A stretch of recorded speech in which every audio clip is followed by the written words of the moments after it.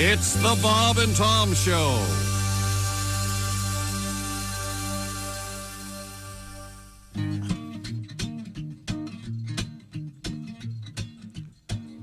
Now, all you trick-or-treaters, come listen to me good. 'Bout a grave that's in a graveyard in this very neighborhood.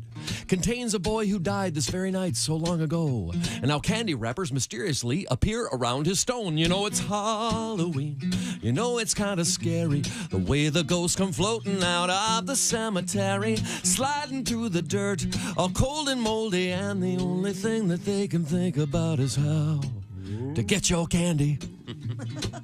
Oh, yeah. Do your witch voice, Christy. Come on. Trick or treat! Hear the children crying, but who's that pale boy at the back with the antique suit and tie on? When you passed out the candy, it seemed to fade into his hand. And look, there's a clump of fresh dirt on the spot where he'd stand. Oh, it's Halloween. You know it's kind of scary, the way the ghosts come floating out of the cemetery, sliding through the dirt, all cold and moldy, and the only thing that they can think about is how to get your candy. Oh, yeah. I heard about this kid who collected lots of sweets, and with a flashlight in his bed, he counted out his treats. When they found him in the morning, the bags of candy, they were gone. A clump of fresh dirt by his bed, and the flashlight was still on. Oh, it's Halloween. You know it's kind of scary, the way the ghosts come floating out of the cemetery, sliding through the dirt, all cold and moldy, and the only thing that they can think about is how. Now each and every child behind a mask is hid, but which one do you think's a ghost and which one is a kid? But in the shiny darkness when the leaves are blowing through, has it occurred to you the only one that's not a ghost is you? Ooh. La la la la la la la la, everybody. La la la la la.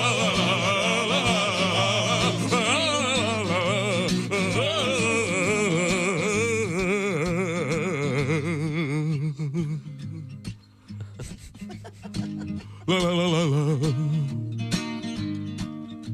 And so, you trick-or-treaters, take heed of what I said, and leave your candy here with me, don't take it up to bed. I'll protect you from the ghoulies and the ghosties and the beasties, though you may lose that Snickers bar and, ooh, look, Reese's Pieces. Oh, it's Halloween. You know it's kind of scary, the way the ghosts come floating out of the cemetery. Now get on up to bed, but grab that broom before you do, and sweep up this clump of fresh dirt that fell off of my pants. La la la la la la la la la la.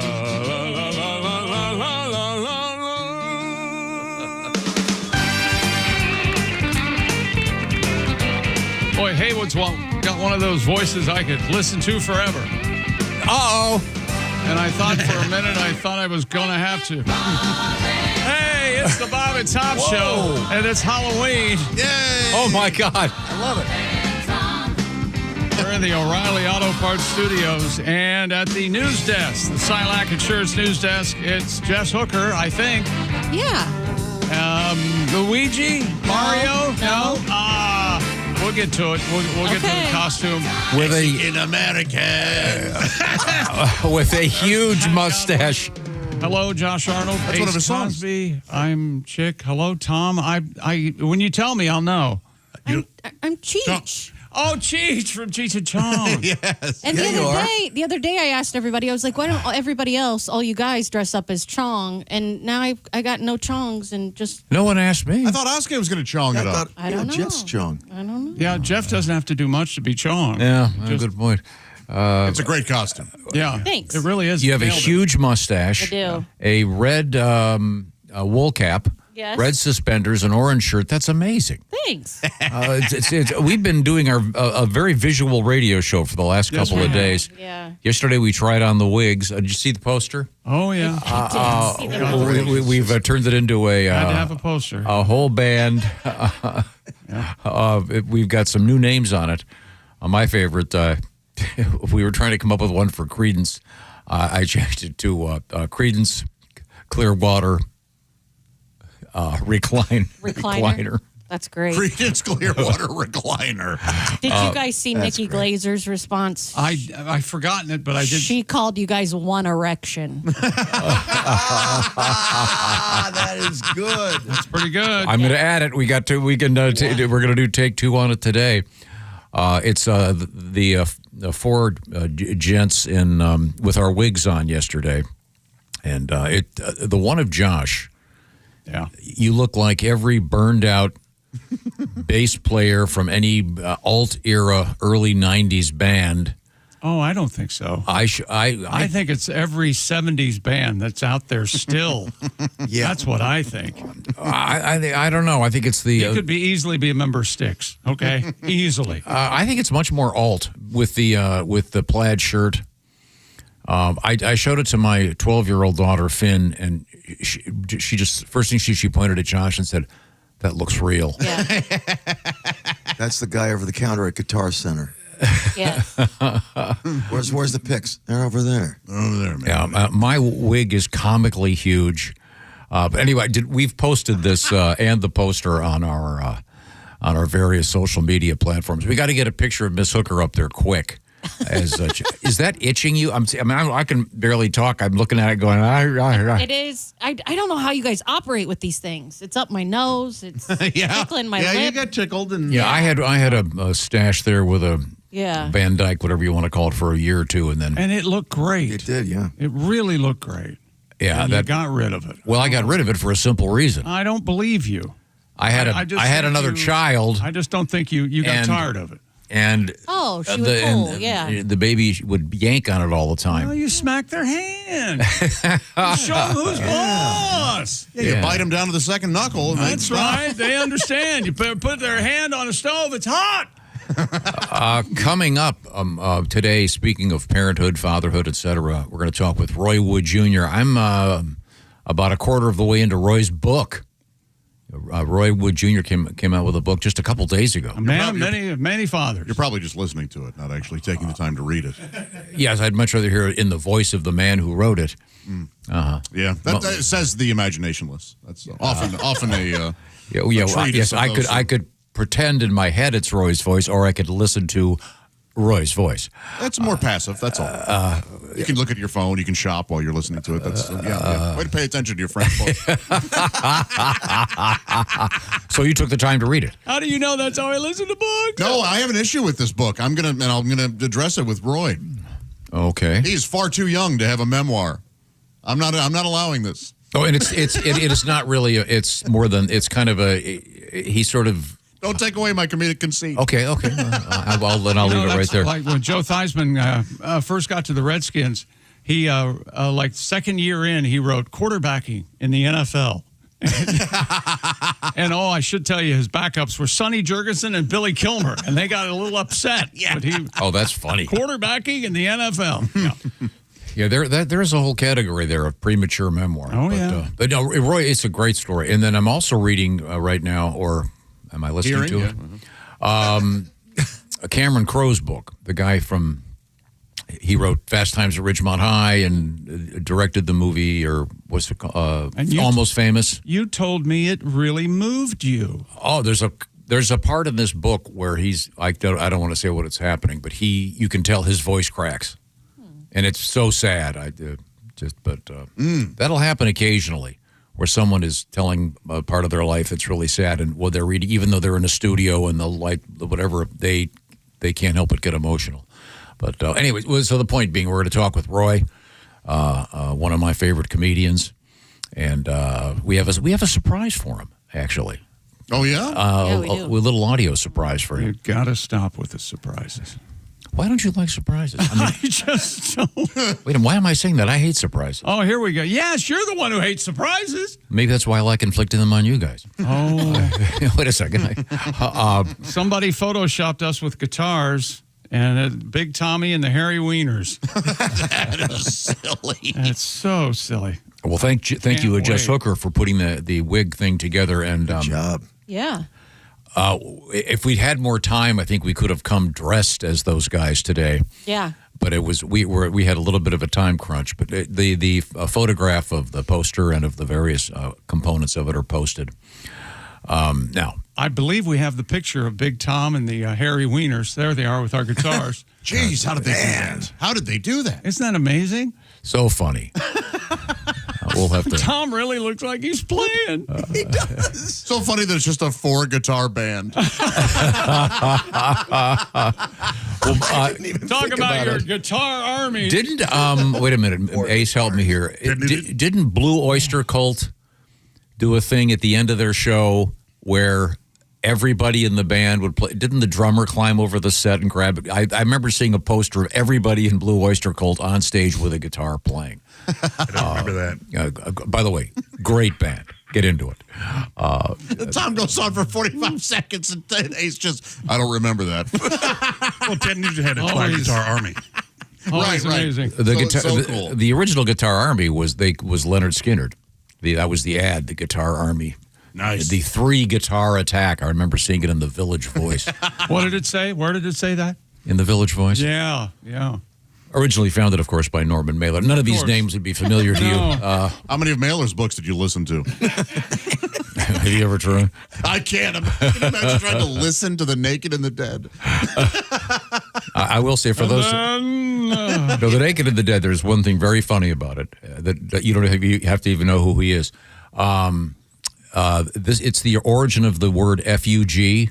Okay. The publisher, at that time, you couldn't print the F word, or at least... So he, Gotcha. And it's a story of combat in World War II, which he went through, and so that's where the band called the Fugs got their name. If I had known it was going to lead to this, I would have said the Executioner song. Sorry. Oh, okay. Thank you.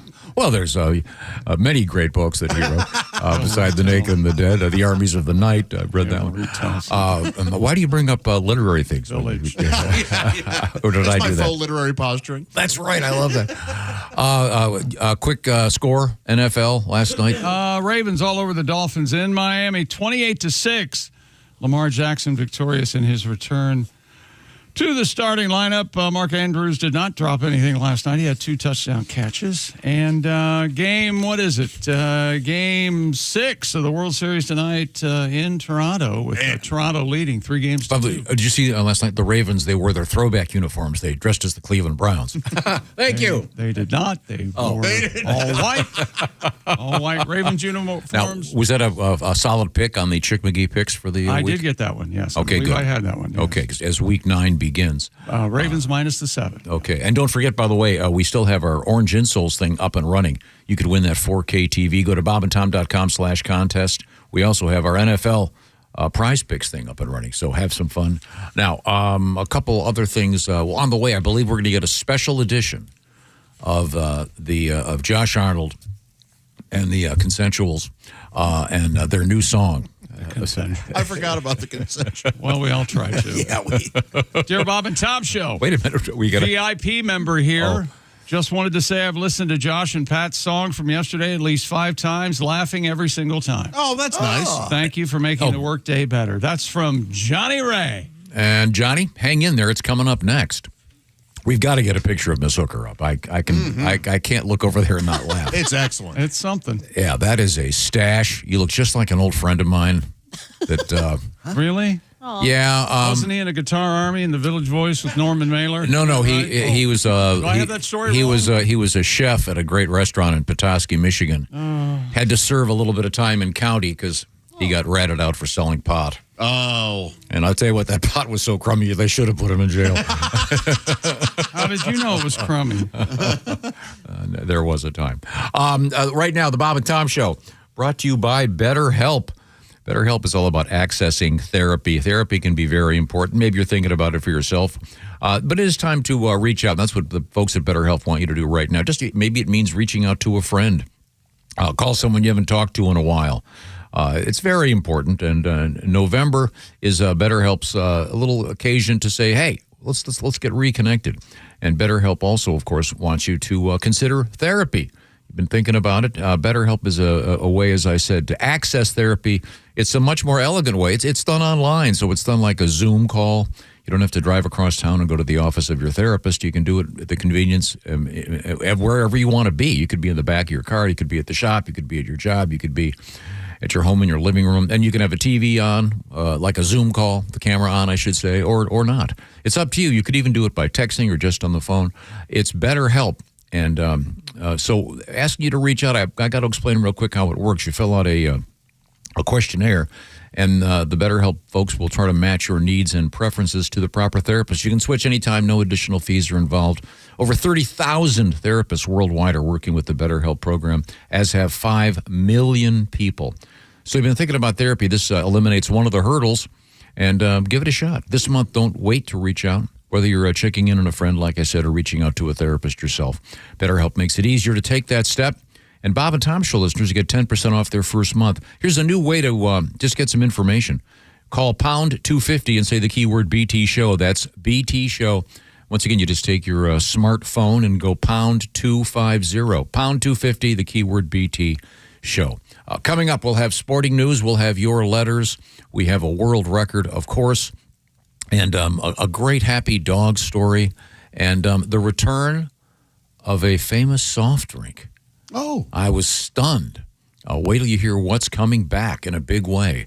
We are in the O'Reilly Auto Parts Studios. This is the Bob and Tom Show.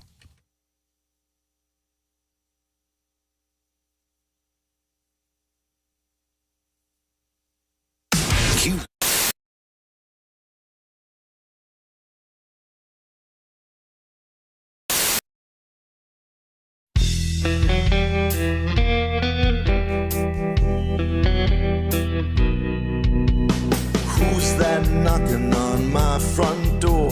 I'm watching the game, it's 3:45. There's a tiny Spider-Man saying trick or treat. I'm in my boxer shorts, all out of sweets. The scariest thing you've ever seen is a divorced guy with no idea it's Halloween.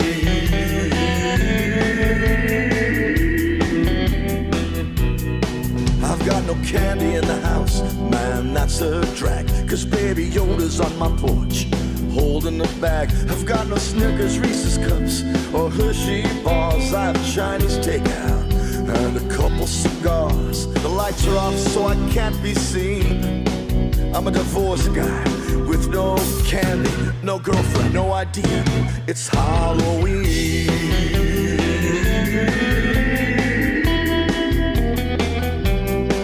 I've got toothpaste, vitamins, and pizza crust, Advil, Sudafed, and Cheeto dust, a fifth of Crown Royal and a couple of beers, unpaid bills and a summons to appear. The scariest thing you've ever seen is a divorced guy with no candy, no girlfriend, no job, no idea it's Halloween.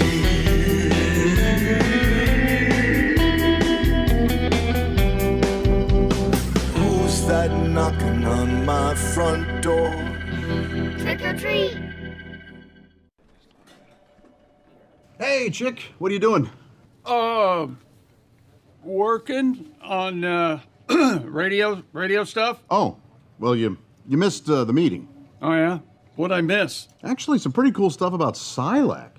Get this. All right. If people have a 401k from a former job, Right. They may be able to roll it over. over into a Silac annuity and get a 20% bonus bump. Nuh-uh. Yeah, huh? Let me run some numbers. So I've got a $100,000 401k, and I switch it over.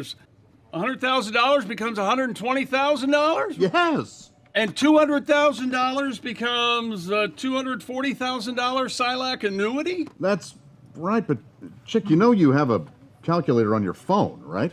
Oh, I prefer this one because I like big buttons, and I cannot lie. Get your butt over to SilacINS.com for more info on the 20% Silac annuity bonus.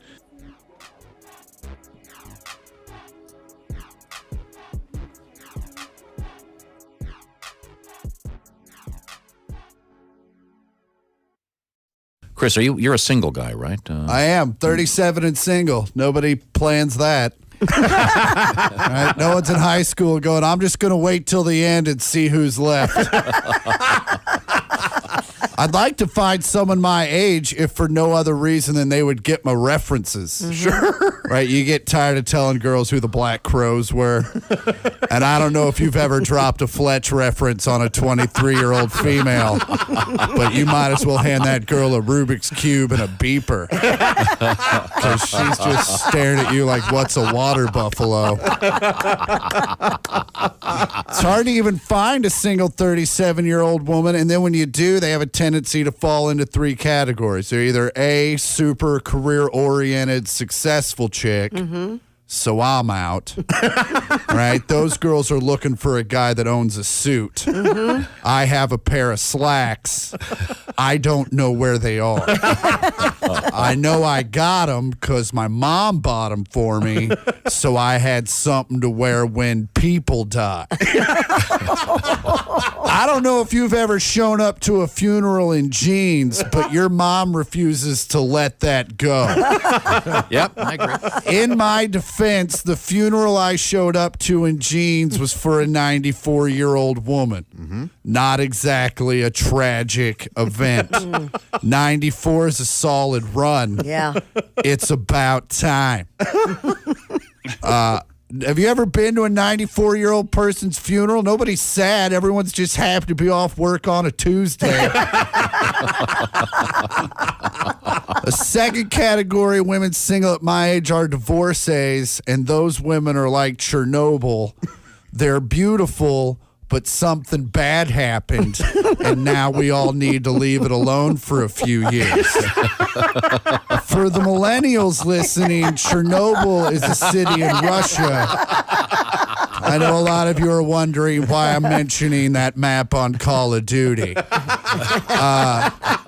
And the last category of women single at my age are women that have been single the entire time because their therapist hasn't quite got their pill combo locked down, and they still have episodes where they'll break into your apartment and set fire to kittens. I don't even have kittens, man. She brought them.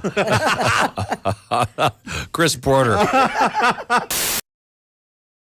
Hello. There's Pat Godwin. Hey, chick. There's Josh Arnold at the I Hate Steven Singer sidekick chair. Hi. Ace Cosby. Hello. Roy Wood Jr. later this morning. We'll talk with him. Josh has a bone to pick with him. Yeah, I was telling Christy and Jason about that yesterday. I said, Yeah. no, 10 or 20 more years, Roy, Yeah. before you write any sort of autobiographical book. Right. Hello, Tom. How are you, buddy? I'm doing great. I said to Chick McGee, I could see him. You know where he was? He was at the Prize Picks sports desk. I should point this out. Miss Hooker has taken off the fake mustache. I have. It was just too itchy, wasn't it? It was. I don't like it. It's all right. And she mentioned you can't drink coffee with a bushy Can't- mustache. No, I couldn't. You couldn't neck in the green room like you always do. I know. Sorry about that. That was a very bushy stash. Like I said, it reminded me of an old friend. Well, that's a nice memory. Huh? Please, please don't go through it again. Oh, he's not with us anymore. Cheech Marin is one of my all-time favorites. Yeah. I know that he's been in here. I would have loved to have been here for that. Big brain on Cheech, right? Yeah, crazy smart. And Just art collector. so funny and yeah. Yeah. Now, we have a lot to get to today, but we have had a request to start off with a rarity, an appearance, a live appearance by Josh Arnold and the Consensuals and their new band. Now, this needs a little bit of a setup. It's based on a rather unusual news story. It starts out, it's rather morbid, actually. It begins with the Colorado coroner's office. They have just canceled their so-called safe and sweet family-friendly Halloween party. This comes to us from WKRC television. The controversy began when the Pueblo County coroner, Mr. Brian Carter, Party starter. There were 24 decomposing bodies discovered behind a hidden door in the mortuary he owned with his brother. He resigned and was replaced by Dr. Greg Grayheck. Dr. Grayheck, the one to regain the community's trust. Obviously, things were somewhat askew when you've got bodies rotting in the building. So they decided to have a family-friendly Halloween event. It was met with what is described here as pushback from the community. They canceled the event. Is that enough of a description of what happened? Some might say too much. A 1 and a 2. Do it again, Josh. 1, 2, 3, 4. It's All Hallows evening, just after supper time. Yeah. Over at the funeral home, the jack-o'-lantern shine. 4 kids in their costumes, ready to begin.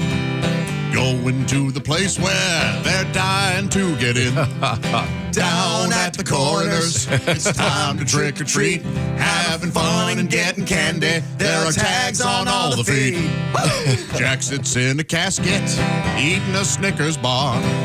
Kim guesses how many glass eyes are in that jar. Billy peeks under the sheet of poor old Mr. Hewitt. Johnny bobs for apples in embalming fluid. Down at the corners, it's fun to trick or treat, making s'mores in an oven that smells like roasted meat.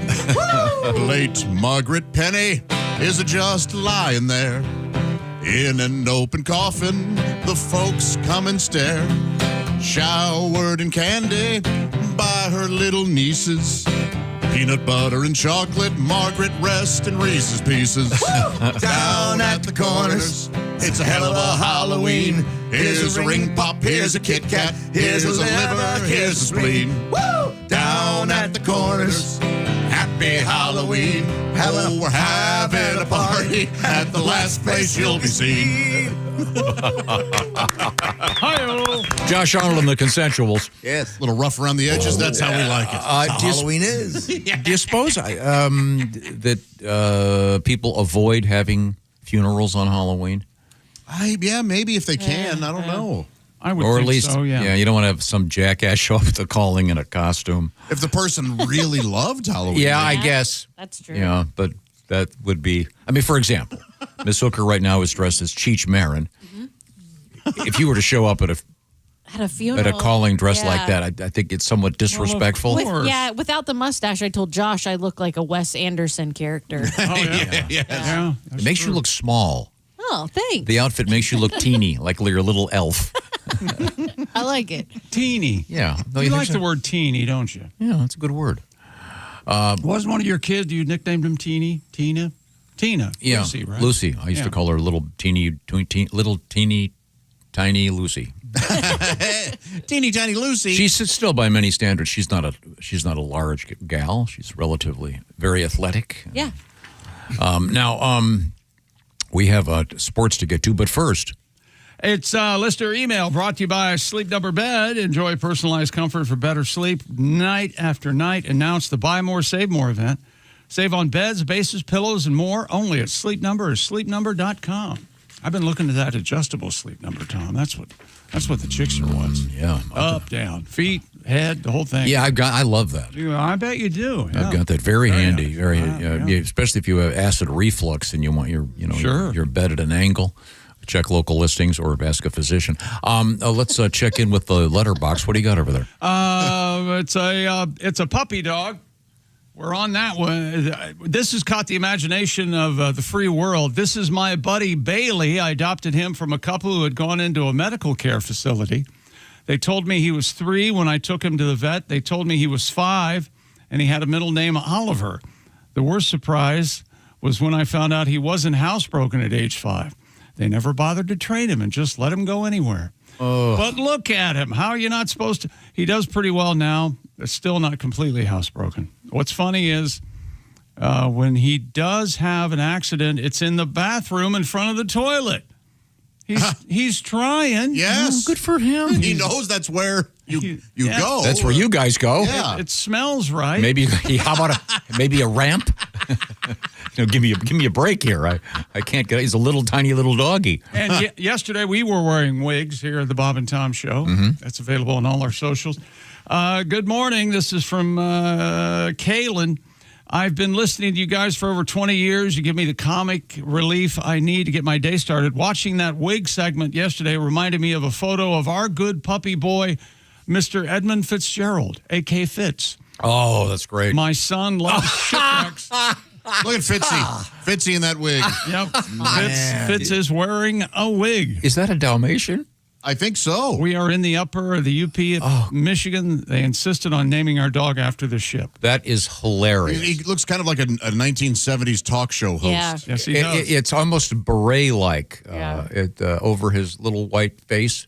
Are those brown spots? They are. What a funny-looking dog. What a cutie pie. My sons put the wig on him every Halloween. That's great. Funny. I bet it stays on for 30 seconds at the most. He doesn't seem to mind it in the photo. Right, Yeah, in the photo, yeah, it Tom's looks right. There's a chance that was miraculous they got that shot. Yeah, my 9-year-old got a costume for my smaller dog, and boy, does he hate it. Yeah.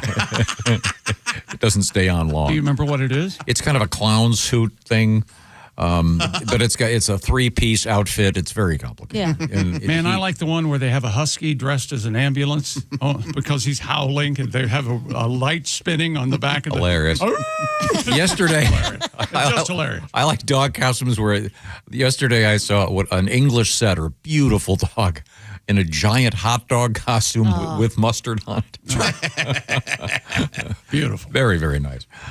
We're having a great Halloween celebration here. A lot of letters about our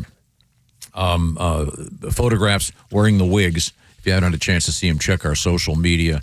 We do have a poster that is out there. We're going to be augmenting and adding some more. It's like a festival of old man bands and the Last Gasp tour. What's the lead one on there? I don't even have it in front of me. The Mighty Gallstones. Yes, my favorite. and then we have what is it? It's a parody of Earth, Wind, and Fire. Break. Yeah, Break, Wind, and Fire. And by the way, that's done in the Earth, Wind, and Fire logo. But if you've got some to suggest, and you said Nikki Glazer suggested One Erection. Yes. That's great. As a possible band. Somebody wrote Old Play. Yeah, that's on the poster. I like that. Yeah, I thought of that one yesterday. That's on the Steve poster. writes in, he says, how about Band with the Runs? Oh. It's incredibly accurate and hurtful. Here's one we could do. We'd have to add Ace to the poster because I didn't have the picture with Ace. But we could call it Cosby, Pills, and Rash. Van Halen. That's good. And what about Cosby, Pills, Rash, and Not Young? There you go. Even better. Someone said that in too? No, I just said. Oh, okay. Very good. Nice tag, Josh. I should appreciate that. Here Come the Dummies. Here comes in honor of our friends. Here Come the Mummies. If you've got a good one, by all means, let us know. We now rotate letters. Do you have one over there, Chick McGee? Dear Bob and Tom Show, my girlfriend, baby mama's name. Girlfriend, baby, yes. Slash, yeah. Is Chauncey.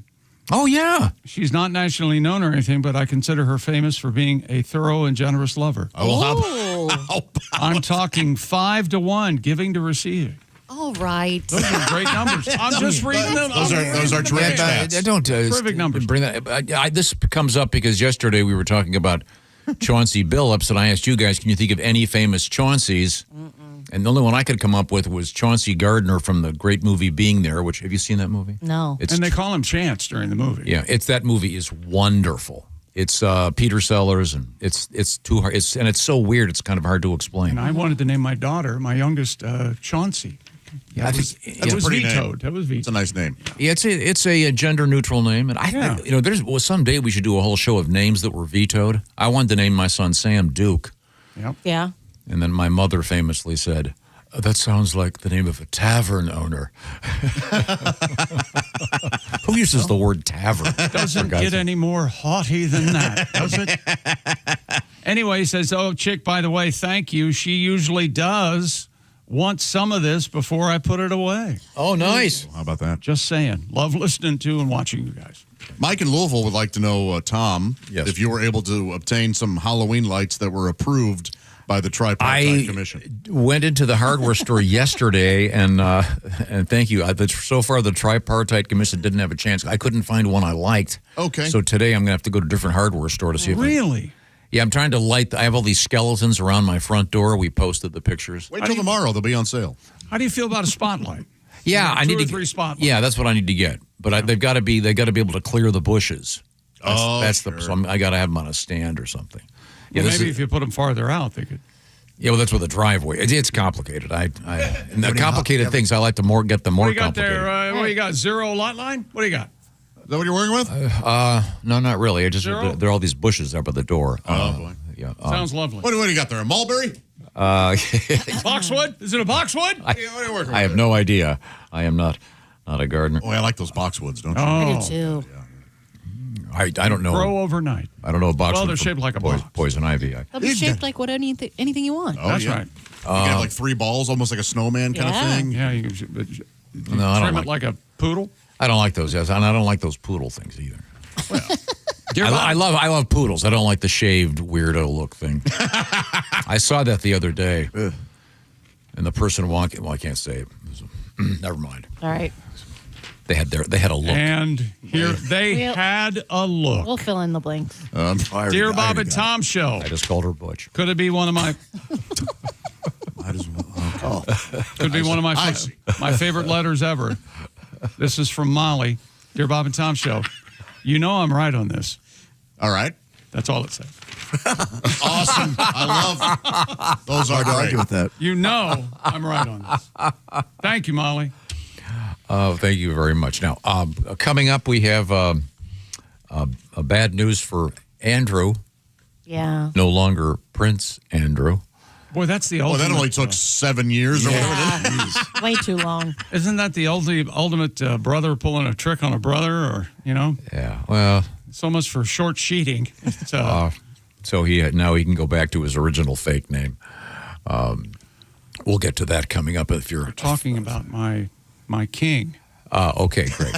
You know his name is fake, right? Oh, yeah. Okay. Very well versed. Also, coming up in the news, we have body parts being delivered. Finally. Yes.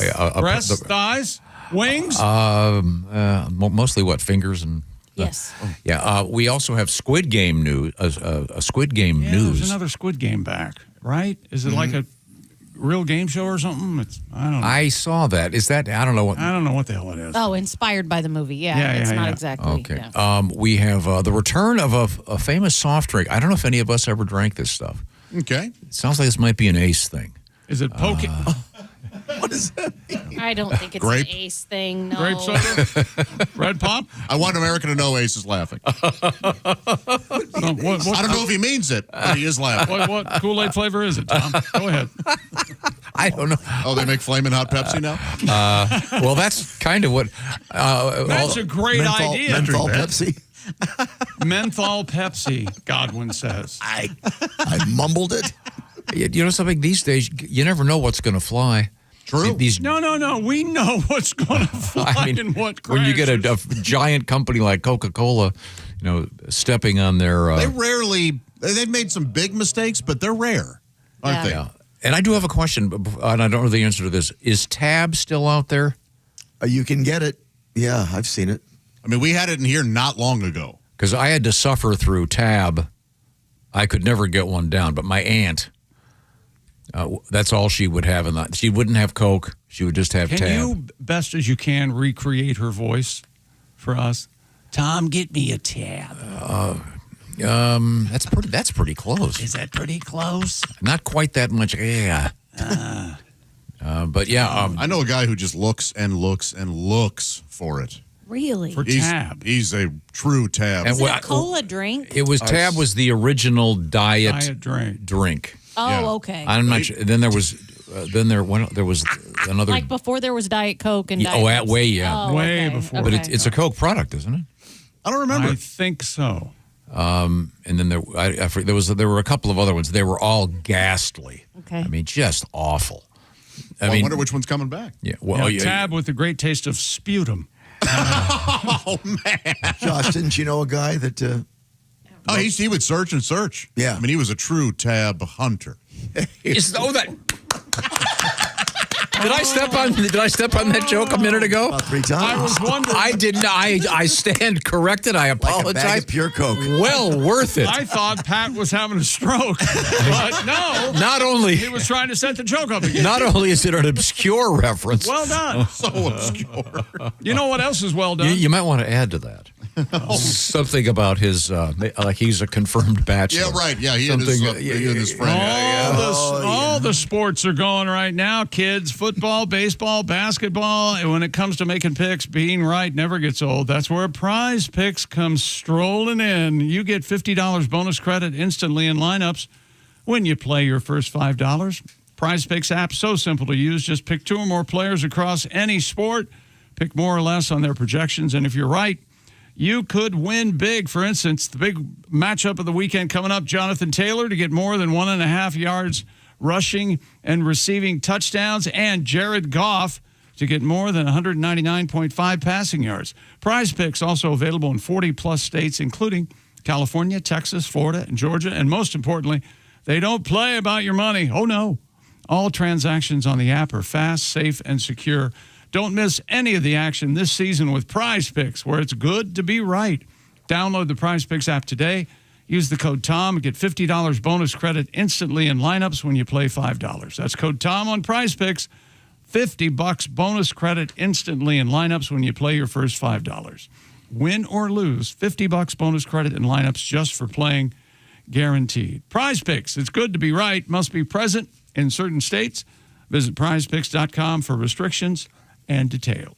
You can find those Chick McGee pics. Oh, yeah. Where do you find those? The Chick McGee on Instagram. And we've got a bunch of stuff posted. Did we get our photograph of Miss Hooker with her big mustache for Halloween posted? Okay, that's on the various Bob and Tom social media platforms. Plus, we have the photographs of most of us wearing wigs yesterday, looking like an aging rock band. It's quite humorous, I think. You give it a look. Have some fun. We're going to be coming right back to the O'Reilly Auto Parts Studios. This is the Bob and Tom Show. Become a Bob and Tom VIP and get your Bob and Tom fix 24/7. Get all the info in the VIP area at bobandtom.com.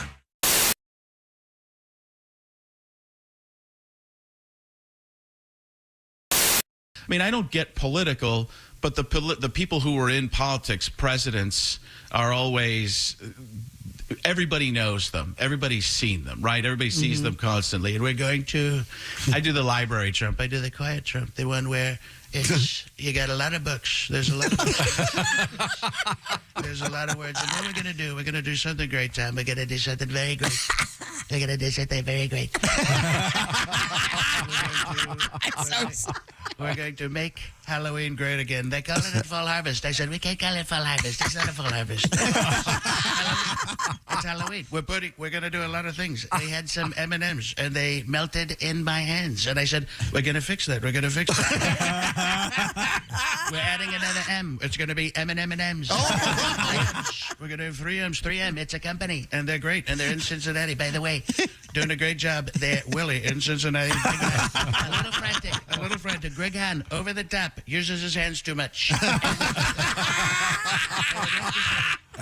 Mr. Goodbar, going to be Mr. Great Bar. He's going to be Mr. Great Bar. 100 grand, 200 grand. We're doubling it. And we're going to get rid of the absentee candy bowl. There's a lot of bad kids. Taking two. He said, pick one, take one. And these bad kids, they're taking handfuls. And then there's nothing left for the other kids. But the good kids can't get it. The bad kids. Where are the bad kids? They're all being bad. Frank, that was brilliant. I can't help but notice, sir, you're wearing extremely tight, what are those called? They are called Lycra Spandex Pursuit Pants. Now, is that a potato in the front there, or Tom? Glad to see you. Tom. Oh, I'm sorry. Looks like Jim and the twins are pretty cozy this morning, sir. Never hurts to advertise. Yeah, I guess it doesn't. Oh, my God. Okay. Thank you very much, sir. He's smuggling topsoil for an offshore development project. Well, yeah, I always a White Castle. Really? Yeah. I was so drunk I thought I was in McDonald's. I ordered a quarter pounder. I got 500 hamburgers. You know what I'm trying to say to you?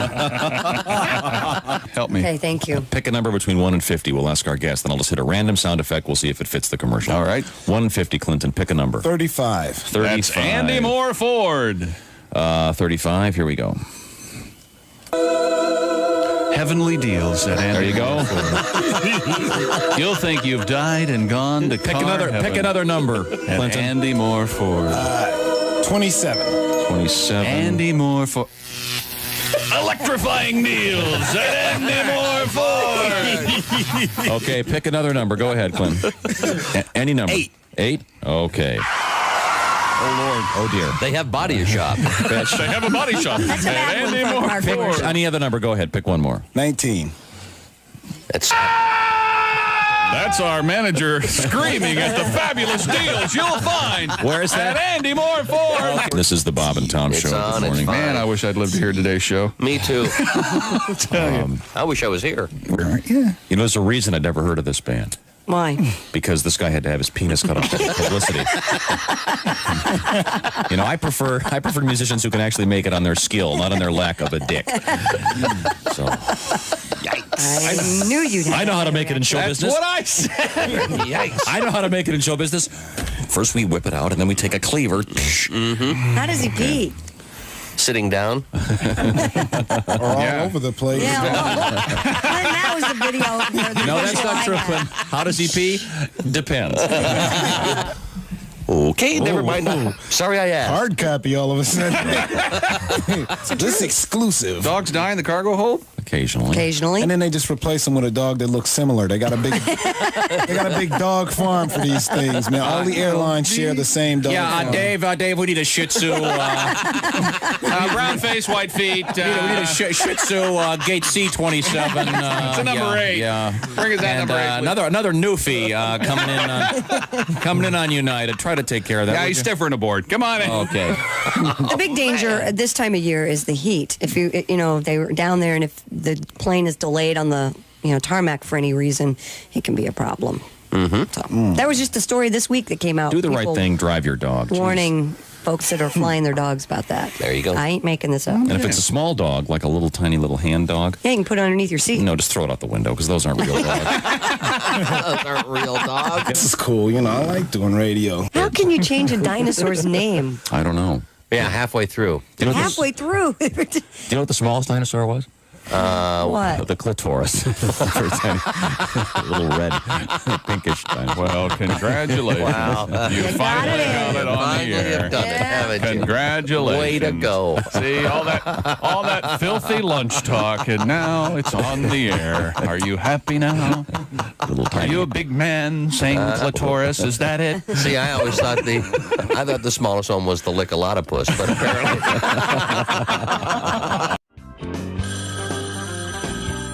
Bob and Tom Show. Bob and Tom is Steven Seagal. Steven Seagal. Hey, Steven, how did you make your living, Steven? I made my living in the movie. Oh, okay. Yeah. For the last 20 years, I've been a cop. Uh-huh. I understand Christy Lee is having some second thoughts about moving. No, she already moved. A lot of people don't know, but for 5 of the last 20 years, I've also been a real estate broker. Really? We had no idea. I didn't love know. open houses, man. Oh. Sunday, I show up, meet the owners and say, "You get out the car! You get on the ground!" Yeah, it's crazy what happened. Steven Seagal. Yeah. You Steven Seagal. Yeah, I get that a lot, man. And then you Steven Seagal. Yeah. Hey, back up, man. That's it. You Steven Seagal. Oh. I made my living in the movies. That's how my ass whooped by Steven Seagal. For the last 2 seconds, I've been a bitch slapper. Steven Seagal. No, man. Wow, you have sound effects and everything, huh, Steven?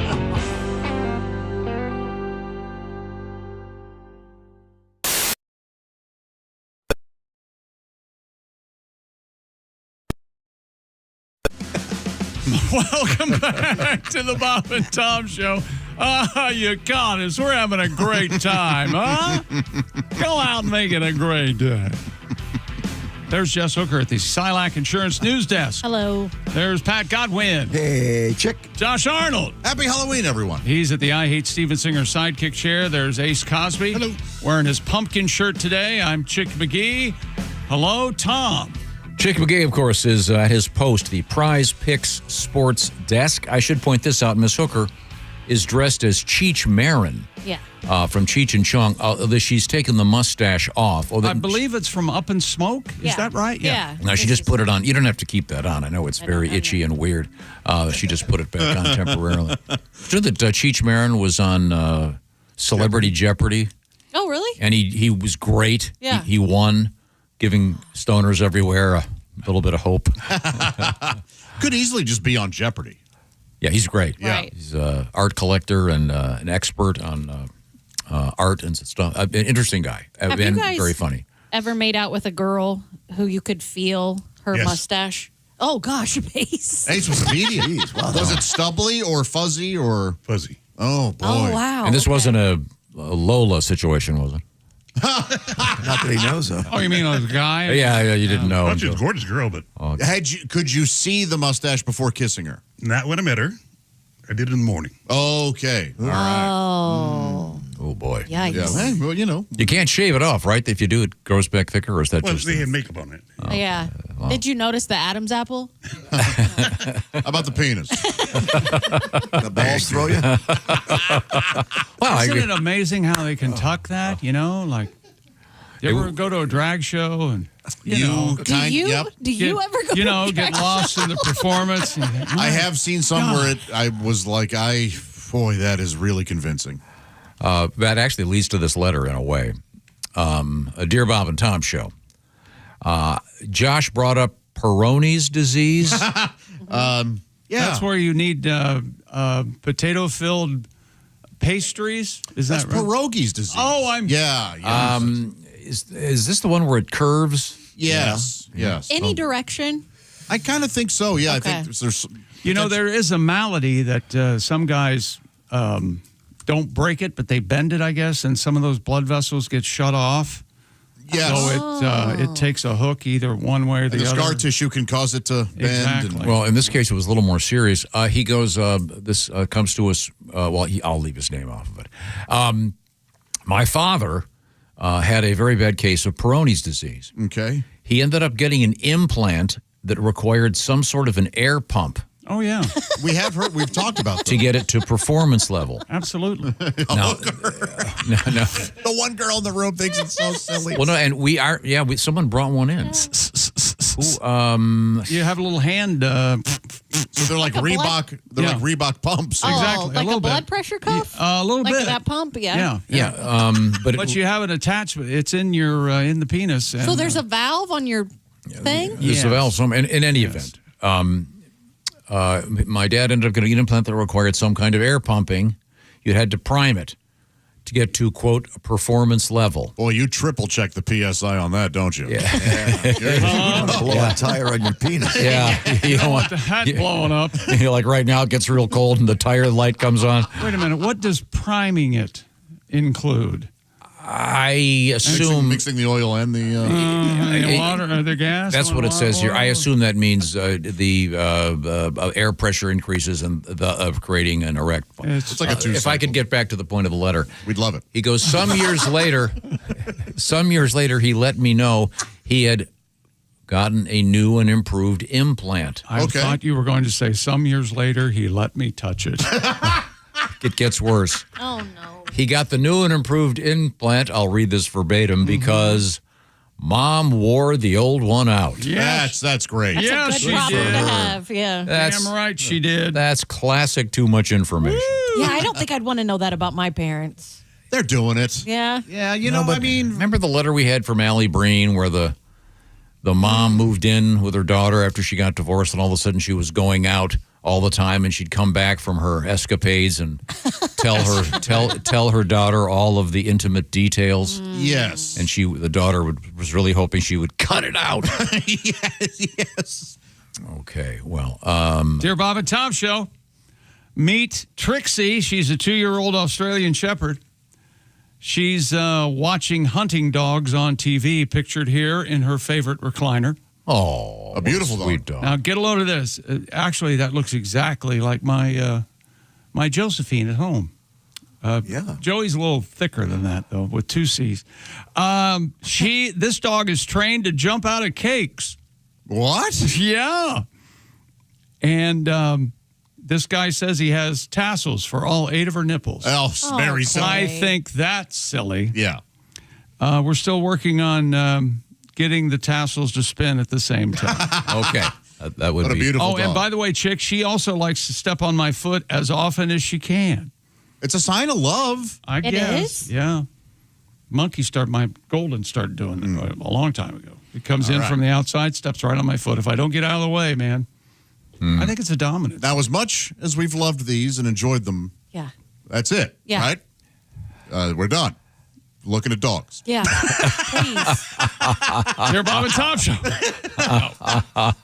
Because it started with, we just wanted to see if you're a trucker and you have a dog, tell us about it.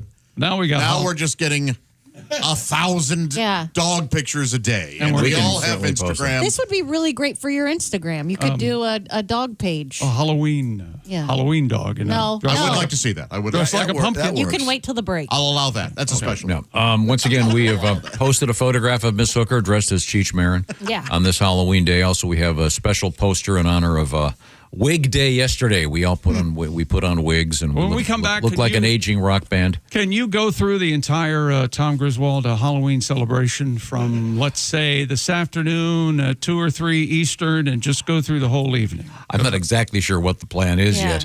I still have some work to do. Are you staying at the house? Or are you taking the girls out? I don't know who's doing what. Okay. I know, but I've got to carve some pumpkins. Do you make the hot soup at your place? Is that your place with the hot soup? Last year, I don't know what's happening. I really don't. I didn't. You're a good man. You go home and you say, ready for my orders. Kelly was gone last night, so we got to figure out what's happening. All right. Very complicated.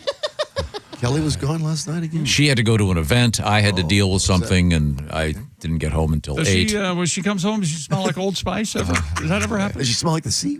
No, she doesn't smell like Old Spice. She smells like a 24-year-old tennis pro. Oh, hey. Well, that was very specific. And almost had the quickest answer ever, didn't he? Wow. We are coming right back. We do have news from the world of sports. We have pumpkins in the news. Ravens win by a lot last night. We have the Kardashians. As much as I hate to bring them up, they're in the news for 2 reasons.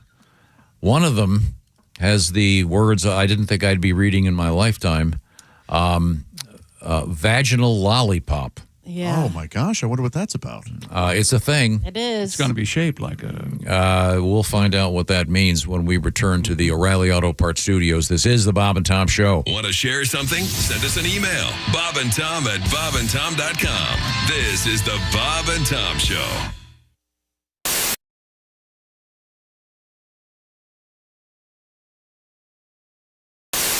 You're busy running around taking care of everyone else. This holiday season, treat yourself to Orange Insoles. If you're dealing with achy feet, knee, or back pain, make sure you have proper support in your shoe. Choose between 2 styles. Original orange full-length insoles for the hard-working, all-day crew.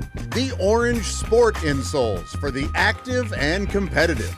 With their O-foam technology, the Orange Sport is made for movers. Don't keep walking around with back and knee pain. Get relief from the ground up. Get $10 off 1 pair of either the full-length Orange insole or the Orange Sport insole with promo code Bob and Tom. Limited time only, plus free shipping in the USA. Find the right Orange insole for you at orangeinsoles.com.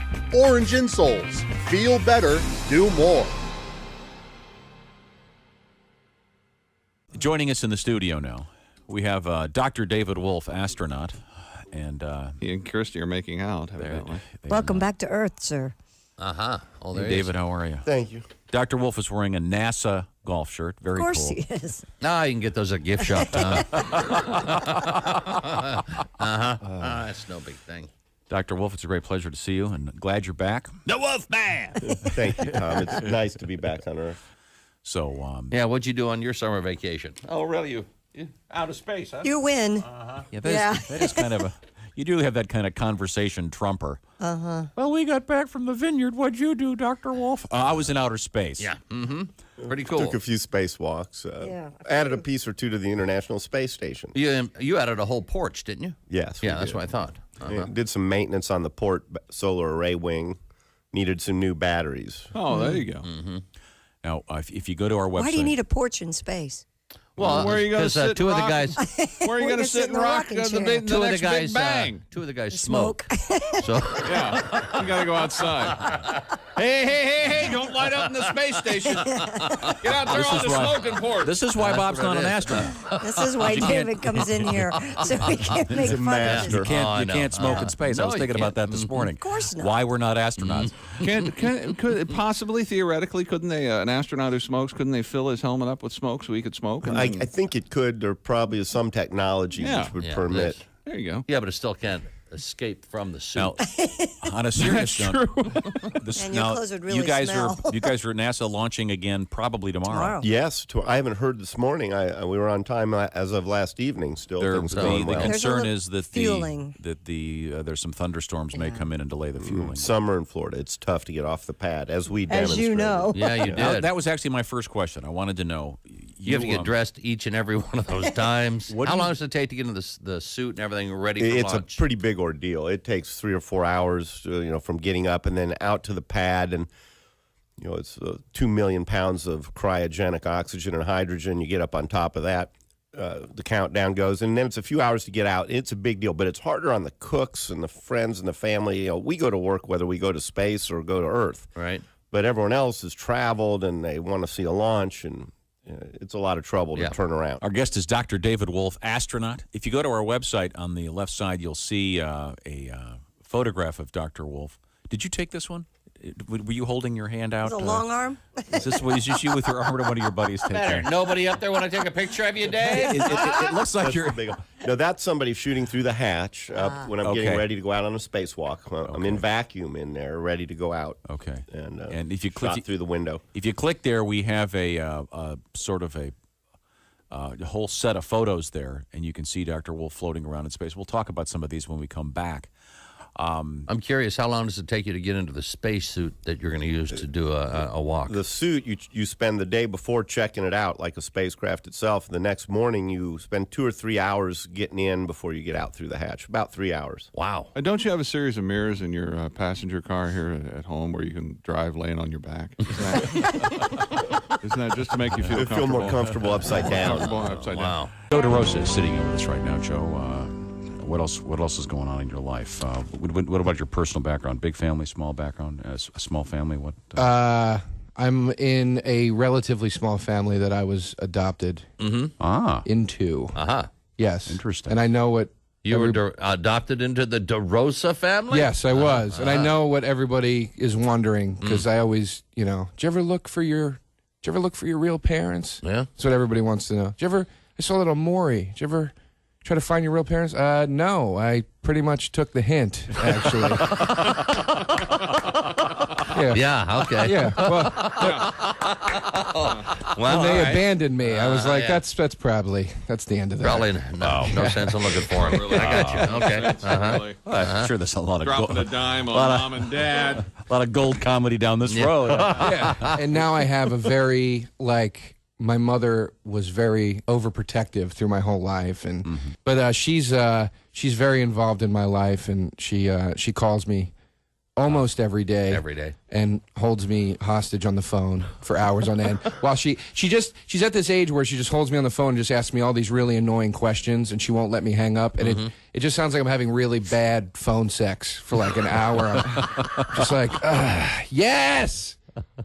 Oh, God. Yes! I already told you what I was wearing.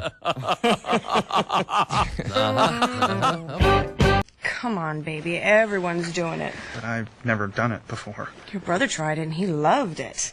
Brother, what? Okay, I'm gonna turn it on.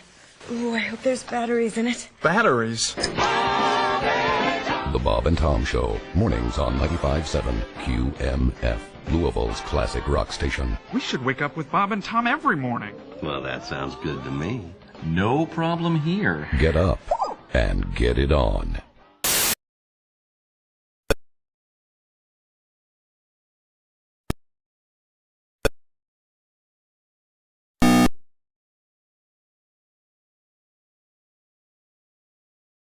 Welcome back to the Bob and Tom Show at the Silac Insurance News Desk. It's Cheech from Cheech and Chong. There you go. Hi.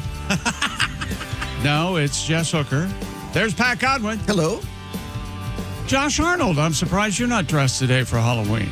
No, I'm not. Yeah. You've got the Dinty Moore Stew spokesman. Yes. Look. Yes. Yeah. But I'm certainly in the spirit.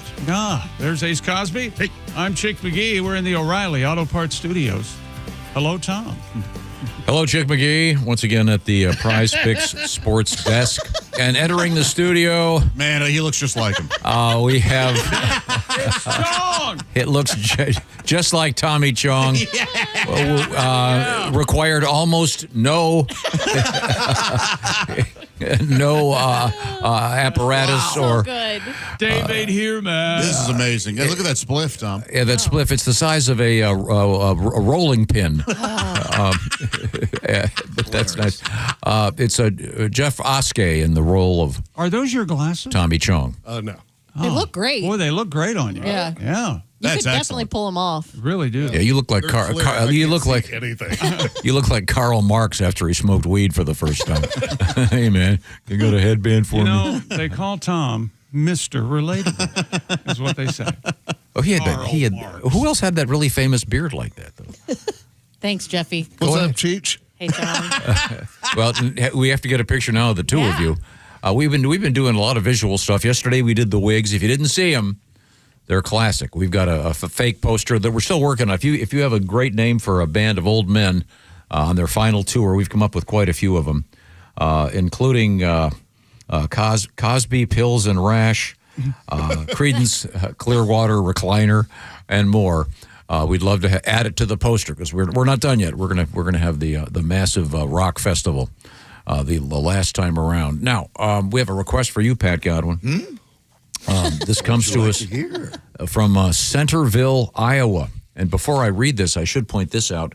Tomorrow night, am I getting this right? Tomorrow night it's Green Bay, Wisconsin? Indeed, yeah. Meyer Theater with Greg Hahn, Dave Dyer. All right. That'll be a great show. Greg Hahn, Dave Dyer, Pat Godwin, the Meyer Theater. Tomorrow, get tickets at eventsticketcenter.com for the Saturday night show. What are you going to do? Some of your songs, like the, blah, blah, blah, stuff like that? Yeah, the blah, blah, blah ones. Oh, okay. I see.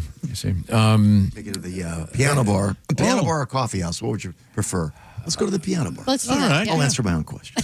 A coffee house makes more sense, I think. Do you want me to read this request? Sure. This comes to us, as I said, from Donovan in Centerville, Iowa. Could you lower the volume on that just a hair? Because love the show, he said. We got distortion. Did you like that? Combination of annoying and I'm not in charge. final. Yeah. I'm not in charge over here. It says, I was wondering if you could get Pat Godwin to play his song Pumpkin Spice. It's been stuck in my head. And the reason, and there's a double reason to play this. I understand that there's a DoorDash movement afoot to get Pat a pumpkin spice, which is not on your radar anymore. You've been in this health kick. You've lost 50 pounds, but you're 40 maybe. Okay, sorry. You look great. Maybe 10 on your line. Look great, Pat. Trying to make him feel good, but no. You're really up in his grill. Hyperbole going up. Yes, I showed some of the posters. Make you sound like a big fatty fat. Well, there was a time. I showed the poster to someone initially. They said, "Oh my God, Pat's lost so much weight." Well, I gained all that weight for a movie I wanted to watch. I love that joke. Now, this is a request once again from Donovan. Do you want to go? Give me a little more volume over there where it's handled. I don't handle that. Okay. Ace, a little more, please. I can't stand July's got the sunshine. April has the showers. January's got the snow and May brings all the flowers. November's got the turkey. December's got cry, sweet baby Jesus.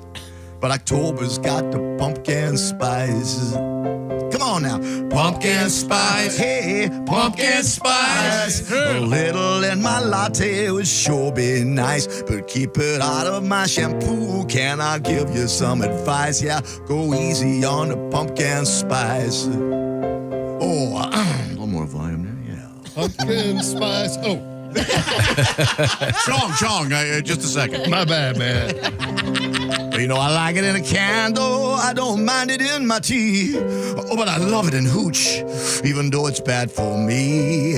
Going out of my gourd, headed to rehab at Bedford, 'cause I'm drinking whiskey with the pumpkin spice. I'm addicted to this stuff. Oh, pumpkin spice. Hey, pumpkin spice. Put it in your Madam Use will make your dookie smell nice. But don't put it in your douche.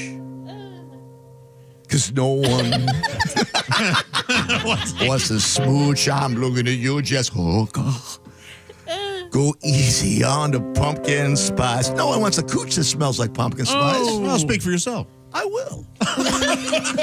Pumpkin spice, yeah, pumpkin spice. Leave it out of my deodorant and my pizza slice. For you freaks who want a plumpkin, try with a splash of pumpkin. Mmm.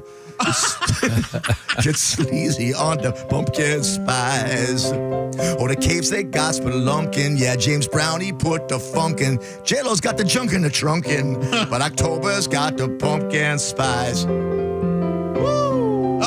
Thank you very much. Very nice. By request. Right on, man. How about that? And once again, we'll get that photograph up of Jeff Oskey as Tommy Chong, and once again, Miss Hooker as Cheech Marin. Very good. And the mustache comes off and on. It does. Yeah. I decided to find top 10 famous mustaches. I was quite surprised. Number 1, Theodore Roosevelt.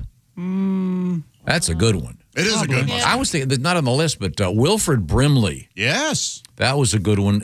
Actor Sam Elliott. Yes. I would go with That's that a great one. Tom Selleck, of course. You know, Jason Lee's was great in My Name is Earl. Oh, yeah. That's a He good had a one. really good one. Yeah. Tom Selleck has got it. I would have thought that would have been number 1. So we're talking about like full, Really good yeah. not iconic mustaches, just Yeah, I mean, 'cause some of the iconic ones, like Freddie Mercury's, that was extraordinarily gay looking. That 70s era gay look. okay. Well, he was gay. I know. Well, I'm just saying, and good for him. It tracks. I'm surprised Who's the movie guy?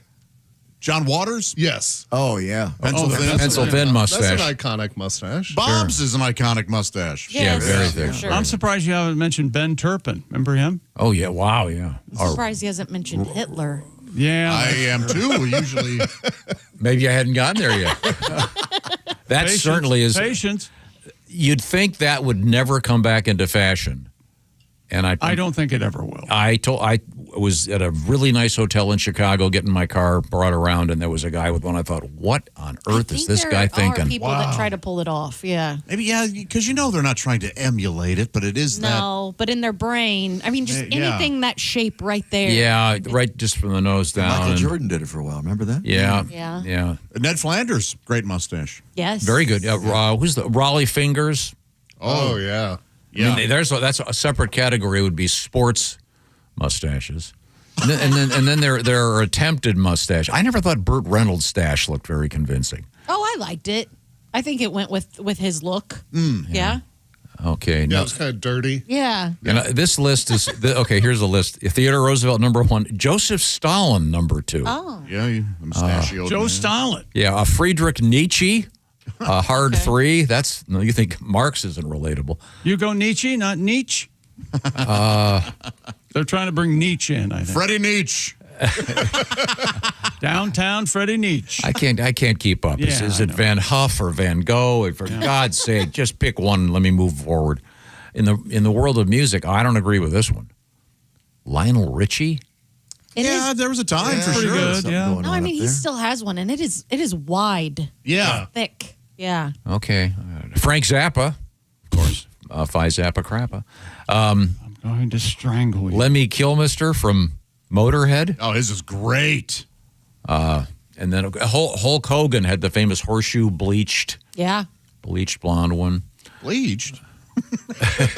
You mean not You a just natural blonde? cannot. You are obsessed with people's hair, and it's a bleach. It's a tube. It's a wig. What's wrong with you? Okay. Look at it. Your sideburns are glorious, by the way. They're good. Great. They are hanging out way out of your headphones. I love them. Yeah. So this is not a criticism, but they are under the jawline now. Oh, yeah. Like just slightly under the jawline. Really nice. John Lennon, 1975. Right, Pat? Yeah. Not 1979, John Lennon. Well, no, they were still around. 80. Oh, was it 80? Yeah, December, yeah, yeah. he was around. Let's see now. Well, he was nervous in 79. Yeah, he knew it was coming. Now, what's coming up in sports? What do you mean? Thursday night football. Ravens pounding the Miami Dolphins in beautiful Miami Gardens. Probably very humid there last night, I would think. Cloudy. we have a report suggesting cloudy. Sad face. Also, Game 6 of the World Series tonight up in Canada. Blue Jays have a 3-2 lead. They can wrap it up tonight. Okay. We'll see. Right now, it's time to explore the world of our... You all right? Yeah. Okay. This portion of the Bob and Tom Show brought to you by the Silac Insurance Company. We were talking about annuities a lot around here lately. I didn't even know what an annuity was. I'm just finding out. If you'd like to find out all the information, you go to the experts on annuities. It's all about having money come in when you retire. So we have produced the McGee 3, thanks to you and your letters. Here's our first letter. Dear Chick McGee, I want to browse and read about all the Silac annuity choices. What are the options? What is the Silac website address? That's so easy, Tom. It's silacins.com. Again, that's SILAC.ins.com. Thank you very much. Question 2. Dear Chick McGee, I love the idea of this. A 20% bonus for going from a 401k to a Silac annuity. Where do I learn more about that? Easy again. Just go to silacins.com and click on the Bob and Tom logo to request more information. Well, that's great. Dear Chick McGee, you have the most beautiful, mellifluous voice. Thank Would you you very please much. be kind enough to read the Silac disclaimer? Sure. Premium bonus may vary by annuity product, premium brand, and surrender charge period selected and may be subject to a premium bonus recapture. Some products with bonuses may offer lower growth rates or caps. Consult your financial advisor. Terms and conditions apply. See silacins.com/disclosures. Thank you very much, Chick McGee. Once again, coming up, we have sporting news. We have a prince who's no longer a prince. Yikes. Over for the famed royal family in the UK, plus the return of a famous soft drink. I didn't know this was out of circulation. It's been gone for a long time. It's coming back. And I'm not sure any of us are drinkers of it. I will not speculate as Is to it whom. is it Dr. Wilson's morphine cola? It's not one of those obscure. People love that. It's not one of those sort of smaller companies, Right. The regional. It's a huge, major soft drink maker is re-releasing one of their classic products, and it's not Tab. Dr. Bergstrom's opium liquid. That's right. Like the 1900s. Yeah. What won't benefit from a nice long nap? You can't drink just one. Hey, this stuff is addictive. Does this? It sure is. Does this cola start with a J? No. No. It's not Jolt. Is that what I you were thought it thinking? would be Jolt Cola. Yeah. That was the first ultra caffeinated cola. Yeah. Is that gone? Is that gone? I would think it would be ripe for coming back. Yeah, and now's the time. We'll find out about what I'm talking about in general and specifically as well when we return to. As I like to say, start doing this, we're going to be here all day. As I like to say, when we return, we'll be back. And that'll happen when we come back. Of course, in the O'Reilly Auto Parts studios, we will still be the Bob and Tom Show.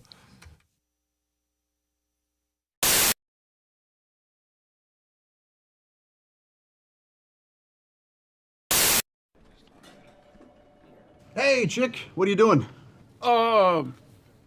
Working on radio stuff. Oh, well, you missed the meeting. Oh, yeah? What'd I miss? Actually, some pretty cool stuff about Silac. Get this. All right. If people have a 401k from a former job, right, they may be able to roll it over into a Silac annuity and get a 20% bonus bump. Nah. Yeah, huh? Let me run some numbers. So I've got a $100,000 401k, and I switch it over. $100,000 becomes $120,000? Yes. And $200,000 becomes a $240,000 Silac annuity? That's right, but Chick, you know you have a calculator on your phone, right? Oh, I prefer this one because I like big buttons and I cannot lie. Get your butt over to silacins.com for more info on the 20% Silac annuity bonus.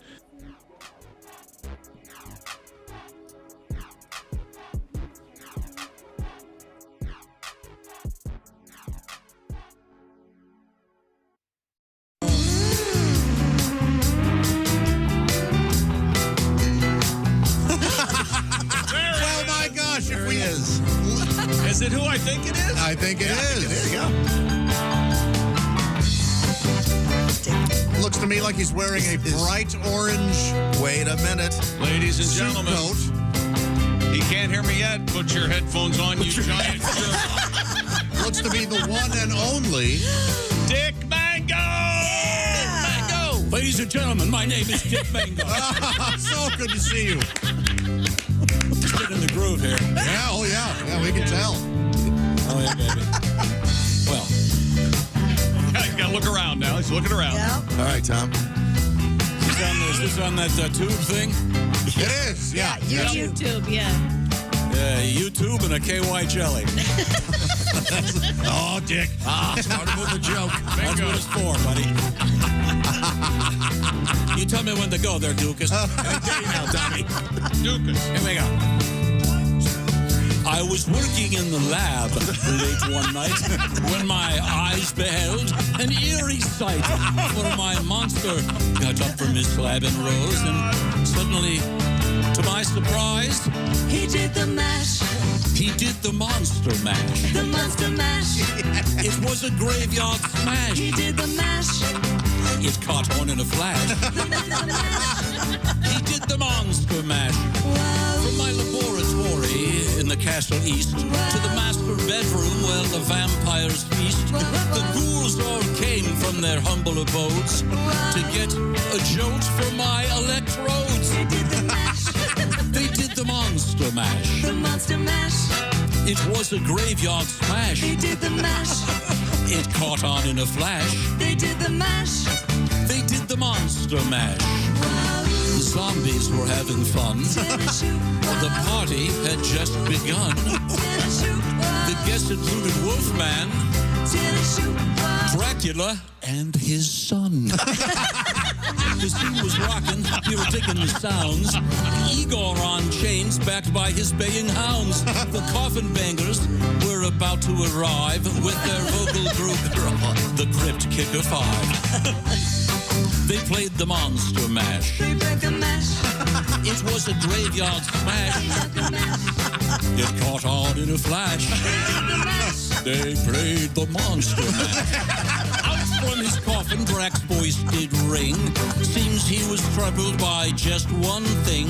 He opened the lid, shook his fist, and said, "Whatever happened to the Transylvania twist?" It's now the monster mash. the monster mash. And it's a graveyard smash. You impetuous boy.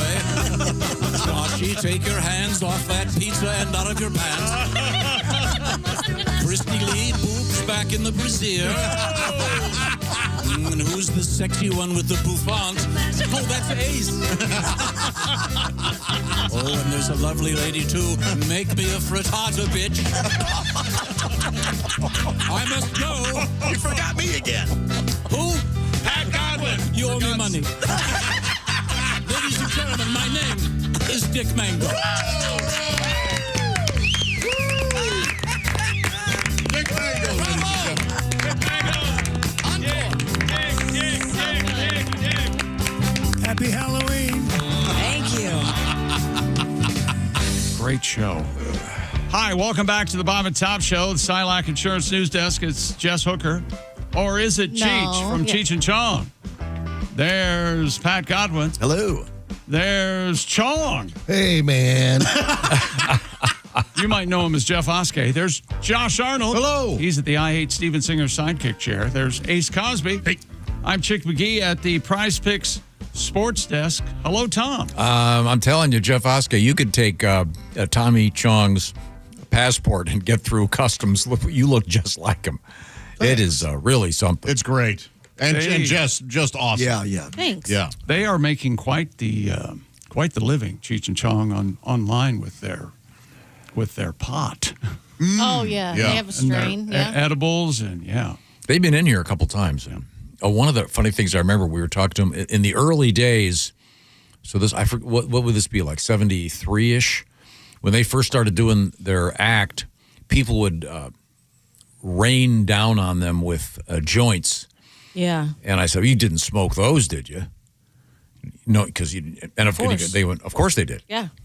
And then, of course, in those days, though, the average street pot was, I recently read 1/30th the THC content of today's. Yikes. So, but I imagine they probably have been getting the good stuff for quite some time. Isn't it crazy that Chong went to jail?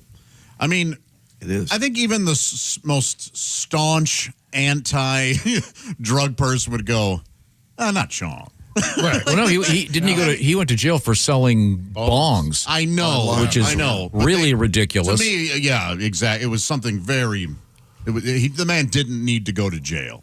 Thank you, Josh. Yeah. Now, we're going to dip our toes into the world of sports. I'll remind you that the Chick McGee picks are posted on what is it again? Chick? Instagram, the Chick McGee. Okay. Also posted the photographs from our wig-wearing event yesterday. Don't cheat yourself. It's well worth a look to see that picture. Plus, we have the new Woodstock poster that we threw together. We're going to be adding to that today. If you've got a great name for a band of aging folks, 3 days of peace and quiet. Yeah, that's the motto of the Woodstock Festival. And did you notice instead of the guitar with the dove on it, it's a crutch with a buzzard on it? Oh yeah, we had fun. We have fun here in the show. And once again, we have Mr. McGee at the Prize Pick Sports. Lamar Jackson last night in Miami throws for 204 yards and 4 touchdowns, and the Baltimore Ravens rout the Miami Dolphins 28-6. Lamar 18-23 in his first start since Week 4. Ravens won their second straight as they hope to make a run. In the AFC North, tight end Mark Andrews made 2 touchdown catches. Jackson's other touchdown tosses, tight end Charlie Kolar and receiver Rashad Bateman. Derrick Henry rushes for 119 yards on 19 carries and hits the 12,000-yard mark in NFL history. In one game? Cumulative. Josh. NBA winners last night, Orlando, Oklahoma City. A lot of 98-yard runs. Milwaukee, San Antonio. NHL last night, St. Louis. Taking it on the chin in a shootout with Vancouver, 4-3. Yeah, in the shootout. What are you going to do? Philly, Tampa Bay, Boston, Ottawa, Carolina, Winnipeg, Pittsburgh, San Jose, and Detroit all win. And by the way, shootout, Ottawa beat Calgary 4-3. Are you on the Calgary bandwagon or are you on the Calgary bandwagon? The former. Calgary. Yes. Because I've heard Canadian people insist it's Calgary. Man, I'm sticking with Calgary as well. Calgary. It's funny. Kind of like Calgary. I heard some French guy call it Paris, and I said, "Hey, you got it wrong there, Pierre." Why don't you give up? They are quitters. They are afraid. Now get a load of this. Do you? By the way, do you? I don't like the shootout thing. Oh, I do. Regular season hockey, it's great. You don't like any of the overtime processes. Yeah, that's it. I don't know. Especially in soccer, it's really dumb. Play the game. It's like adding it. It's like instead of finishing off the game, we're going to bowl a frame. You do realize if you do it that way, it could be unlimited. How long they skate and play hockey. You mean like the World Series last week? I mean, they get rid of it in the postseason, and that's fantastic. So, but in the regular season, it works really well. And they don't do the man automatically on second base in the playoffs in Major League Baseball like they do in the regular season. You go to extras, it's the guy on second base. Why, if it's good enough for the postseason, why are they doing it in the regular? That's the one rule that Yeah, that's really stupid. I'm with you on that one. I don't. It's like, I'll tell you what. Instead of going over 9 innings, we're going to play t-ball. Well, what's the difference? We're going to let the pitching coach pitch to our guys. No difference between a ghost runner and a man on second base and a lawn chair being the umpire. It's the same thing. Why are they? Chick and I, though, agree with these overtimes. We agree you should really get it done in regulation. That's right. Overtime is sort of an extra, hey, all right, it's... No. And then they blame, we didn't get the ball. Well, you should have taken care of things in regulation. No. Both teams should touch the ball. No. Statistically, with the winner of the coin flip was winning. No, it should just end in a tie. I think it works in some sports. Yes, but a tie is like kissing your sister.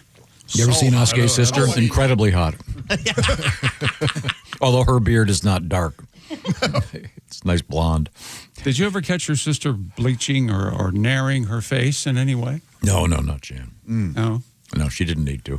She was just a perfect woman. Oh, she's been on the cover of Cosmopolitan magazine. That tells you something. He's in love with her Beautiful. sister. He's very proud of her. He's in love with her sister. He should be proud of her. She's a sweetheart. Hi, Jan. Good morning. Oh, he wants to kiss her. Boy, oh boy. First, your brothers. Now, that'd be weird because I've kissed my mom, and Did she ever participate somewhere when you and the brothers would prance around naked with No. just your towels around your neck playing bear man? Yeah, I've been informed by my brothers that I was the only one who played bear man. Is that right? Come on, guys.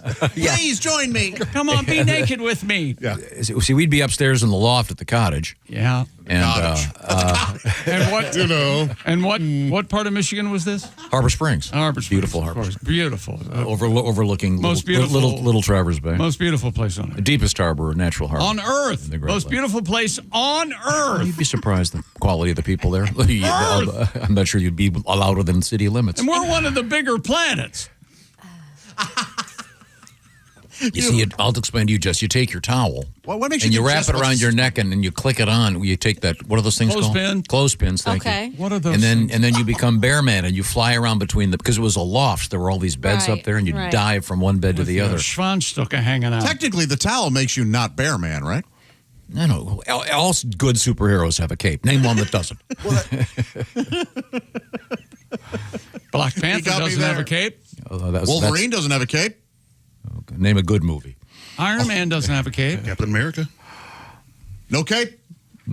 Sans cape.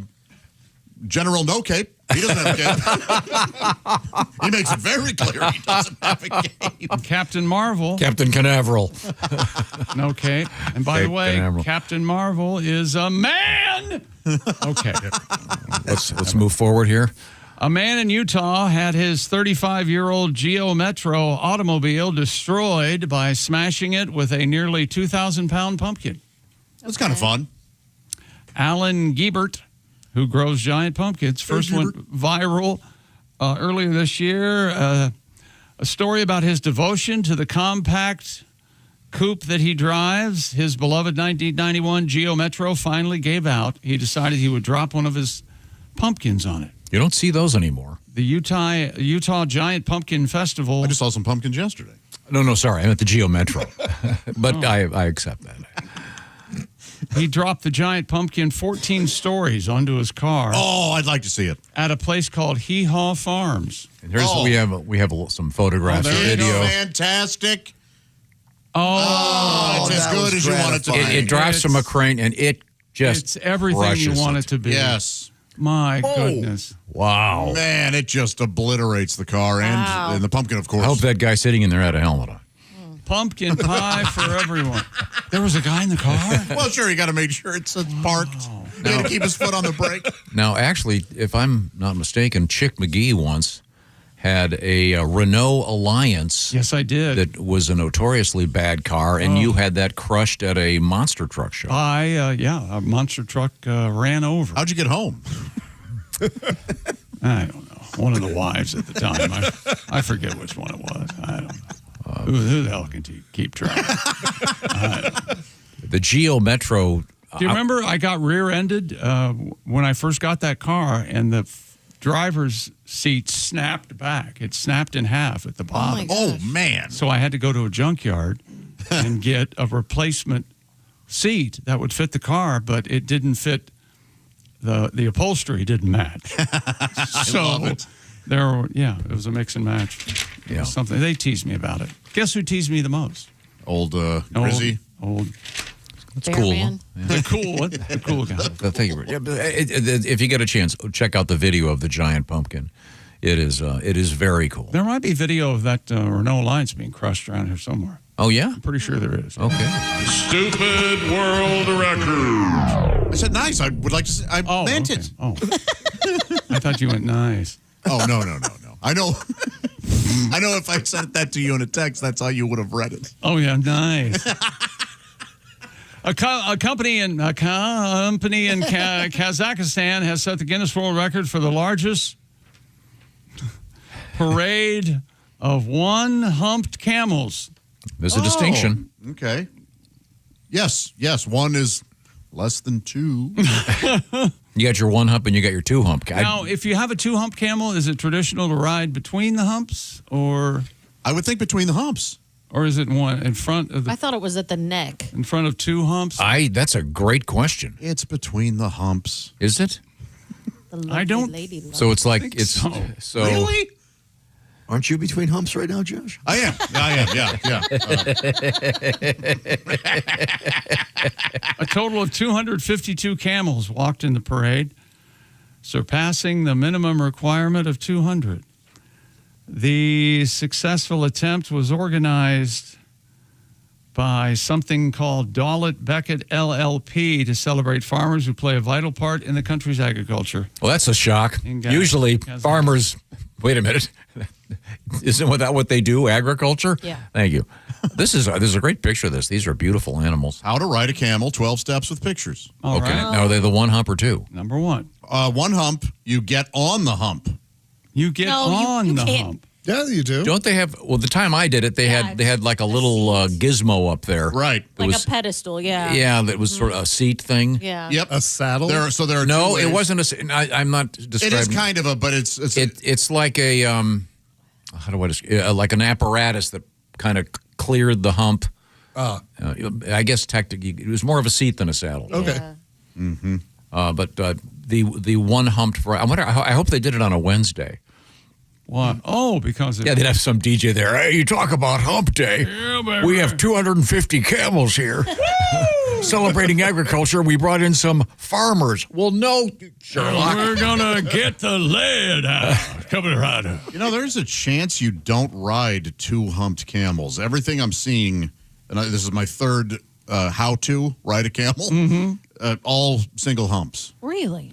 I heard two humps are less agreeable than one hump. This says, okay, wait a minute. One humped camels, dromedary, have shorter hair and longer, more slender legs adapted for hot climates. Two humped camels, Bactrian camels, have long, shaggy coats and shorter limbs for the cold deserts of Central Asia. Oh, okay. Most tourist camel rides use dromedaries. Yes. And dromedaries are two humps. Nope, one. One hump. Dromedary sounds like one of those prescription drugs they advertise on late night TV. Yeah. You know, ever since I took dromedary, now I can I can kayak. Is your wife overreacting to every little thing? Right, dromedary. It tastes just like milk, right, Alice? Side effects include blood in your stool. Listen to this. Camels are often called the ships of the desert. Oh, yeah. Yeah. Oh, I never heard that. Sure. Absolutely. Yes, absolutely. What? Yeah, I'd never heard that. Read Caravans by James Michener. Oh, I'd like to. I know you wouldn't. But they're all being escorted. No one's riding them in this parade. They're all just being escorted. Got a guy walking in front of them. Is that sports? You want to always approach a camel from the side. Oh, really? Not from behind. Get kicked, probably, right? And let the camel sniff your hand. It's a way of saying hello in camel language, is what it says. Really? Yes. I do that to dogs, don't you? I always put my you hand put a out. fist out, not your fingers, and let them take a sniff. Yeah. Oh, you put your fist out. I always put my fingers out. I never fist always seemed threatening to me. No. Fist? Yeah, you're supposed to make a fist. Yeah. Well, urban dogs, you can just put a fist out. That's come not back with a true. stone. You're not supposed to make a fist. Yes, you are. What do you, high five? I mean, I don't know. You're just supposed to hang your. You're not supposed to. How do you do it? You do this. What's that? Poodles? Oh, yeah. My dad used to Does make that anyone- motion a lot. Does anyone want groomed? When talking about certain. Yeah, exactly. Yeah, look at this over here. thank you, Archie. Well, coming up in the news, Miss Hooker, what have you got over there?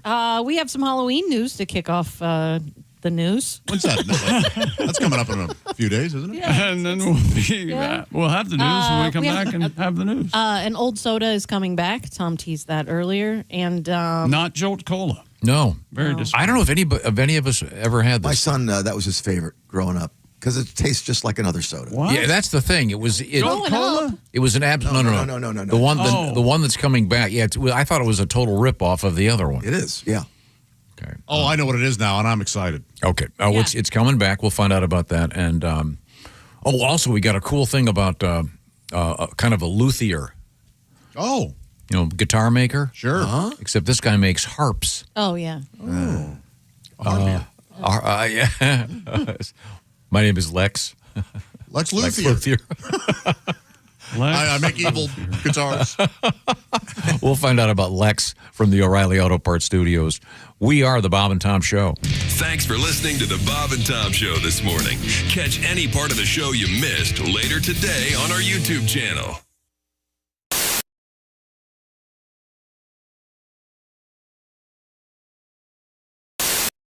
Ready and action. Hey, we should wake up every morning with Bob and Tom. That sounds good to me. No problem here. Sorry, that'd be my fault. The hell was that? Ready and action. Hey, we should wake up every morning with Bob and Tom. Well, that sounds good to me. No problem here.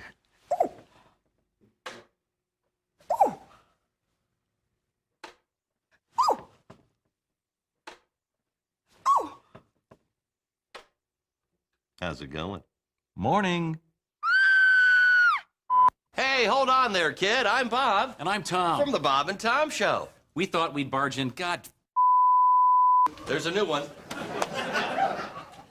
Hey, kid, hold on there. I'm Bob. And I'm Tom. From the Bob and Tom Show. We do a morning radio show here in town. Here's the deal. We thought we'd break into your house. Consarn it. Shoot. Darn it. Honey, I'm home. Oh, great. Fish again.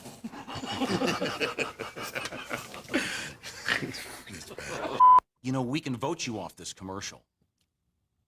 Chick wanted Richard Hatch. What if we paid you to say you liked us? We can vote you off. Okay. Come way down.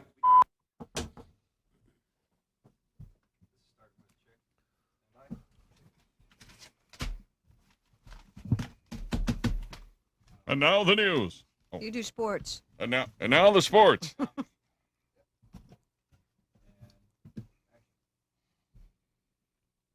would be you, Chick. Sports terms that sound dirty, but they're not. Oh, really? Ready? Mm-hmm. Coming in first place. Good. Palming the ball. Mm-hmm. Sorry. Taking it to the hole. Yeah. Just don't get your holes mixed up. Right. Ooh. Just don't get your holes messed up. Flip the cord over. Flip the cord over. I don't want it in my... I don't know if that's what they're looking for here. Don't Jesus Christ. All How right. many times have I heard that? Take two. A London homeowner who discovered 3 men trying to rob his house had no difficulty in describing one of the suspects. He had no legs. Ooh, usually in crime, it's the...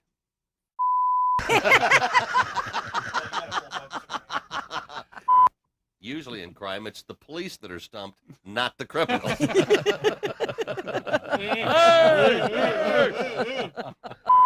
I know you guys probably aren't interested, but guess what I did this weekend? I don't know. I don't know. Did you impeach Bush? No. Buzz the honey hole. No. Flick the minnow? Did you flick the minnow? Flicking the old minnow? Flicking the minnow? Or did you impeach Clinton? Bailing out the gravy boat? Is that what you were doing? Finger the fountain.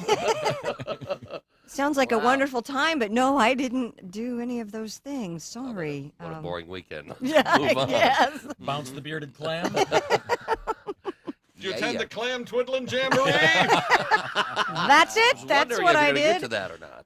I double dribbled. Mm-hmm. Tom did. I just took his only line.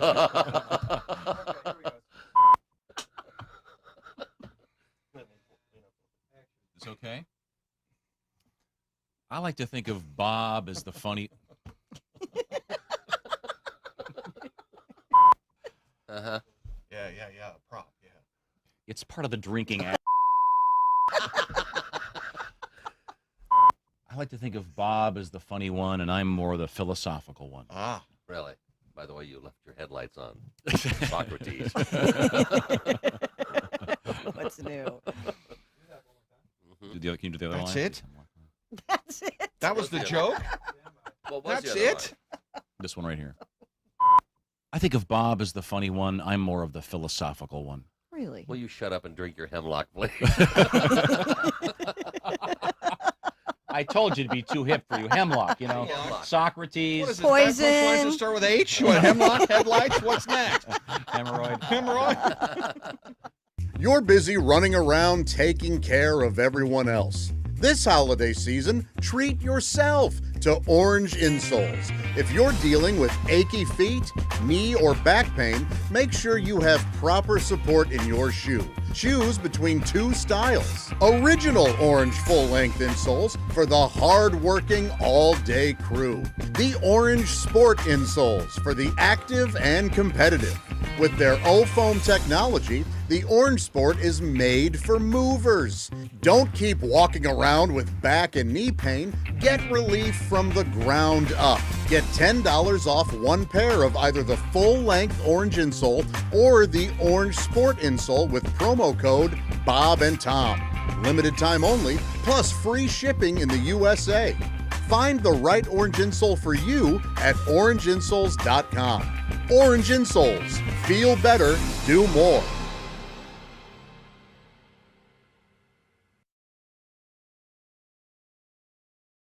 Hey man, it's Donnie Baker. Guess what? I saved up some money and bought this new badass spy camera. I swear to God I did. Check this thing out. Oh, this is the green room they talk about. Hey look, it's Early Man with a coke habit. This is badass. Oh, I swear to God. A real microwave? Who else is craving pizza rolls? Oh my God, and here's a snack table. Snickers peanut butter. That's got all 4 food groups. Plus it's squared. Eureka! Mountain Dew from both the northern and southern states. Oh, this has real sugar. Oh, that's going to help my metabolism. I'm loading these down. That's the great thing about Zubaz. It's like a kangaroo. I got a pouch on both sides. There's a... Oh, huh? Forever. How have you been? I'm good. Just Donnie, getting what the are you doing? free samples. Donnie, we've talked about this. I thought I told you there was one for you. We have so many people. Well, I've been caller 9 16 times. Donnie, what are you going to talk about this? Welcome back to the Bob and Tom Show. Jess Hooker at the news desk. Hello. There's Pat Godwin. Hey, chick. There's Jeff Hoskey. Hey, man. As Tommy Chong.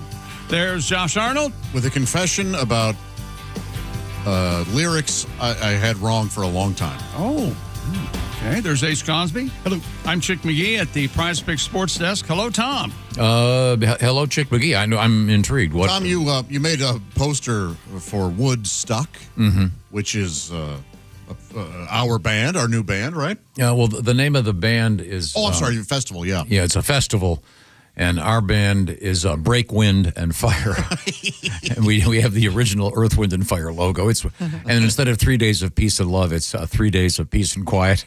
And it shows us as old guys with wigs on that. You know, those bands that go out for that one last time. And I'm a big fan, by the way. Yes. Of all those tours. Woodstock, that got me thinking, the song Soul Man, I used to think the lyrics, up until like 10 years ago, were I was educated at Woodstock. Meaning like, he learned a lot while experiencing that festival. I guess I'm not familiar with that. I was educated from good stock. From good stock is what he's saying. And I should have known because Soul Man came out 2 years before Woodstock happened. That would have been really prescient. Yes. Yesterday I mentioned this, and I forgot. I did a little bit of homework. We were talking about the band, the Jefferson Airplane. They would evolve into the Starship, et cetera, et cetera. They had a bunch of great big hits. Grace Slick, I believe it was her birthday. She's, 85 or 86. something? She was the lead singer of the Jefferson Airplane. And she actually planned at one point she was going to spike Richard Nixon, his punch at the White House. There was an event in 1969, and she had been invited to the White House because she was an alumnus of Finch College, which is where one of Nixon's daughters had gone. Oh. And they didn't realize it was the famous Grace Slick. The invitation was under her maiden name, Grace Wing, so they didn't know that they were inviting her. Oh. She brought a famous so-called yippie Abby Hoffman as her guest, and they brought along a vial of LSD. They wanted to slip it into Richard Nixon's tea. The Secret Service recognized Mr. Hoffman. I was going to say, how did they not know Didn't him? let him in. The plan did not go well. Wow. Can you imagine Dick Nixon on acid? I am not a crook. Cuckoo Cachoo. I am the walrus.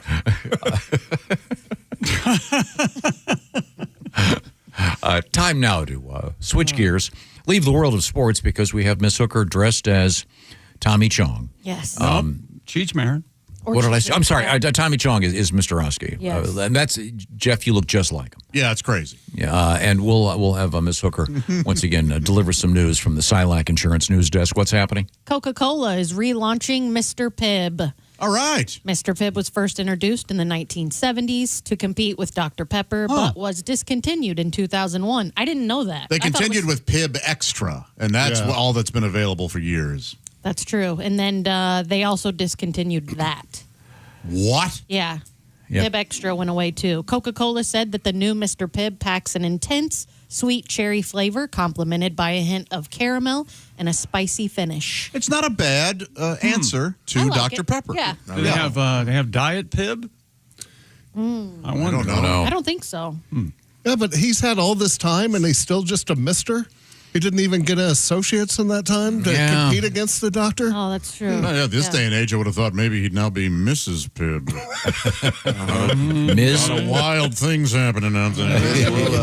My God. Also, Not this my doctor. new Mr. Pibb will contain 30% more caffeine than Pibb Extra. See, Jolt Cola, it's perfect. But that was the first one that came up that I was aware of that was, they said, this has a ton of caffeine in it. I had no idea Pibb was so loaded in caffeine. Is there a Mr. Pibb mascot like there is for, Mr. Clean or? I don't know. I mean, there isn't really a Dr. Pepper mascot. It sort of looks like the Pringles guy. Oh, there is one? They're estranged brothers. Somehow that goes. That sounds right. Yeah, of course it does. Yeah. Mr. Pibb. I know there's, I did read this. They make one with 100% real sugar that's called Senor Pibb. Oh. Oh, nice. See Didn't you say, you've always said you went to school with somebody who could tell the difference between all the sodas? Yep. I bet I could do that. Steve Idson, you could line them up. Yeah. He could pick out your RC Cola, your Diet Right. That was liquid turd. Woo, that stunk. What's wrong with Diet Right? Oh God, and Tab, awful. Tab was But is Tab kind of like the McRib where they bring it out and, or is it floating around out Oh, I feel like the It had kind of a nostalgia cinnamony thing, didn't it? Did it? Tab. I don't remember. there? It was. I think it was all saccharin, right? You hear tales about somebody searching for Tab every now and then on the internet. Yeah. A Tab Hunter, I believe, was the. No, that's not what I'm saying. I could tell he wasn't asking for that again. wasn't fishing for that gem. One of the slogans for Mr. Pibb when it came out was Mr. Pibb, it goes down good, and then not a cola, not a root beer. Mr. Pibb. I thought Mr. Pibb was just Dr. Pepper. It really is similar. It's a cherry Coke, right? Yeah. You really well, cherry and caramel and vanilla. It's a lot of flavors. No, so it is Mr. Pibb. It's not Dr. Pibb. It's Mr. Pibb, Okay. Right. Dr. Pepper. Now, is Dr. Pepper a PhD or is he a physician? You know what? This is going to really make you sad. Philosophy. Oh, my gosh. And not only that, but I think it's an honorary degree. Yeah. Hey, Kierkegaard loved it. Have you ever played Dr. Pepper poker? I don't know what that means. It's like 10s, 2s, and 4s are wild or something. The numbers that are on the label. Oh, really? Dr. Pepper. Yeah. Wow. Yeah. I hope there's stripping involved. Well, I look forward to having a Mr. Pibb. Yeah. That's right. I like how it tingles the nose. Maybe we should help them develop there should be a mascot. You think so? Yeah. And then a car of some sort. The Pib Mobile. A car? What is a Pib a thing? I know what a pip is. A pip is a mark on a dice, right? We could make a car. We could, Pib my ride. Yeah, there you go. Yeah. Oh, so we're making progress here. Give me a teaser. What's coming up? Well, it's better. I was going to boo, but I decided not. Well, you got the reference. He didn't. Oh, okay. I know what Pimp My Ride is. Are you sure? All right. I stand corrected. Okay, who's the host? Probably some rap moron. Well, you nailed it. You ever hear Augie Smith's have seen it. hunk about what is it? Pimp my house? Yeah, just how the term pimp. It's like, how did that become a verb? right. Crack whore my house. Somebody want to do that? Thank you, Augie. Coming up. Oh, I didn't know this. There's a serious penny shortage. There is.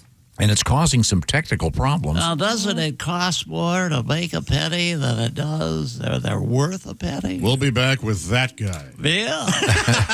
And we have a great story. I actually heard this the other morning. I was in and out of a store, and there was a radio station on, and the guy was saying, did you know that chocolate started out as a beverage?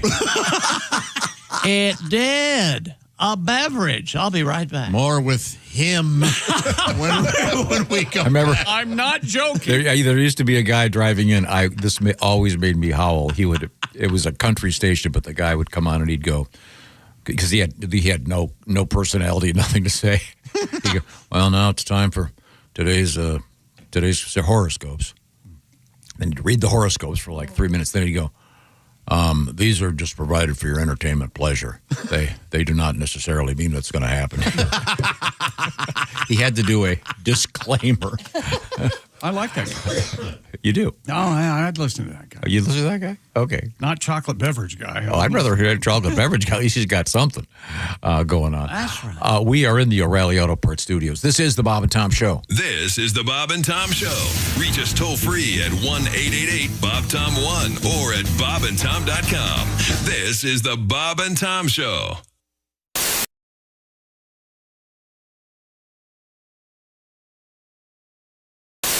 There's Ace Cosby. Hello. I'm Chick McGee, and hello, Tom. Yep. And I'm Haywood Banks. Tom introduces you, Haywood. There we go. Hello. Sorry, my mic got... Tom introduces you, Haywood. Hello. Stop running There we the go. trap.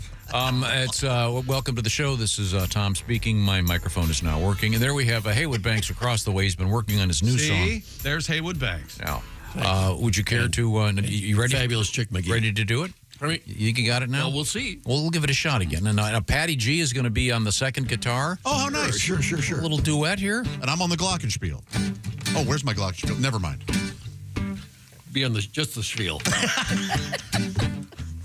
Leave your clock out of here.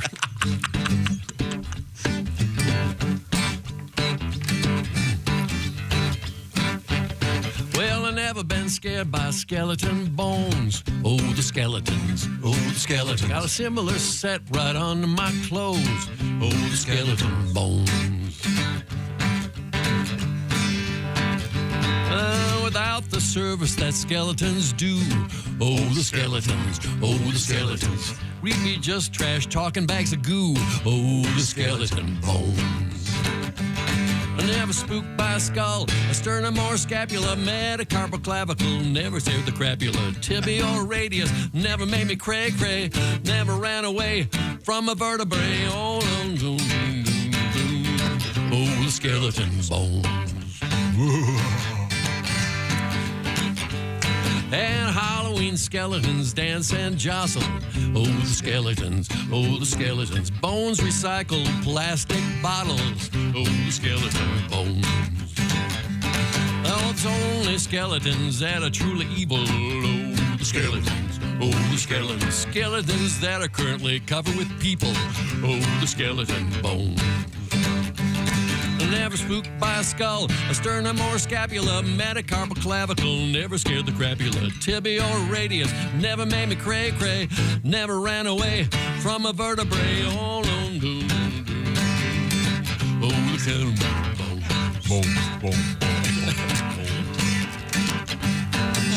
Neighbor shoveling out his crawl space. Oh, the skeleton. Oh, the skeletons. Found the perfect thing for Halloween to decorate. Oh, the skeleton bones.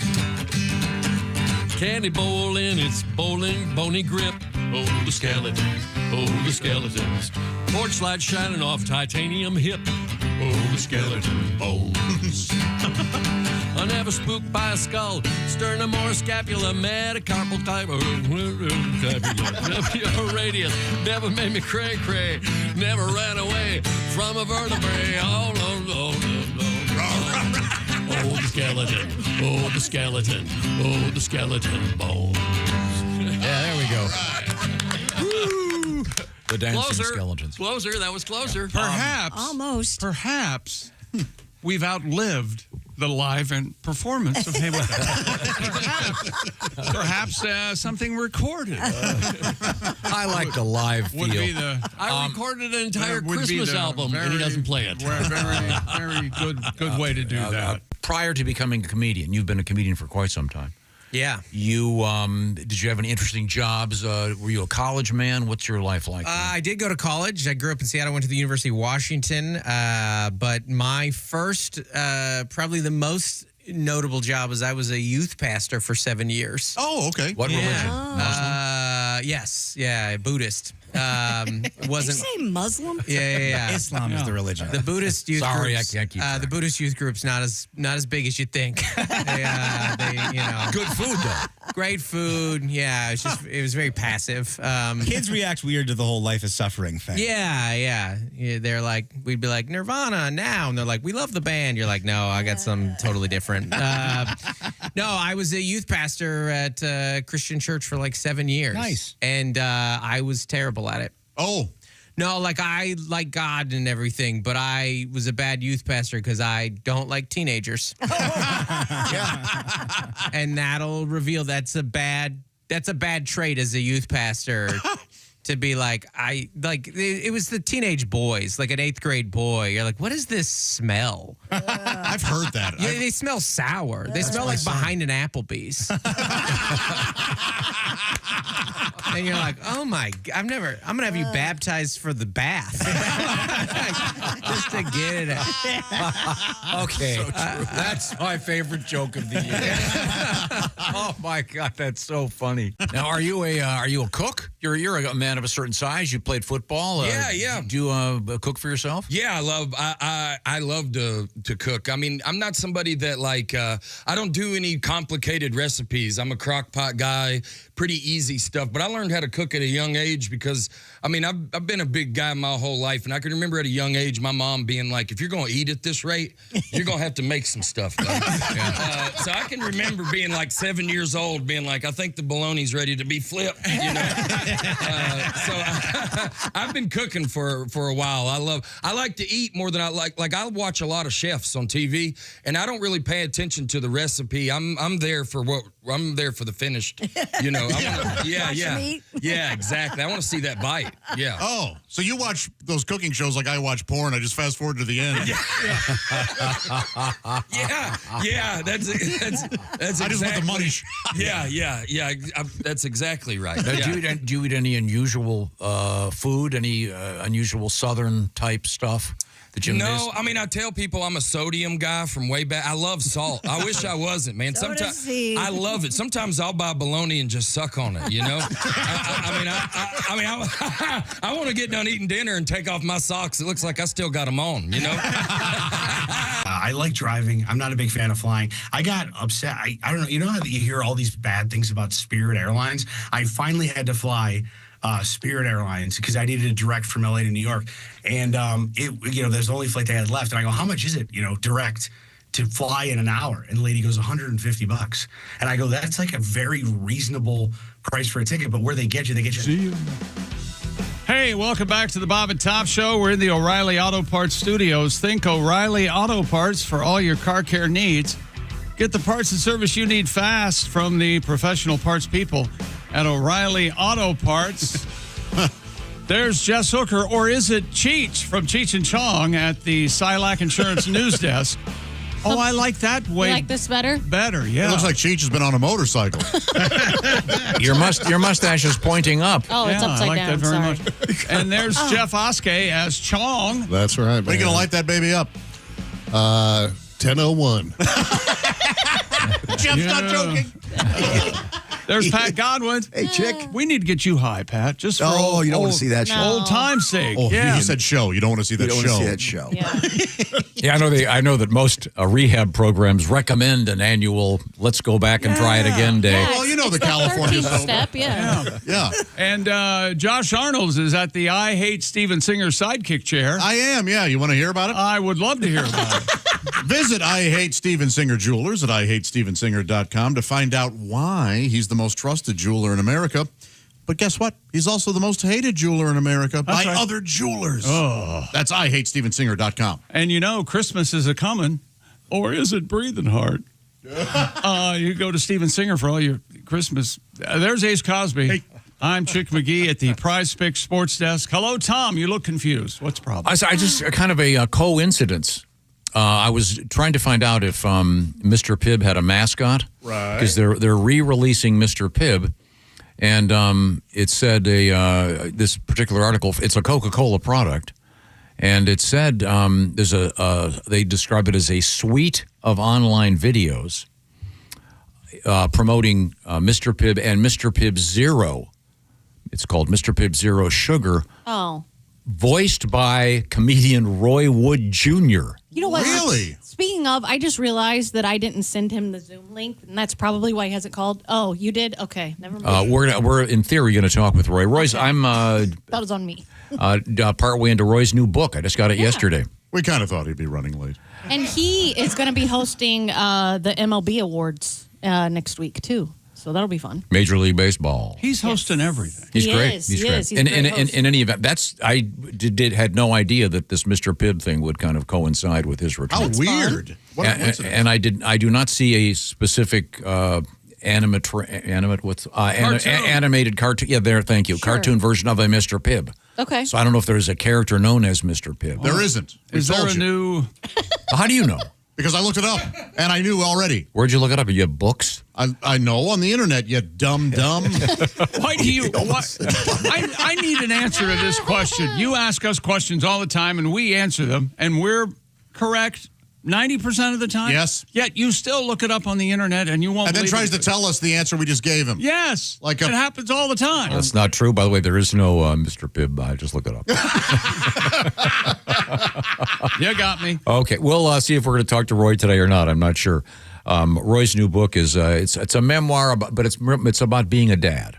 Cool. And his experience with his father, who was a very interesting guy, by the way. Of course, memoir means French for I made it up. Now let's return to That's a good joke. to the Silac Insurance News Desk with Cheech Marin. I mean, no, it's Miss Hooker. Okay. Some parents and mental health experts worry that Halloween decorations are becoming too scary. While some Halloween fans are decorating their homes with creepy clowns, dismembered bodies, and tons of blood, parents are grappling with how to keep their children from becoming too scared. Licensed clinical psychologist Regina Mascaro told The Times, "I think we need some self-imposed restraints on what we put out there because it reflects our thoughtfulness." You have to know how old the kids are, et cetera. You don't want to have like some kind of a jump scare thing where they come to the door and a skeleton jumps at them or something. Yeah. But that's kind of the go-to is that you look like a scarecrow, but there's actually somebody in there and they jump out when the kids come with candy. You do that to the 12-year-olds. Yeah, Don't there's do a that time, to the yeah. There's a crazy display in my neighborhood that it looks like a skeleton coming out of the ground. Is it one of those giant ones? Yes. Yeah. And it's a giant. Yeah, that's kind of cool. And he's actually, pushing Yes, against the ground. yes. Oh, my gosh. And then there's the full standing one of the same thing. It's the Yep. same proportions. Yes. It's like 20 feet tall. Those are so cool. But I don't have any scary things. I have Halloween decorations, but none of them to scare a kid. That's good. Because it's for the kids. My gosh. Yeah. What do you have on your front porch right now for the kids? Hanging from the front porch are some bats and ghosts. Oh, okay. They're friendly-ish looking. And then I have a Frankenstein candle holder and a Dracula candle holder. Oh. Is that right? And I can light those up. Do you put a bowl out with the candy or you hand them out personally? I sit there. I sit out there in my You chair. do? And yeah. A rocking chair? It is. It does rock. Nice. Very Yeah. nice. Now, let's see. Now I'm trying to think. I have the witches and then the skeletons all around the door. Cool. Do you have a picture of that? Now, that's not going to jump out and scare it. No. They're a fixed position. There's about 10 skeletons, full size, right around the door there. It looks great. Yeah. So I'm trying to figure out how to light them for the evening. That's going to be my task today. I'm telling you, the spotlight. Yeah, I'll get it figured out. It would look like a movie premiere. One of those spotlights. Oh, that's a great idea. Isn't that a great idea? Yeah. That'll be cool. I wonder where, I bet you could rent those. Don't they rent those for like people's birthdays and everything? Yeah, absolutely. Like a big laser. Yeah, lordy, look who's 40. And then By the way, is the photograph of Chick as the Frankenstein monster on our social media? We didn't. Austin made it. It's for wonderful. Our thumbnail for YouTube today. Oh, okay. And he did elongate your forehead. Yeah, it does. Yeah. I do look like Frankenstein. It's the Boris Karloff Frankenstein monster, Can we get that picture shown in here somehow? It's really good. Because Josh and I are absolutely in character. Yeah. You've got you're wearing something. Christy's like a benevolent witch or whatever it is. Great picture. Tom literally unaffected and just looks like a normal guy in the picture. Are you sure? He's kind of dressed. Does he have a cape on? Dracula-ish. A crazy grin, but there's nothing done to his face, nothing at all. I'm like the normal person in the Munsters. And you're butthurt about it. And I'm really butthurt about it. And no one talked to me about it. Pat can relate to it.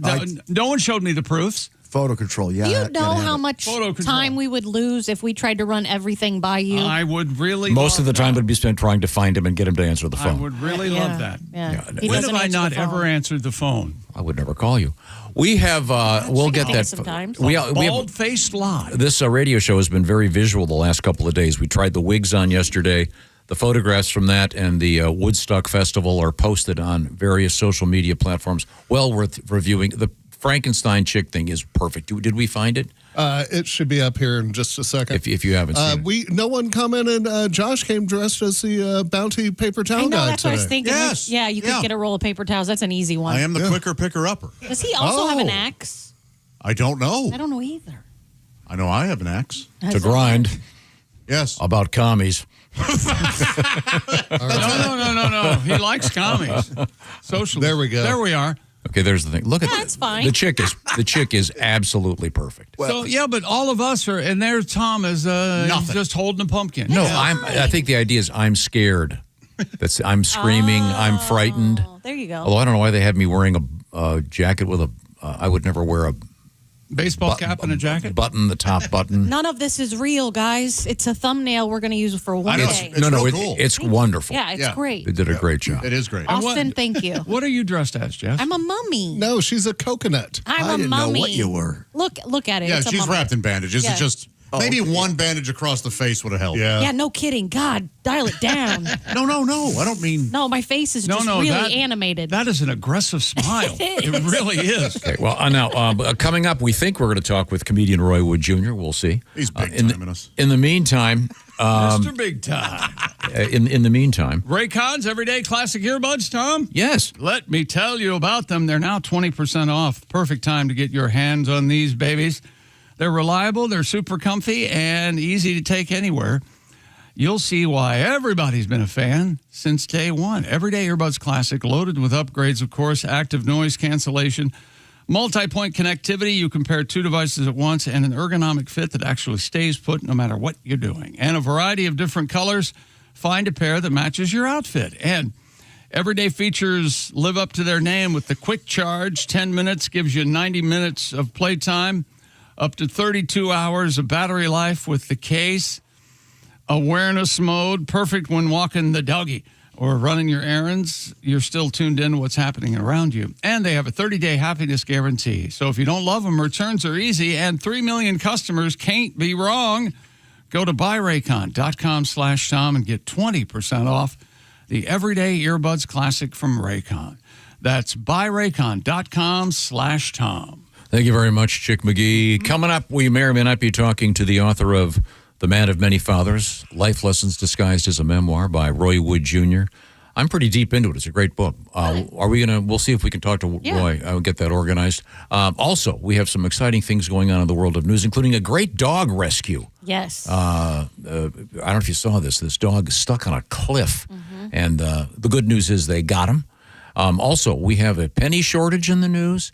And how about you're expecting a package at your house? You open it up, and inside are human body parts. Oh, okay. We'll see. We'll hear about that from the O'Reilly Auto Parts Studios. This is the Bob and Tom Show.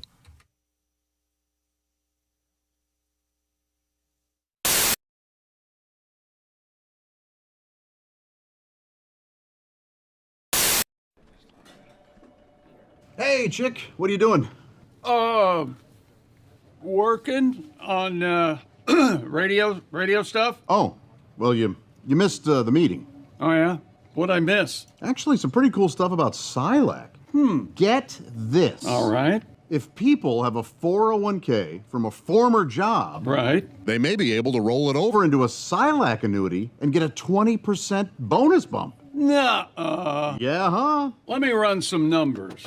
So I've got a $100,000 401k, and I switch it over. $100,000 becomes $120,000? Yes. And $200,000 becomes a $240,000 Silac annuity? That's right, but chick, you know you have a calculator on your phone, right? Oh, I prefer this one because I like big buttons, and I cannot lie. Get your butt over to SilacINS.com for more info on the 20% Silac annuity bonus.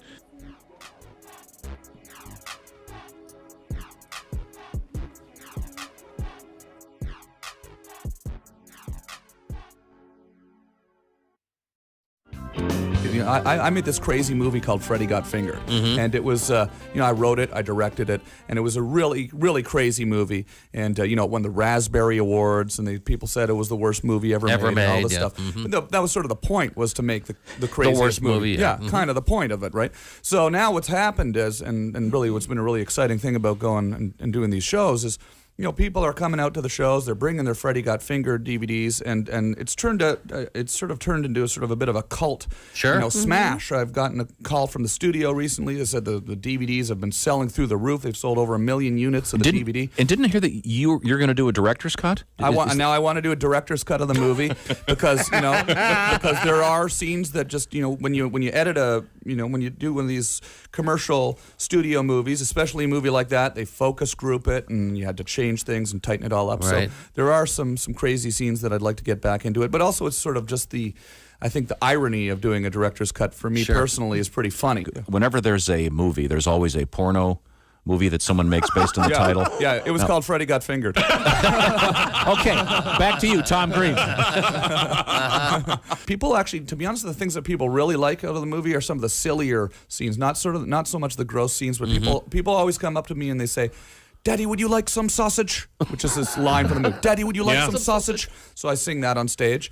Come see me on tour. We'll be singing some of the hits. Sing along. All right. That's your Stairway to Heaven? Yeah, that's my Stairway. The Bum Bum song would be my Stairway to Heaven. That went to #1 on MTV, the Bum Bum song. When you Google Freddy Got Fingered, the first thing that comes up, the first line is Freddy Got Fingered quotes. Yeah. That's the first thing. Yeah. And then you go to that page and the sausage. Yeah. The sausage organ comment is the very first line. There's all sorts of very silly lines in the movie. Yeah, there's a whole pile of quotes here. So I was in a rap group when I was in Canada when I was a teenager. That was actually what were they called? We were called Organized Rhyme. We had a record deal when I was 19 years old. No kidding. Right out of high school with A&M Records, and we had a #1 hit, in many Canada? markets in Canada. We were the Much Music Video Award of the Year for Best Rap Video. That was sort of the...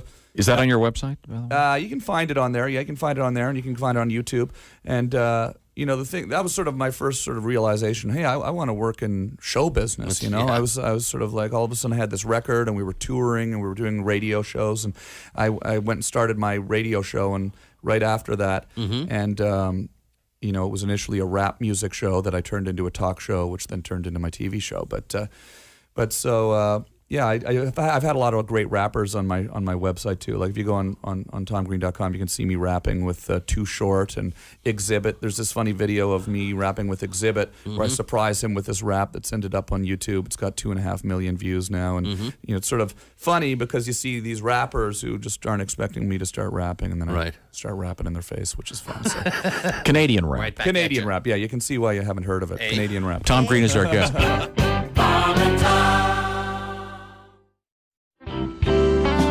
We have Etta May in the studio with us. Etta May is the mother of several. What is the official count now? 4. Okay, great. Not counting my husband. Yeah. You're done, right? Thank you. My oldest boy, Bud, is 17, and then Corona, she is 16, and Miller is 13, and then Jack is 8. There's a theme there. Well, Jack. no, trust me, after the third one, I had graduated to hard liquor. Understood. It helps. And Jack is just a dream. Is he? My little 8-year-old. He started kindergarten this year, so we're very He's 8? Wow. Yeah. Chick, take you back, doesn't Yes, it does. Yeah, buddy. Yeah. That kid's huge. Nothing like being 20 during your senior year in high school. You're popular. Yeah. You can drive and Drinking. yeah. Okay. Drive your buddies around. Yeah. So we're very proud of him. And my 17-year-old is problems are arising. As I'm seeing flags. Let's put it down. The other day, he walked in the house. He had pierced his bottom lip. Ooh. Jeez. And that. At the Silac Insurance News Desk. Hello. There's Pat Godwin. Hey, Chick. There's Jeff Oskey as Tommy Chong. buddy. There's Jess Hooker as Cheech Marin. There's Josh Arnold. Hi. Ace Cosby. Hey. I'm Chick McGee at the Prize Pick Sports Desk. Hello, Tom. Hello, Chick McGee. It's good to see you. We're going to get hooked up, I think, in just a second with comedian Roy Wood Jr. The man is a fine stand-up comedian, and he's asleep there. There he is. Hey, Roy. Now an author. The book is called The Man of Many Fathers, Life Lessons Disguised as a Memoir. I'm a couple hours in, Roy. I just got it yesterday on, and you did the Audible version. You read it, and I enjoy the fact that there's some bad words in there, especially you start, even though it's about fatherhood and fathers, it starts off with a lot about your mom and some of your adventures with your mom. It's great stuff. I'm really fascinated by the background of your life and a couple of exotic spots. You lived in a bunch of different places, and I have a question I want to ask right away about it. And it's about you don't have a Southern accent at all, and yet you were raised. I don't know where you got that there from. What you got to figure out, man? Because you spent the bulk of your time in Birmingham, and then you were in Tennessee, you were in Mississippi, and my question is did you work on losing your accent, or did you ever have one? And I asked this. I remember we spoke to Dan Rather once. And he was from Texas, and he said when he started in broadcasting, he had to work on getting rid of his accent. And your dad was a famous broadcaster, and I've had occasion to hear a lot of him lately. Your late father, some recordings of your dad, and he had an amazing voice. Was that part of the reason you have such a great speaking voice? I think so. My dad would force me to repronounce words. My mother's a college educator. My father is a journalist who must always enunciate every word and use every muscle in your throat. So it just wasn't there. Then I majored in journalism, and then they make you take voice and diction classes. Now, granted, I was learning how to speak proper English in the Florida Panhandle. So I don't know if I ever was taught proper English in Tallahassee, but it slowly kind of just got dissolved away. But I will tell you, if you give me enough liquor, boy, I tell you, that Southern accent gonna come right back in the heartbeat. I'll be right back there, boy. I'll be like, man, boy, you better pull it up, man. We gotta drink this here today. I used to always notice that Barack Obama would sort of shift gears in front of certain audiences with his voice. One of the funny things you talk about in the book, you had a very unusual living arrangement with your dad off and on. but he would drag you to the radio station at 5 in the morning, which is what I did to my sons for years. And you would sit there in the air booth and watch him, and if you made any noise, he'd whack you with a newspaper.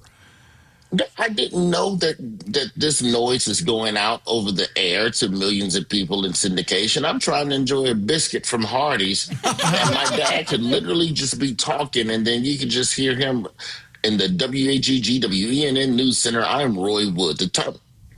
He started whacking you?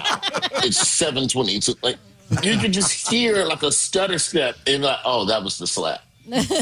And we should point out, Roy Wood Jr. is our guest. He's a very fine stand-up comedian, and his father was a very distinguished broadcaster, a very serious guy, very tight with the dollar. You tell some great stories about your ability to earn money on the side without telling him, because he didn't want to part with a dollar. But he was very well known and went everywhere with the civil rights movement.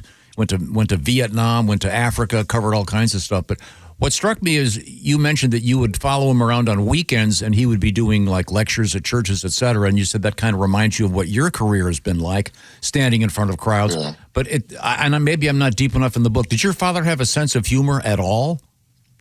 No. I don't think my dad ever laughed. Like, he might have laughed at the barbershop or something, but like, he never watched sitcoms either. Like, when I really sat and really reflected about my pops, because, you know, the book is essentially like, well, you need to know who he is to know who I am. But he died at 16, so I learned stuff from other people. But when I really reflected, my dad did nothing but watch the news and Jeopardy. That's it. There was no chuckles, never. You remember the Soul Train story? Yeah. My dad didn't know how to have fun. My dad could have been a part of the Soul Train empire with Don Cornelius, and then told Don Cornelius, nobody wants to watch black people dance for an hour. It's a terrible idea. Yeah, and your dad is the guy that got Don Cornelius into broadcasting. Yeah. Hired him from the Chicago Police Department. Said, hey, man, you got a good voice. Stop carrying a gun and come hold this microphone.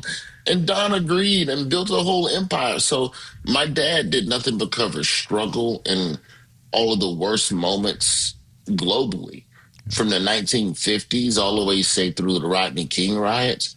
I just think somewhere in there, you just lose your ability to laugh. I just think he lost it. And I don't think he ever really knew smiling or happiness or anything like that. Did you ever do anything funny in front of him? Obviously, you didn't become a stand-up comedian until he'd been long gone, but did you ever like do a speech in front of him at a class, anything like that?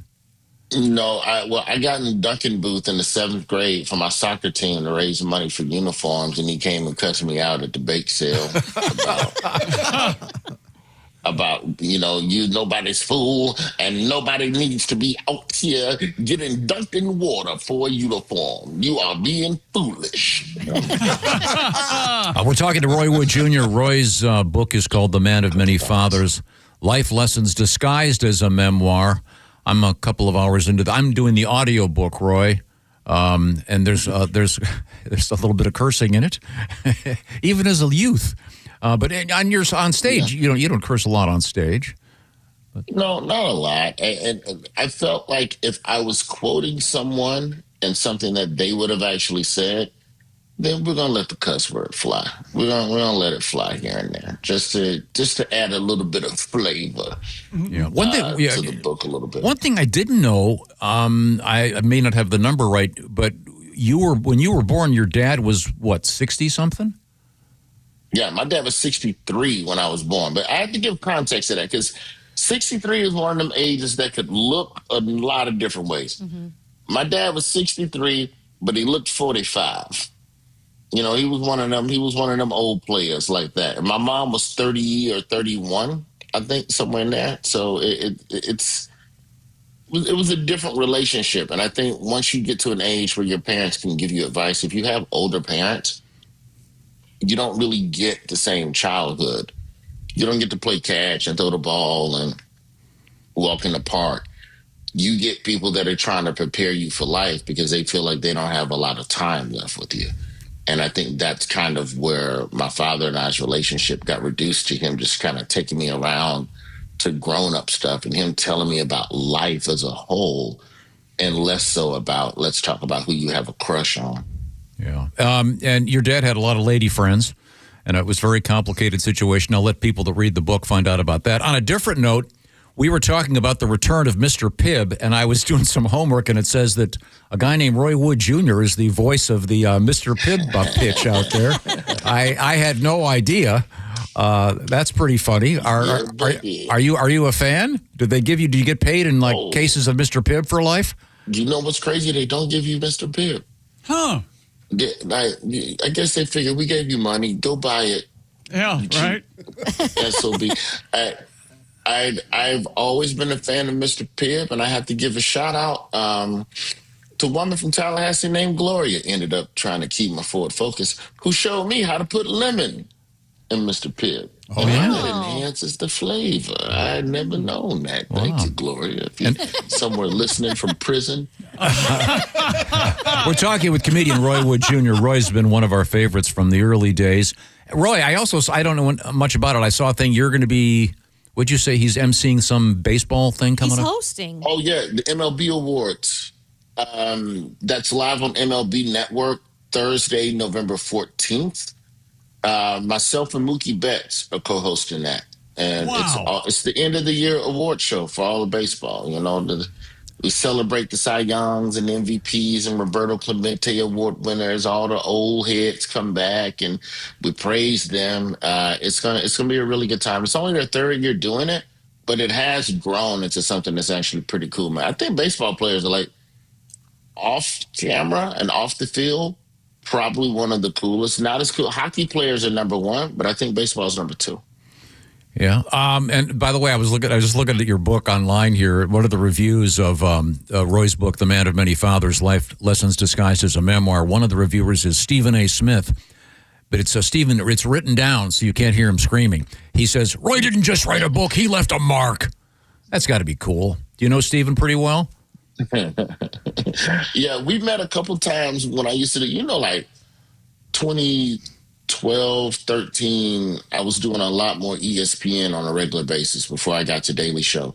And so we would cross paths a couple of times, in the ESPN hallways. And I always had a lot of respect for him when he used to write for the Philly Inquirer and he was covering Allen Iverson when he used to be on Fox Sports.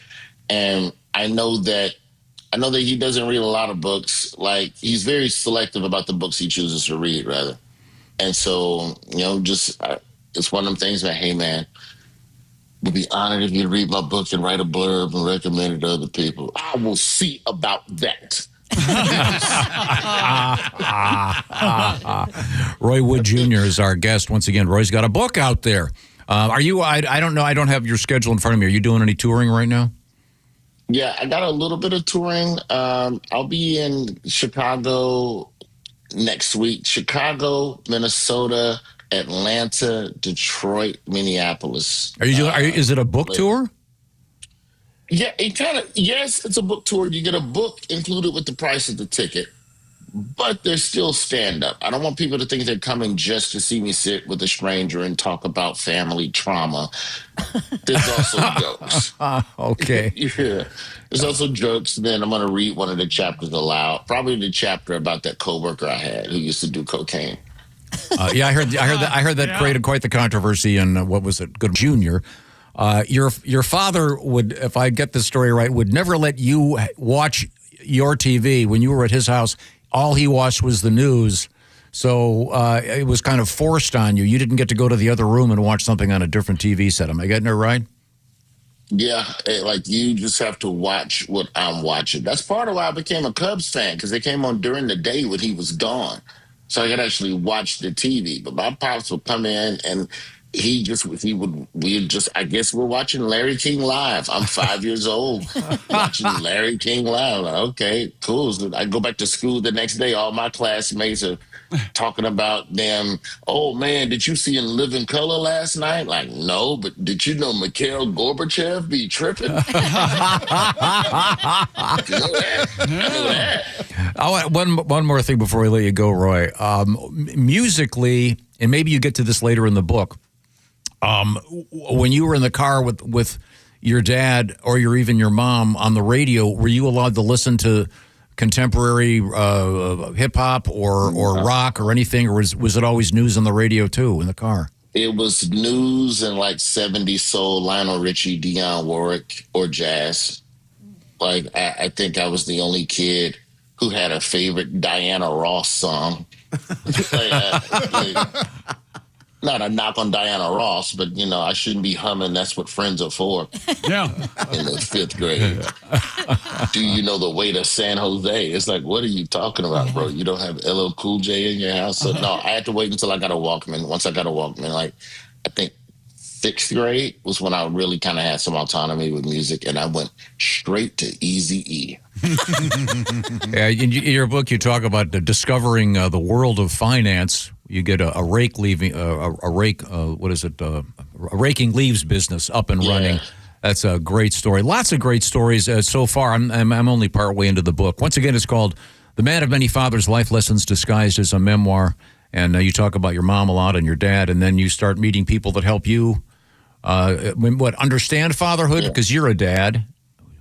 Yeah, I just think if you look back at the values you have, they didn't all come from your parents. And there's probably some very interesting stories to why you believe the things you believe. And like, if you can go back and really think about that, I think knowing why we are the way we are, it gives us an opportunity to be a better parent. The other thing I learned from this book is that, my pops was in the streets. He had a lot of women. I'm the 9th of 11 kids, but to be a really good father, part of you has to let go of what you did not get as a father. You can't be resentful for what your parents lacked and also be present at the same time for your kids. So there's a degree of forgiveness that I had to learn on the way too, bro. Yeah, it's a great book, and it's a really unusual thing. You were kind of an only child, but as you said, you were one of 9. You pretty much you never had a brother or sister in the house with you. Am I getting that right? Correct. Never had one in the house, but they were always kind of around and stuff. Like, I don't know. I had siblings who just come in like weird sitcom neighbors. My dad was like, that's your brother. His name is Tim. All right. There may be more coming. 40-year-old man. Bro, when my dad was getting ready to pass, like the month before he passed, and he was like really sick and they knew it was over, there's just like random women coming to the house. Like, I just want to say my goodbyes. And the more I think about it, this is not in the book, by the way. The more I thought about it, I was like, I think as a man, we all want to have a pipe game that's so good that your girls from the past come to say goodbye to that meat. Your pipe game is so strong. I've learned a lot. Roy Wood Jr. has been one of our favorite comedians since he was an opening act. Oh, you gonna run me off like cocaine? Like in America. Okay. How dare you say, what was it, pipe job? What did he say? Pipe game. How dare you say pipe game on this show? Say goodbye to that meat. Before I say goodbye to Roy, you're picking the World Series?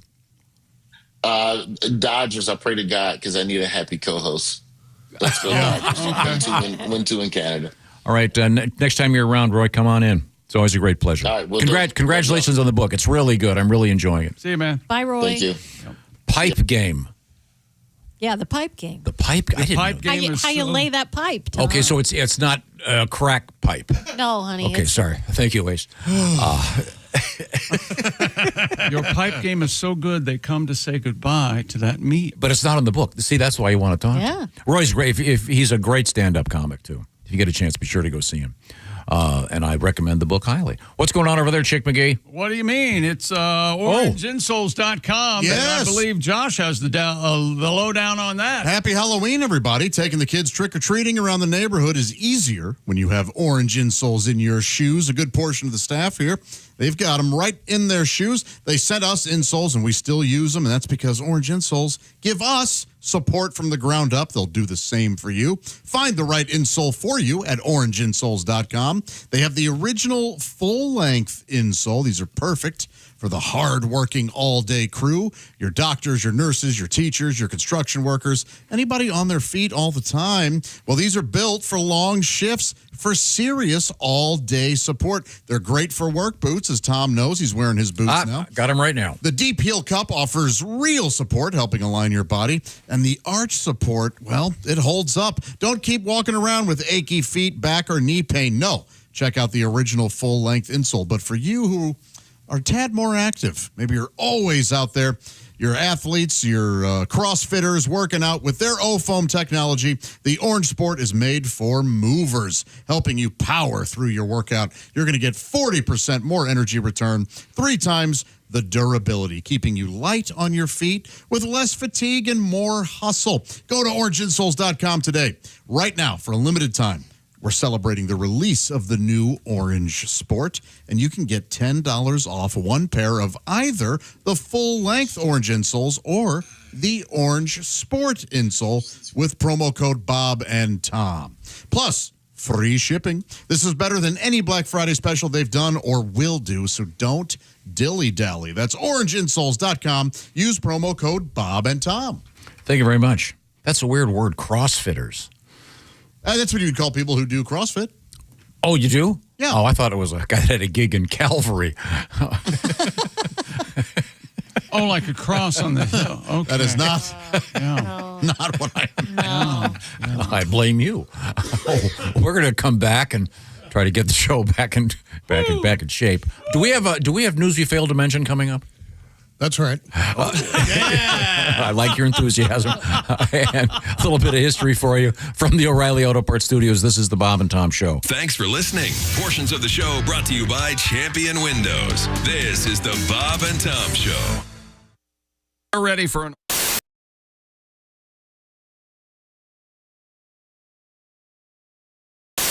Yeah, how about this, Bob? Red or black? That would split it up. Black. It's a black card. Yes. Okay. Chick, would this be a club or a spade? Club. Club. See, look at this. See, we're narrowing it down. Now we're down to 13. Would you say a high card or a low card? High. High club. That'd be like 7 and up. All right, Tom. Yes. If it's a high club, it's a 7, 8, 9, 10, jack, queen, or king. Jack. It's the jack of clubs. Oh, You'd jack. say this is pretty fairly chosen. Now, yeah? you're not touching the cards. I'm not touching it's been there the whole time. The cards are sitting in a little box. Jack of clubs. Jack of clubs. So when we drove in today, I was sitting in the car and I took one card out of the deck. Right. And I'll do this really, really slow. You can kind of let them know. Justin is holding all of the You'll cards. see one card in the deck is turned the opposite direction from all the rest. Yeah. One Are you card. kidding me? One card. And that one card is... The Jack of clubs. No way. Okay. Get a card. Get this guy out of here. Weird, right? Hey, You're we're a witch! Hey, You're wait a witch! Wait a minute.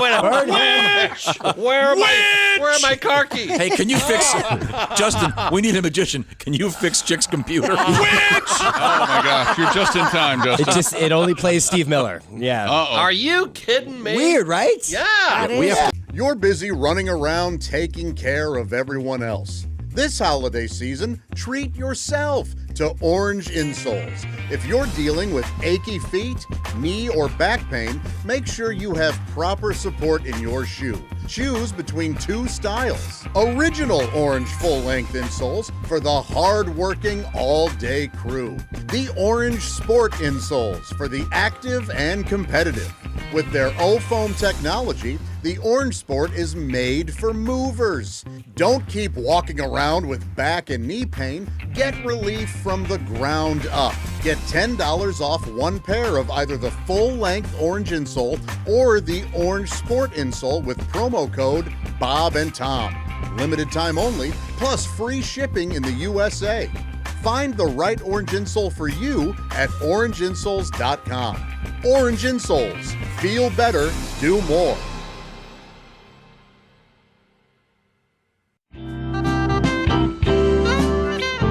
I get in a lot of awkward situations, I feel like. Recently in D.C., I threw up in the street, which isn't a big deal. That happens. I'm a pretty heavy drinker. But what was different about this time was as I was about to throw up, you know, when you're just starting to come up, I made eye contact with a woman sitting outside of a Starbucks. Yeah. And then I held eye contact as I vomited. Oh. So it was just very awkward because she just saw me kind of look over at her and then go, "Bleh!" And I mean, what's going on in her reality? You know, does she wants to watch that? Did you get her number? I did not get her number. No I'm digits. afraid. What if she go home and say, "I was so ugly today, I made a man vomit"? I don't want her to think that. You know. So I had to go over and tell her it wasn't the case. That's a bad hair day. Yeah, if a man looks at you and vomits, That is a bad day. you need to visit your hairdresser ASAP. Wow. Yeah. That's a self-esteem killer. Yeah, it really is. Yeah, but I get into stuff like that. See, all I'm the a time. sympathy monitor. I would have, if he'd made eye contact with me, I would have I vomited. would have. Me too. You would vomit also. I would join so when you, yeah. so when you smell vomit, you immediately vomit. Say goodbye. Let's move on. So far, we've covered soiling ourselves and vomit in the Welcome to studio. our What next? All right, let's go into pussy lesions. No.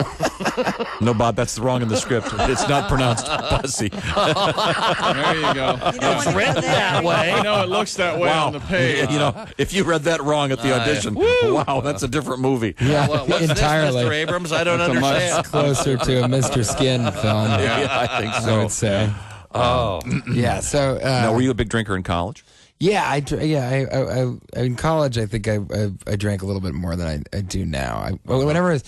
In college, whenever I drank, I would pass out. It was like my thing, you know? Right. That's how people knew me. Pass out guy? Yeah, it got to the point where even before I went out, I'd go ahead and draw a dick on my face. Because it was going to happen. It was going to happen. eventually. Your buddies were going to take care of it anyway. Yeah. Just take it right now. Oh, boy. You know. Why wait? It really is something else. I'm not a fan of that. I'm not. Because first of all, what do they think? It's going to help me? You know, they think years from now I'm going to be saying, yeah, it got really bad. You know, I was just drinking all the time, passing out. And then one day I woke up, looked in the mirror, and I was like, TJ, get it together. And I owe it all to Steve and his artistic ability to draw a ball sack on my forehead.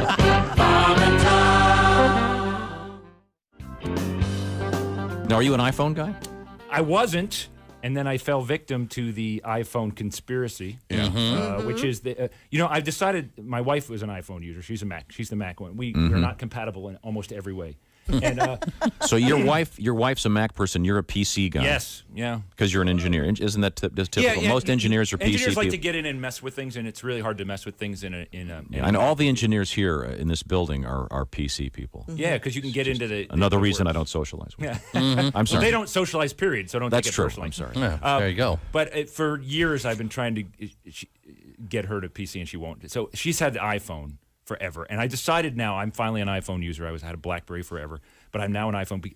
The iPhone people, it's a religion based. They are the Jehovah's Witnesses of the 21st century.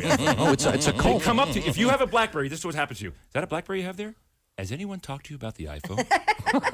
Yeah. Have you accepted Stephen Jobs as your Lord and Savior?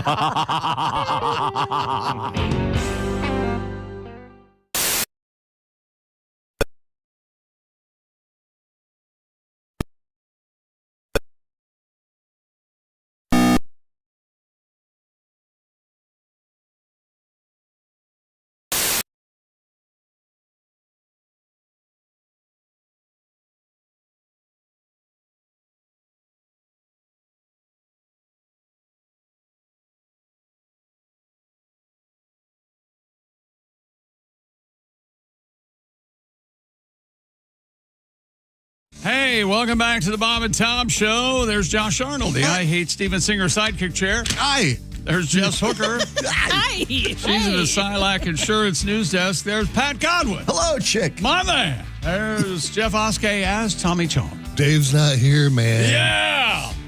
Man, I lost my mind when I heard that. There's Ace Cosby. I'm Chick McGee. Hello. We're in the O'Reilly Auto Parts Studios. Hi, Tom. How you doing? Good. Good. Just talking to Noah from our staff. Yeah. He's been doing a great job. We got a bunch of visual stuff. They did a nice job with our wig tryouts yesterday, and we've got all kinds of stuff posted on it. If you get a chance, go to our social media. I don't always recommend it. It's usually fun, but it's especially fun today. Well, our social media team is thrilled that you said What he means is he doesn't mention it often. I don't promote it constantly. Right. Okay. It's not that he doesn't recommend it. Yeah. I don't. You said I don't always recommend Right, it. meaning sometimes it sucks. Yeah. No, that's what that meant. I misspoke because I'm discombobulated because someone during the break stole something over here that I needed to Maybe have. radio's not for you. What happened now? It's never Oh, mind. never mind. Got it. I don't know why they would take that away, but now I don't have the right information. Okay. It was nice talking to Roy Wood Jr., author, and I highly recommend his new book. You'll enjoy it very much, That's I think. a new take on Moby Dick. Mm-hmm. Yeah. What's the new word we learned? Your pump house, what was it again? Pipe.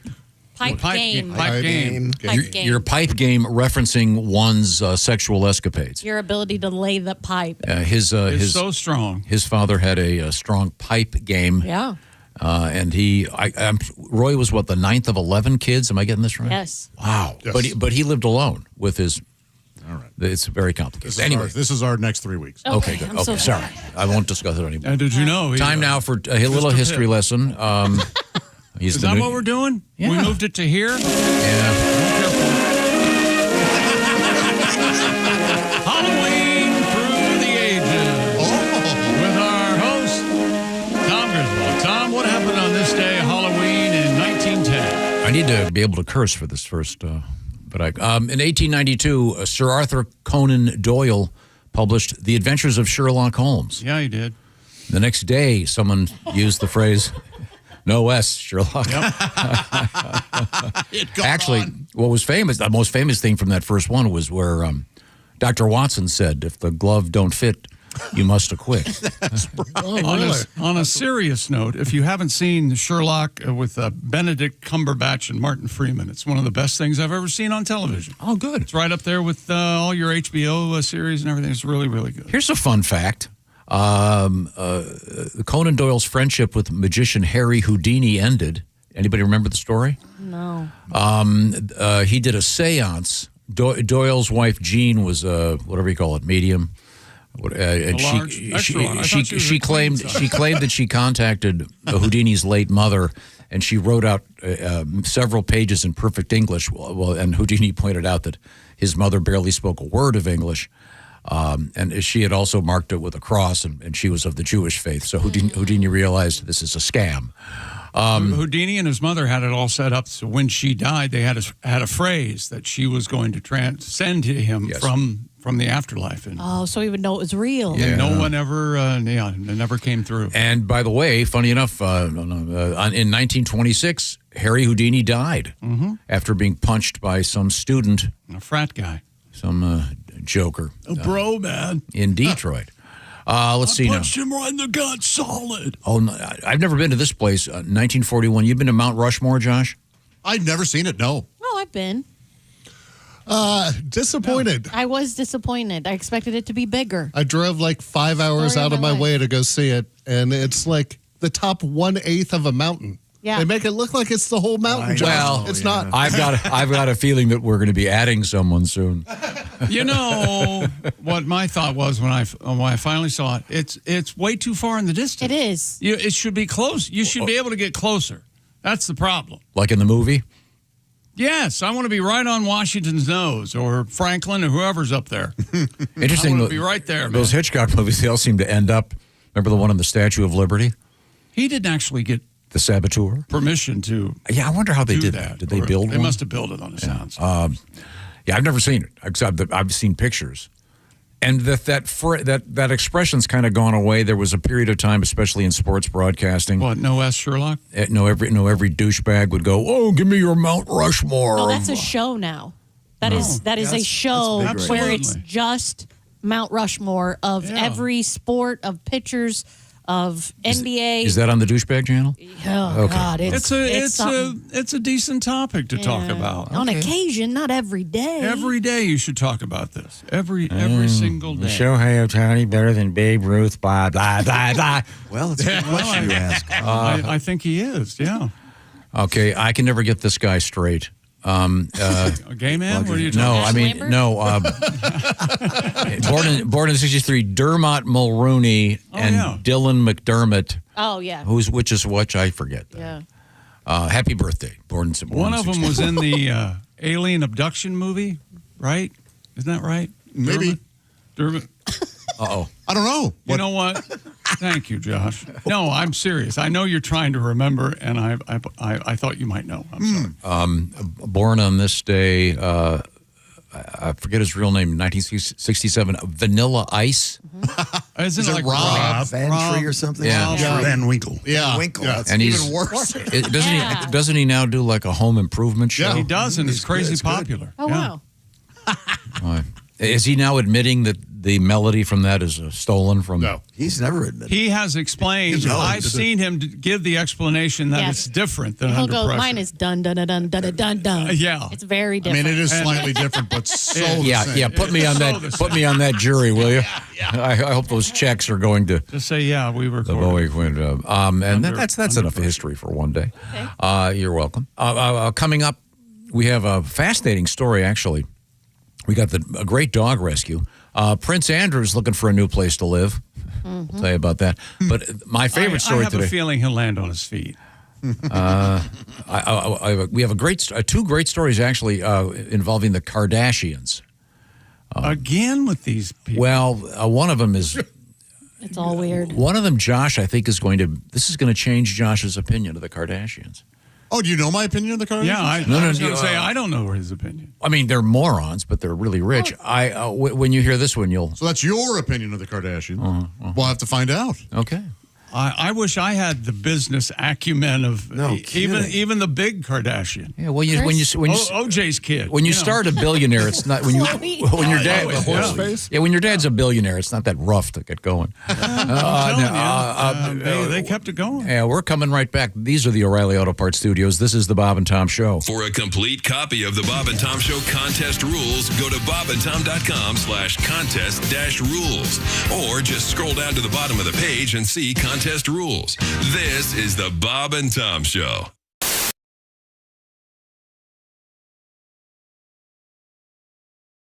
I mean, I don't get political, but the people who are in politics, presidents, are always. Everybody knows them. Everybody's seen them, right? Everybody sees them constantly. And we're going to. I do the library Trump. I do the quiet Trump. The one where you got a lot of books. There's a lot of books. There's a lot of words. And what we're going to do something great, Tom. We're going to do something very great. We're going to do something very great. We're going to make Halloween great again. They call it Fall Harvest. I said, we can't call it Fall Harvest. It's not a Fall Harvest. It's Halloween. We're going to do a lot of things. They had some M&Ms, and they melted in my hands. And I said, we're going to fix that. We're going to fix that. We're adding another M. It's going to be M&M's. We're going to have 3 M's. 3M. It's a company, and they're great. And they're in Cincinnati, by the way. Doing a great job. They're Willie in Cincinnati. A little frantic. Greg Hahn, over the top, uses his hands too much. Mr. Goodbye, going to be Mr. Great Bar. He's going to be Mr. Great Bar. 100 grand, 200 grand. We're doubling it. And we're going to get rid of the absentee candy bowl. There's a lot of bad kids. Taking two. He said, pick one, take one. And these bad kids are taking penfuls. And then there's nothing left for the other kids. But the good kids can't get it. The bad kids. Where are the bad kids? They're all being bad. Frank, that was brilliant. Well, looks like we got dumped. Uh-oh. Is there anything you'd like to say to them? Well, our girls have left us, so I'd like to say just one thing. Oh, yeah. Baby, blow me. Oh, a kiss as you're leaving. Blow me. Oh, a kiss right now. 'Cause if you're gonna leave me, honey, I will surely miss the way you blow me. Oh, blow me a kiss. Come on and blow me. A kiss like you mean it. Blow me. A kiss right now. I really can't remember anything as hard as this. So blow me. Blow me a kiss. Wow. Some things in life are hard to swallow. She couldn't take it all, Dean. She couldn't handle everything. Who could? But if she comes back tomorrow, I'll be shooting my wad on flowers in the rain, honey. Blow me. A kiss as you're leaving, baby. Blow me. Oh, a kiss as you go. And always think about me as you're going down your list. And blow me. Blow me a kiss.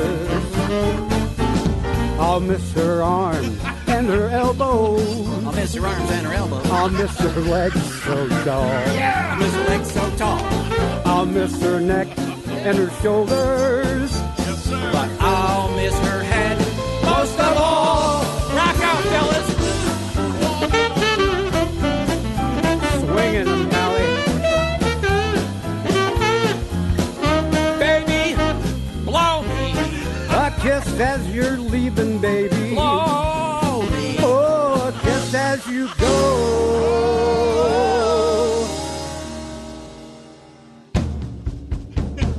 And if you wanna come home, honey, that's okay.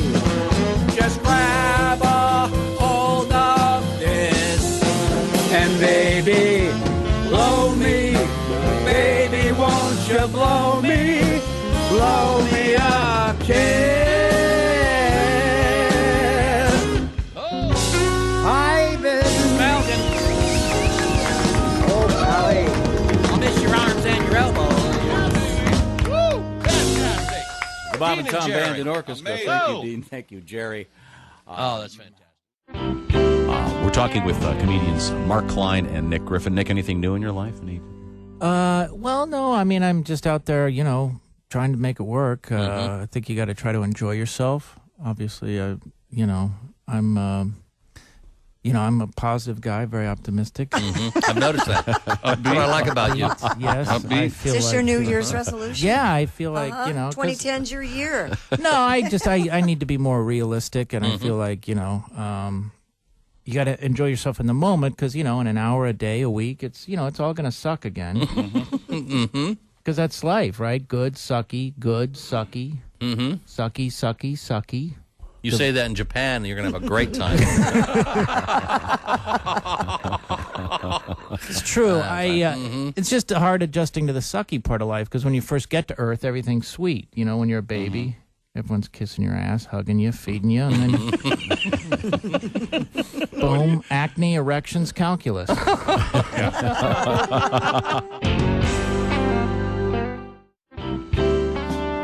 There's a monkey here riding a dog. Yes, there is. Hi. And the monkey's name is... Where's the camera? Dawn? Okay, Dawn the monkey. Dawn the monkey and Dan the dog, right?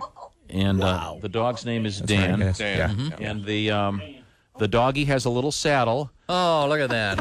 And the monkey's riding around our studio. At first glance, it doesn't appear as though the monkey has any control over where the dog goes. Quite clear. Is the monkey steering? I don't think the monkey is steering. He's got he reins. He does have reins. Can I put my hand out? Will the monkey bite my finger? Or? Don't dare spit in my pop, monkey. Oh, yeah. Oh, look at that little guy. Oh, wait a minute. Oh my God, she's drinking from James's glass. James, I hope that's not a Jaeger bomb, James. No, this is the white Russian, right? Oh, okay. I don't care who you are. That's fracking the door. She wants the chocolate. He had hot chocolate. She's trying to get the chocolate. Oh, that's delicious. Oh, yeah. Yeah, go ahead. I told you anything sweet. She'll like anything sweet. Thank you for clarifying.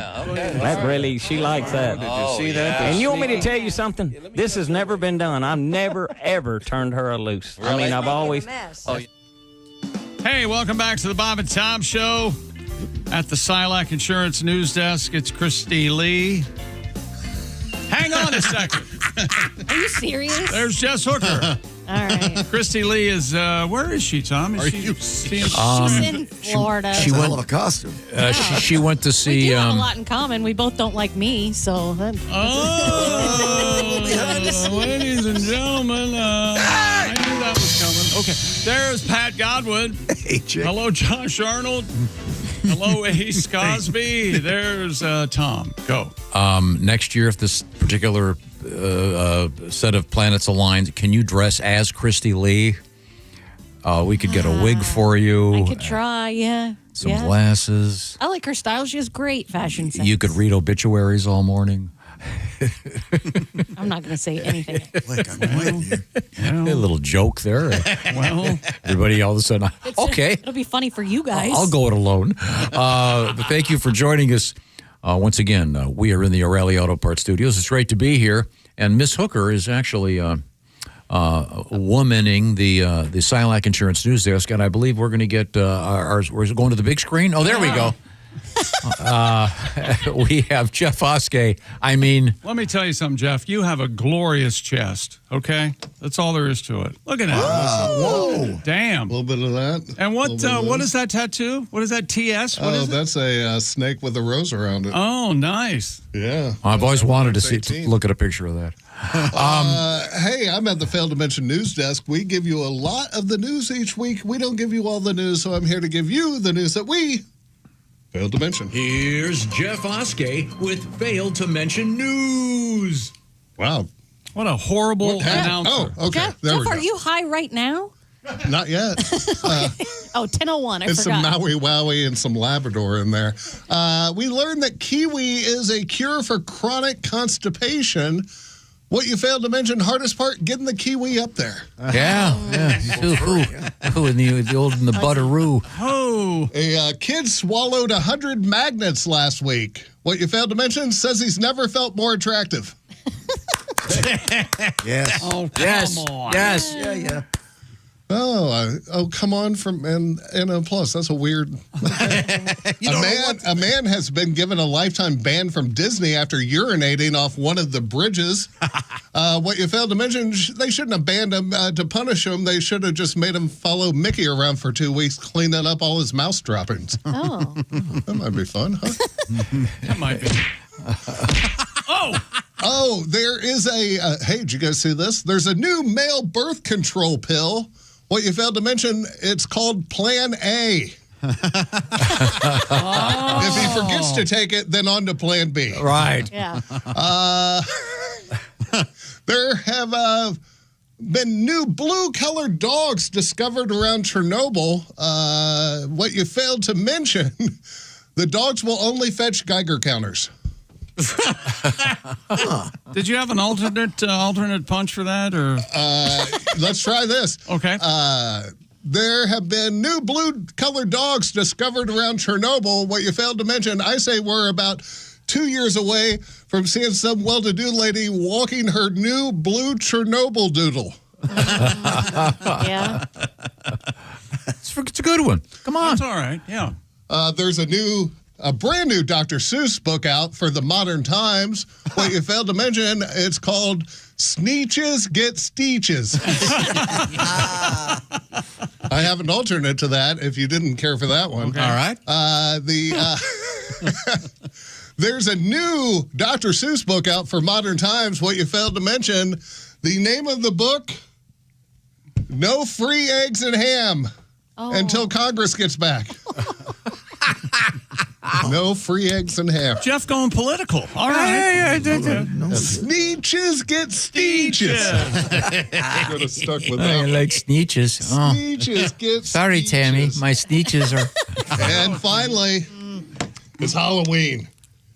I hate this day. It's my least favorite day of the year. Guys love Halloween. Why? Because you ladies dress like hooers. That's the same reason I hate Halloween.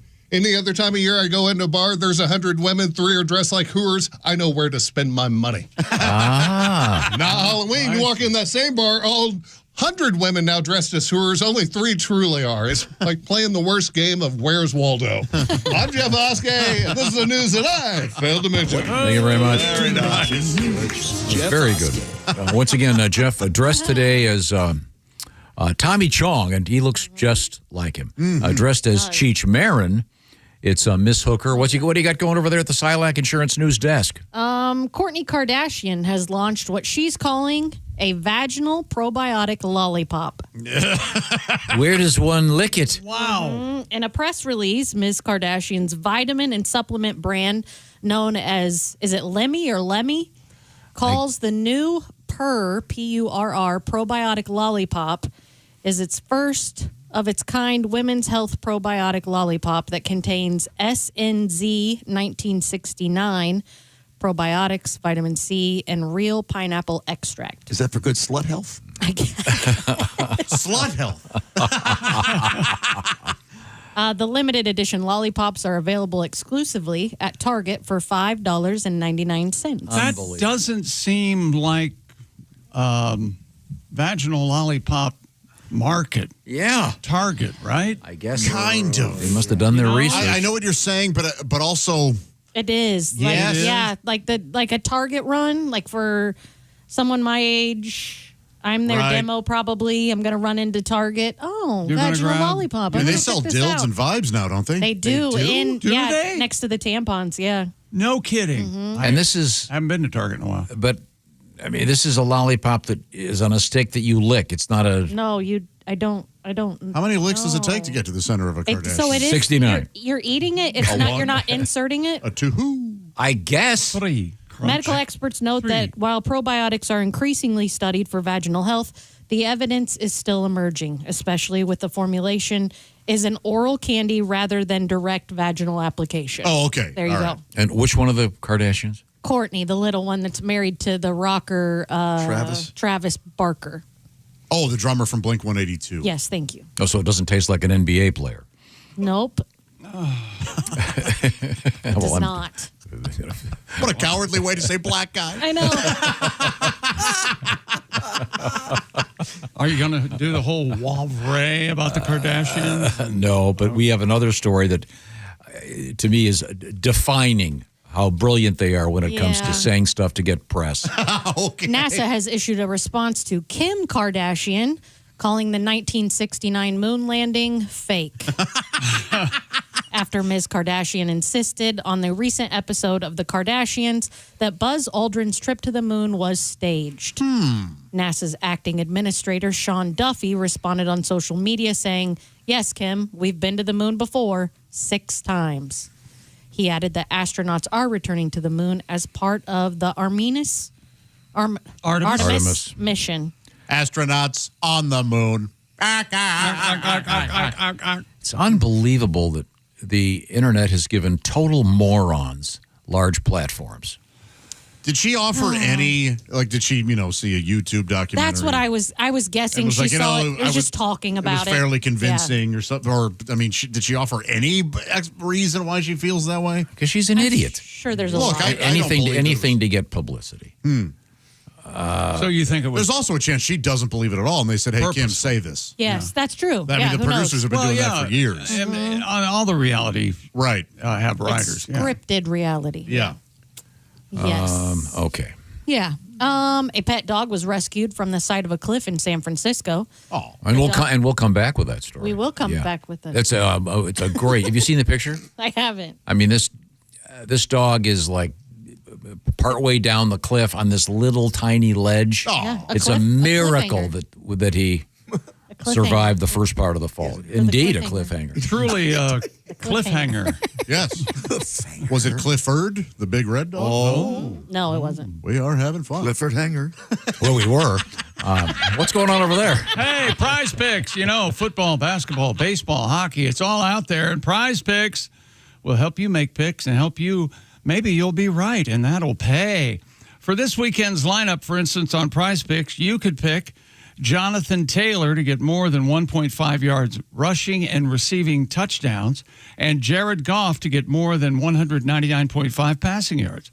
Prize Picks available in 40-plus states, including California, Texas, Florida, Georgia. More importantly, they don't play about your money. All transactions on the Prize Pick app are fast, safe, and secure. Don't miss any of the action this season with Prize Picks, where it's good to be right. Download the Prize Picks app today. Use the code TOM and get $50 in bonus credit instantly when you sign up. That's right. Code TOM on Prize Picks. $50 bonus credit instantly in lineups when you play your first $5. Win or lose, $50 in bonus credit in lineups just for playing guaranteed. Prize Picks. It's good to be right. Must be in certain states. Visit prizepicks.com for restrictions and details. Thank you very much, Chick McGee. Coming up, our dog rescue. Are we going to get to our luthier of harps? Yeah, we can. And some good news for Prince Andrew. He gets to move in case he was getting sick of living in that palace for free. Yeah. Work. We'll find out what's going on with him when we return to the O'Reilly Auto Parts studios. This is the Bob and Tom Show.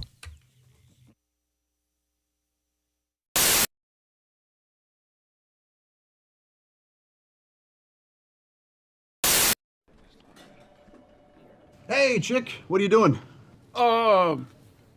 Working on radio stuff. Oh, well, you missed the meeting. Oh yeah, what'd I miss? Actually, some pretty cool stuff about Silac. Get this. All right. If people have a 401k from a former job, right, they may be able to roll it over into a Silac annuity and get a 20% bonus bump. Nah. Yeah, huh? Let me run some numbers. So I've got a $100,000 401k, and I switch it over. $100,000 becomes $120,000. Yes. And $200,000 becomes a $240,000 Silac annuity. That's right, but chick, you know you have a calculator on your phone, right? Oh, I prefer this one because I like big buttons, and I cannot lie.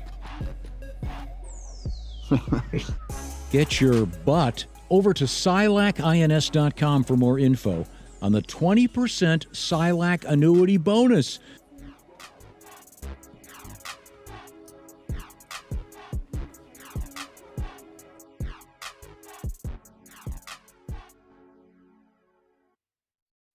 Cool.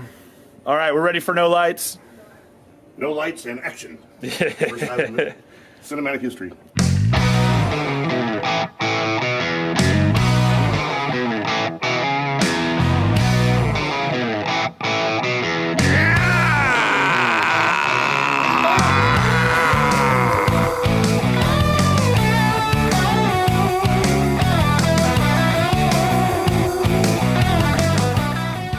Cool. Let's do that one more time, and then I'll get some close-ups. Ready?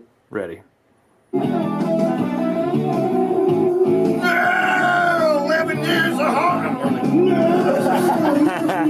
Mr. Soprano, you're driving down the road and a song comes on. You turn it off immediately. What song was it? Oh, shit. Give me a second on this one. All right. Something annoying. Well, I think there's got to be a song that just pisses, that's repetitive and annoying. Is it Baby Shark? But Baby Shark. Hey, Mr. Soprano, a song comes on and you turn it off immediately. Oh, the Baby Shark. I mean, it's over and over and over. It repeats itself. Creates road rage. Jesus. A conspiracy theory that might be true. I don't believe dinosaurs ever here. Look at the pterodactyl. I mean, if you could fly with leather wings, every hairband would have lost their lead singer during migration. What? It's an old joke I used to do. Now, so here's a question. Do you want to acknowledge the camera at all at any point in this video? I don't think so. Okay, Yeah. cool. I looked at the camera. No, I don't want to acknowledge the camera. The rock wrestler. Something in Atlanta. Yeah, rock. You got the rock of Gibraltar. What is it again? That's right. Yeah, Gibraltar. That's right. Can't pronounce Yeah, it. that's fine. That's good though. That's perfect. Hey man, this is Donnie Baker. When I travel through Georgia, I make sure I go to my favorite part of the state, Savannah's. You think about it. The rocks from here, the Rock of Gibraltar's, and the Rock of Ages. And the fact remains, of all the landmarks here in Savannah, my favorite hits my ears, and I listen to it every day. The Rock of Savannah, and I just forgot the damn call letters. State law. I-95. I-95. Shit. Okay, I-95. Hey, Mr. Soprano, can you do an impression of someone famous? Oh yeah, the little prick from Fantasy Island. The plane. There it is. That's good. So obscure, but that's perfect. I had to do something that I could go up higher. That's right in my wheelhouse. Caliendo said something, when I rush my Tony or go high, it sounds Asian. And it does.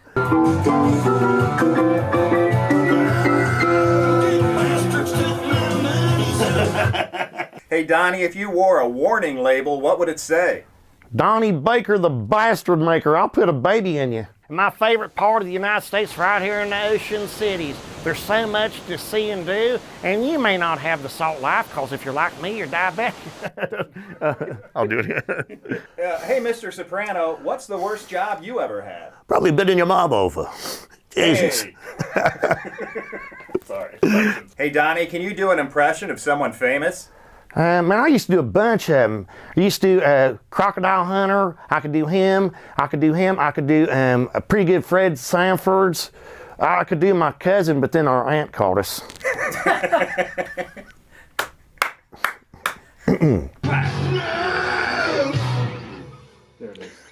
great. That was great, man. Cool.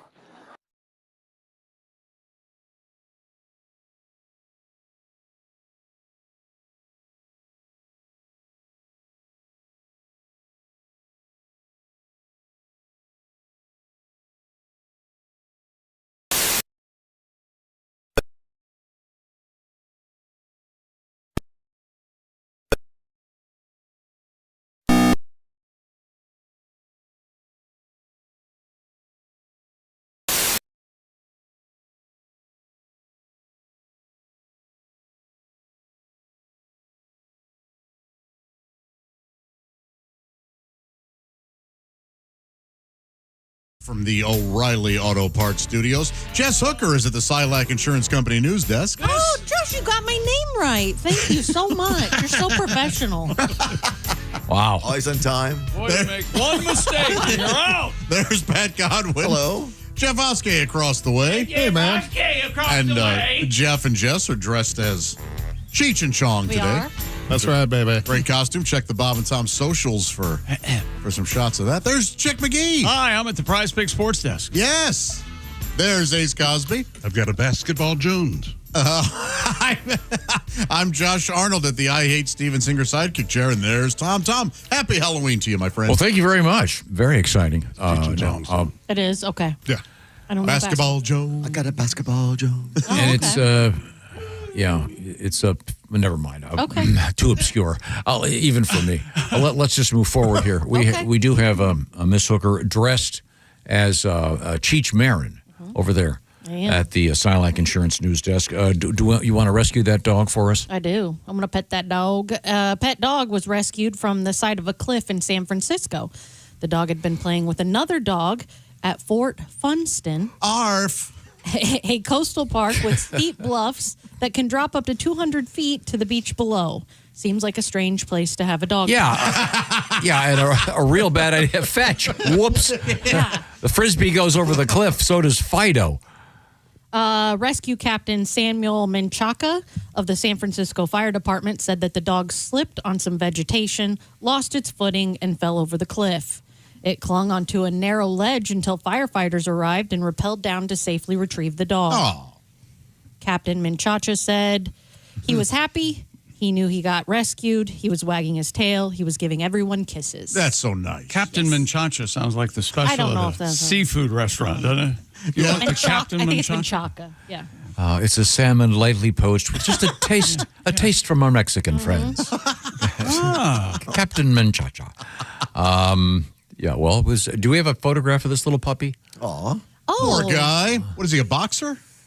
I mean, if you look at this thing, That is I can't see him. how he got halfway down the cliff and landed. No kidding. It is a more or less sheer cliff, and it's really far. Ooh, thank goodness. Places like that should be. Not a fence. Put There's nothing. something. Well, you don't put It would have been way easier to just go get a new dog. We know you don't. You don't mean that, Oskey. Although there was There's a lot of dogs out there. there was a lot less fecal material by that dog than there is in the streets of downtown San Francisco. So it's a human poop. Do you know what this goes back to? His it seems like a deep-seated hatred for San Francisco. San Francisco used to be on a cable company around here. Remember this? And you told me one weekend. The local news, for a year or two, one of the cable companies would show the local news from, one of them was San Francisco, one DC, of them was Chicago, D.C. Yeah. So the San Francisco news, the TV station was broadcasting from the greatest place on earth. They And spent about someone 30 seconds took exception talking Not about bothered you. about the greatest place. Because it on wasn't Michigan. I'd argue if I could. Pat, did you? What did you think of that dog being on the I clip? was going to ask you about your cat, your pet. You have a cat named Gravy, a little girl named Gravy. Yeah. Now, this is a Halloween joke, you can tell, for Gravy. Oh, when wonderful. You go out. Okay. How does Gravy like her steak prepared? I don't know how. Rare. Oh, she's gonna rub There you go. down. What do you think, chick? I liked it very much. But was that a Halloween joke? Did you like it? You seem perplexed. I don't by get it. it. tell me You don't liked get it. it? What does it have to do with Halloween? Nothing. You have to tell a joke at Halloween where we come Yeah, from. we're We're not from Ohio or Michigan. Okay. I'm East Coast. I've He's never firmly in Missouri. I've never heard of I telling a haven't joke. either. I So haven't when you either. would say trick or treat, I We- see. that was our Okay, trick. I have heard that. What is it? A neighborhood of Shecky Green? Is that what you guys Pretty are- much. Did Yeah, you it's have kind a of- go-to, Josh? No, every year we'll try to do something Do you different. remember any of them? I remember there was one that I was told to stop telling because the punchline, I don't remember the setup at all, but the punchline was because he had a Halloweenie. Oh, you told that? Yeah. Oh, my yeah, Lord. yeah. You're working blue on My Halloween. dad thought it was funny for me to be telling that. And I was asked. And then he backtracked after like 4 houses. he backed out. Yeah. Was like the setup of why does it whistle when you pee? It was something about Frankenstein having a Oh, Halloween. okay. And I don't remember exactly. Why can't Frankenstein father children or something? Yeah, or Yeah. why didn't the bride of Frankenstein get pregnant or something? Yeah, I know. There you go. Okay, good. Halloweeny, John. Yeah. And it was a sweet story about a dog rescue. What else do we have it over is there? Very sweet. In Ireland, one man is proving it's never too late to start something new. 89-year-old Noel Anderson, a retired wood and metalwork teacher, has become one of the only handful of harp makers in the country. Harp? Wow. Yeah, he didn't start until the age of 82. Well, he's going to be needing one. Now, Pretty see, soon. why does the bassoon expert that lives around here get so much respect, and a harp maker, you're making jokes about him just because he's 82? 89. Yeah, now. Whatever. Anderson began crafting the intricate instruments just 7 years ago and now builds harps full time, embracing what he calls both a challenge and a joy. Isn't harp also an Irish beer? Yeah. Oh, yeah. It's That's a good. national symbol of Ireland. Too. Okay, yeah. So that's Now, are these the gigantic ones that they have to wheel around, or are these like the handheld? Yeah, the angel harps or the... Yeah, like the ukulele of harps. yeah. The harpalele, I believe they call it. Oh, they're the big no, ones. they're the big That's ones. the big one, all right. Oh my gosh, that's His grand. Having a cup of coffee. He has a Halloweeny. I could just imagine his grandkids coming over for Christmas, and there's just a bunch of gigantic wrapped. I wonder what Grandpa made us this year for. Oh, boy. What do you think it's that remote control car I wanted? Another harp. I don't. Another friggin' harp. those are amazing. They're beautiful. They are incredible. They are. sounding. A lot of Well, you craftsmanship. just get a router and a pattern. And Remember we had the harp lady in here, and I don't remember that. Do we need new harps? I feel like we're rented every year. Yeah, You doesn't may need it. I have not heard about a harp shortage. Right, doesn't a harpist die and then you just give that harp? Yeah, I mean, Pretty much. Yeah. Do they have harps? Being a harpist traveling around the country, do you have to get your harp case has wheels or something? they're huge. yeah. They're huge. They're They're crazy. very heavy. Yeah, I know how big a harp is. The Munsters had a harp. They did. That's Yeah. I thought- right. Didn't they have a harpsichord? No, Lurch did on Adam's Family. Lurch had a. Who played the harp on Adam's Family? Oh, Lillian did, and at least in a couple episodes. Huh. Yeah. I don't remember that. Very hard to play. Well, are you reading like Roy Wood's book over there? No. I'm doing some research for you. Hey, Josh, I have a story for you. I think you'll enjoy this. A new study has found that nearly all children enjoy what psychologists call recreational fear. Okay, yeah. Over 90% of parents surveyed said that their children enjoyed engaging in at least one activity that was both scary and fun. Yeah, how many times has a kid asked you to chase them? Yeah.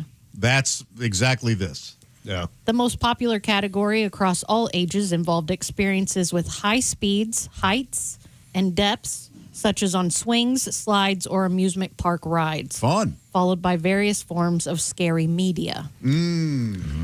Sure, your Five Nights at Freddy's and such. Have you seen Conjuring 4, I believe? I did go to the cinema and see that. You did? Yeah. It's showing at the house now. I was thinking about watching. You like the Adventures of the Warrens? I saw one Conjuring movie. I think it was with you, and I enjoyed it very much. But I haven't. I like Vera Cheese or whatever her name is. That's right. Which one is this? What's the plot? These are the folks that studied and owned Annabelle for a long time. Okay. And something always odd happens during the filming of these movies. Lights break for no reason. And all sorts of spirits don't want them made. Now, some people will tell you it's just a promotional tool that they tell people that. I don't think that's the case. Hollywood doesn't do things like that. No. Okay, the Kardashians aren't in on this. No. Okay, that'd be something. The Conjuring with the Kardashians. Crime. I would be. Now, once again, we have a thing going on that I want you to be part of. If you go to bobandtom.com/contest. No, I just thought I'd try to see if I could restart the engine. Really? I know, Really? I don't blame him, man. The Conjuring started. The Conjuring. A minute without you talking. The Conjuring restarted. Well, it was the total silence. Their voices in there. A movie. Calm people down. I'm still here. Everybody. Well, barely. No. A movie starring Vera, what's her name? That they did whatchamacallit, and the it's not Bye Bye Birdie. Kardashians have a doll that they shove up their butt. Well, what about that ass? Yeah, it's a movie about risky butt play, and then Kim swallows a pineapple. He brings up a good point. It's a vacuum. People forget that. Yeah. It'll suck their item right in. What do you want to tell us about Tom? I was going to tell everybody to go to bobandtom.com/contest because they could win a 4K TV and they could watch whatever dumb movie this is. Whoa. You could win a TV? That's right. Courtesy of Orange Insoles. Oh. Plus a nice Visa gift card. Get the details. bobandtom.com/contest. Back to you, Jess Hooker. Another scary story. A woman in Kentucky received a shock when she opened a package expecting her prescription medication and instead found human body parts. Oh, what a mistake. Christian County Coroner Scott Daniel confirmed to WLEX-TV that arms and fingers used for medical training were accidentally delivered to the woman's home instead of her medication order. Whoops. Man. Well, now wouldn't you think if you ordered some pills and a thing comes big enough to hold human arms and fingers, you might go, I wonder what this is. Well, this doesn't look like my statin at all. What the hell? The coroner retrieved the body parts and transported them to the morgue, where they will be returned to the carrier for proper delivery to their intended destination. These are supposed to go to Dr. Frankenstein's. Well, so sorry. That is so easy. Do you have any of those? Well, you're not on anything, you contend, right? Any sort of daily pill other than an aspirin? Is that what you're telling me? Tell you. I take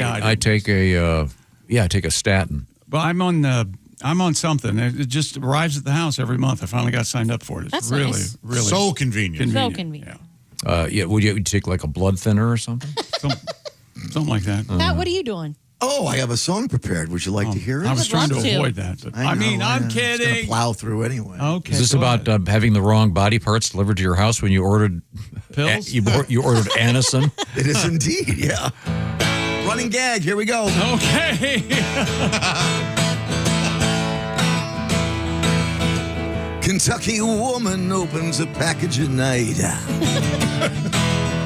It was an arm and a finger, a grisly sight. She ordered medication, not limbs for cremation. Kentucky woman, she expected Manjaro and got quite a scare.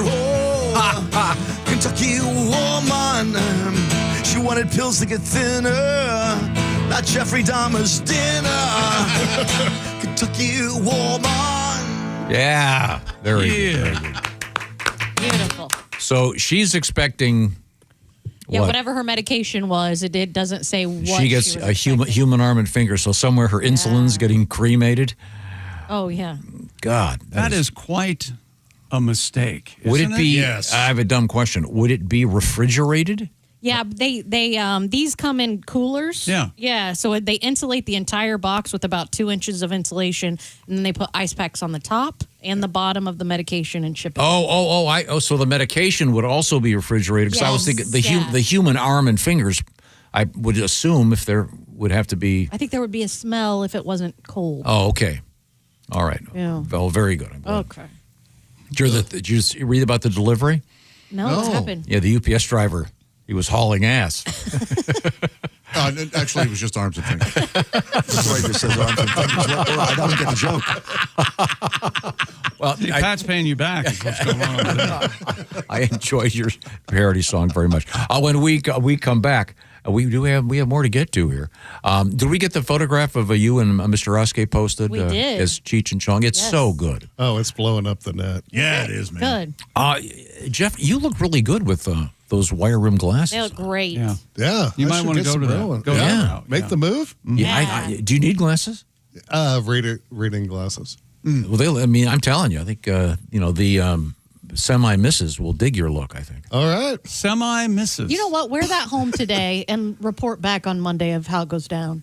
If it does. Oh, go if I down. wear this home day, it's going down. Oh, yes, you can't help herself. And call her your semi-misses, too, today. Yeah, see how that went over when she heard it. Yeah, probably about as well as the last time I used the phrase current girlfriend. He just means you're electric, honey. Or when he called me alone. So alone. Yeah. So alone. You remember all that? That's like half the show you've insulted. You get that, right? I don't care. And you know what you get? You know what else you should get?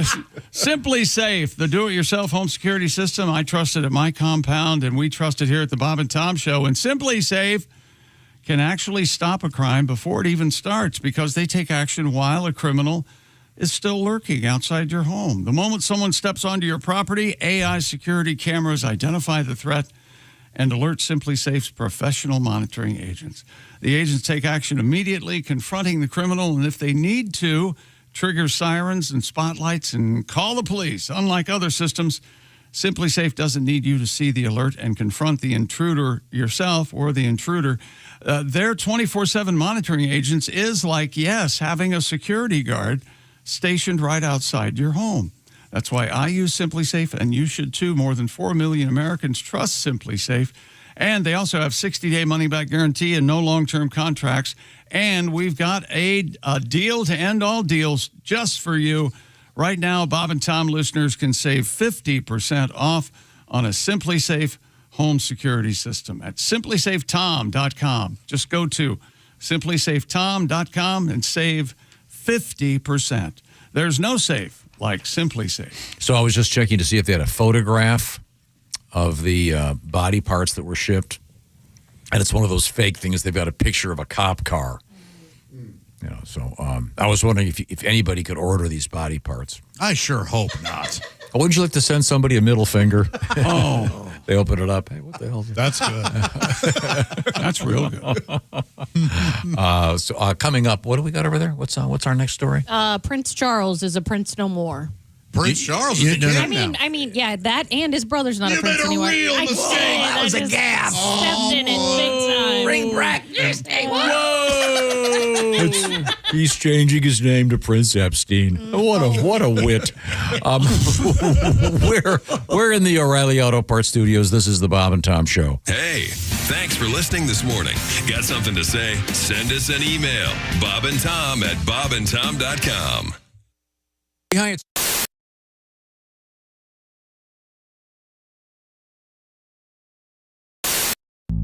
Frigamall Records, the same people that brought you the all-bass Christmas album, Amazing Bass, are proud to present Jimmy Pardo's first solo project, Nothing But Air Bass. Hi, I'm Jimmy Pardo. You know there's nothing cooler in rock and roll than the bass. And these songs are so cool, I don't even need a bass.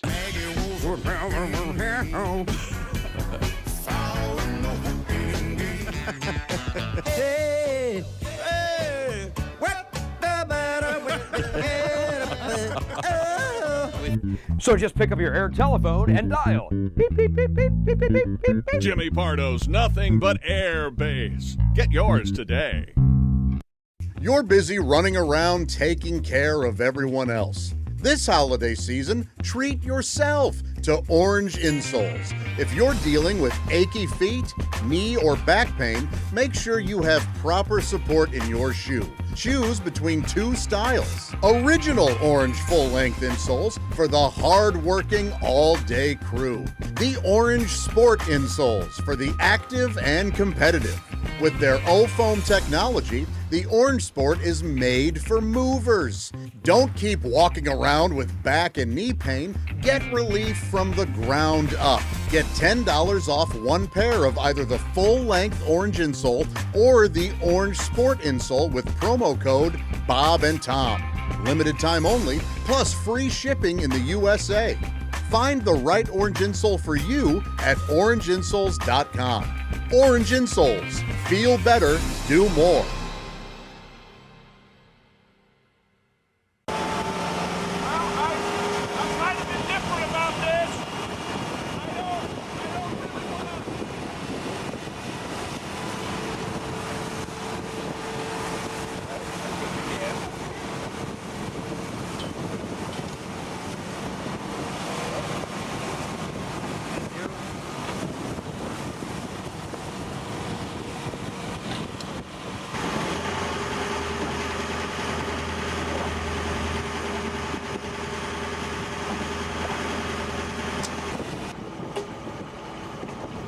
I think we should dip him, right? Oh, definitely. Are we gonna dip You gotta him? dip him. Yep.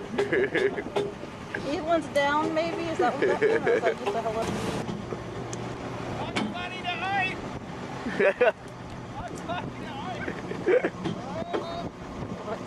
Bugs Bunny to oi. There he goes.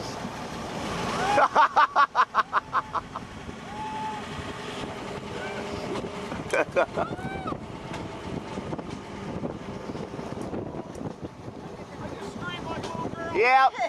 You scream like a little girl. Scream like a junior high girl. That's all. Yeah, that's two little bastards.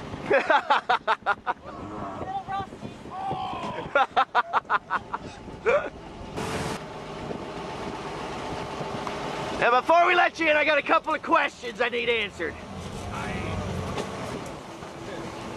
Oh, that was unbelievable. Thank you, my friend. That was incredible. Yay! Thank you, sir. I knew they were at the bottom of it. Well, I made it. It's really, yeah. You can't stop staring at those two little, there's two hooks. And that's, so you want to hang on to something. So we're getting back to your hobbies, James. You're a bowler. Yes. You got that going for you. Yes, I Golf, skydiving, scuba diving, I went skydiving. skiing. You went skydiving? How'd that go? Yes, I did. Well, was it a tandem jump or did you? It was a tandem jump. Yeah, scared me. I'm big. I was going to say I don't scared wanna, you. Who were you with? I was going to say the other dude. I was strapped to the guy. What do you weigh in at? Do you mind if I ask? Then I was about 280, I guess. I'm probably 295 now. Oh my! Now is the person when you do the tandem?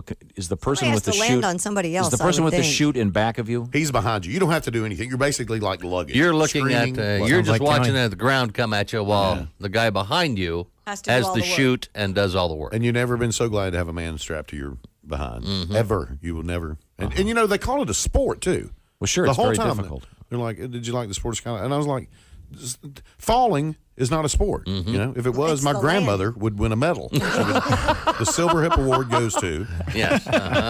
If you want to make a sport, you should just throw the parachute out of the plane and then make the guy jump and put it on before he hits the ground. Oh, I like that. Now For it's a sport.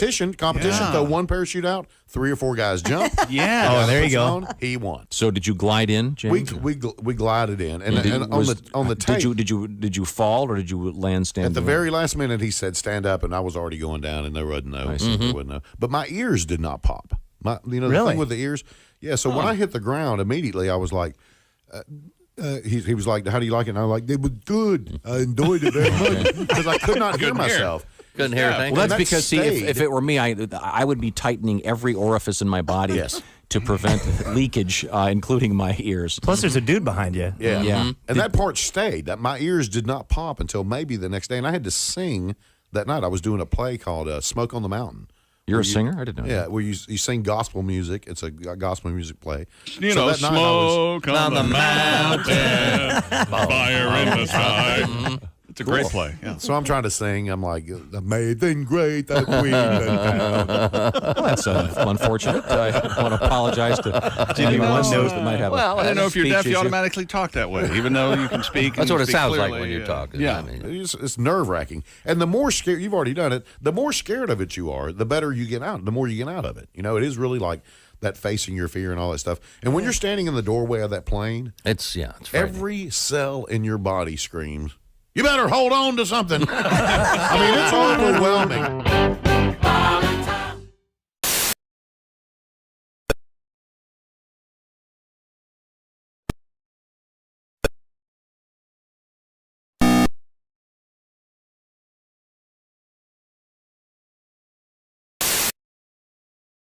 Hey, welcome back to the Bob and Tom Show at the Silac Insurance News Desk. Slow It's down. Jess Hooker. There you go. There she is. There's Pat Godwin. Hello. There's Jeff Oskey. Hey, man. That's right. It's Tommy Chong, just dressed as Cheech. That's right. There's Josh Arnold. Hi. I don't have a Cheech impression. Ace Sorry. Cosby. Hello, Tom. How are you? Doing great over here. Once again, Miss Hooker is dressed as Cheech Marin. And a staggeringly accurate portrayal of Tommy Chong by our own Jeff Oskey. Thank you. You got the headband, the granny glasses, the serious beard, the sleeveless denim shirt. Looking good. Could you grow a beard like Jeff's? I couldn't grow one. I don't have no. Would you let it go a week and us just see what it looks like? No. Okay. It took a while. Yeah, it's slow. But when you've seen Willie's mustache. I mean, imagine. Oh, the same growth rate. Takes there. too long. When it filled in, it looked really good. It was nice and thick. Yeah. That's not going to happen. Okay. All right. I got a lot of problems in my life. I don't need one more. I could see where facial hair would be one. Yeah, you know what they say. More money, more problems. Yeah. Oh, no, wait a minute. In the case of that lady that got the fingers in the mail. Yeah. Morgue. Wait a minute. Is there morgue money? Morgue money, morgue problems? Well, No. speaking of less money, more problems in this case, banks and retailers around the country are running short on pennies after the U.S. Mint stopped making the coins. Well, that makes sense. Ah. Oh, I wasn't even going for the cents pun. But that if they Right. stop making them, there are going to be less. What caused this problem? Merchants. But aren't there billions of them in circulation? I would assume merchants in multiple regions are now unable to produce exact change while banks are rationing pennies for their customers. But aren't merchants also customers of the banks? Oftentimes. Yeah. Couldn't someone ground up all the pennies and give us 2 cents per penny or something to incentivize people to... Making them costs more than a penny. Yeah. The convenience store chain known as Sheetz Oh, sure. Yeah. got so desperate for pennies that it briefly ran a promotion offering a free soda to customers who bought it or brought in 100 pennies. Well, it's not free. Yeah, that's $1. That's not a free soda. No. If you bring in 100 pennies, you bring in $1, and these morons fell for it? Yeah, the lack of pennies has also become a legal minefield for stores and retailers since it is illegal to round up a transaction to the nearest nickel or dime. It's illegal to round It's up. illegal. Retailers say they are rounding down to avoid lawsuits. Oh, okay. So they can round down, but they can't round up. However, Quick Trip says the lack of pennies will end up costing it millions this year because of the need to round down. I see. I love Quick Trip. But you're right. The issues at the bank, why are they saving pennies for customers and not their merchant customers? Yes, yeah. No, what customer goes in and goes, may I please have 10 rolls of pennies? Right. Like, This explains something to me. I went into one of those convenience stores, and they had a little a bowl up there. It said, "Take a sheets." that sheet. Leave a sheets. Boy, I hope nobody misunderstood. Yeah. Oh, So, as in, wow, I got to go in there. you know, you would think someone would have caught that before they put the sign up. But there are a number of places with a credit card anyway that when you're done, it says, do you want to round up for charity? Love that. I love that. You just hope that it's... I don't, because you're giving that company the write-off. Yeah. They're writing that off. Why are you giving Target a tax write-off? Yeah. No, but it's you take the write-off. No, it's a nice. It goes to the charity. How much is it going to be in a year? $50? No. Come on. Oh, millions. No. I mean for you as a person. Right. But they get to write millions off on their taxes. I know, but honestly, it's not. Oftentimes, it's not like I'll just go. If I'm not giving, then I probably won't give to those specific charities. You know what I'm saying? And they're not writing it off. They're taking the money in, then giving it away, so it becomes a zero thing for them. That's kind of what I always thought. Yeah, too. they're not. It's not. I don't trust it.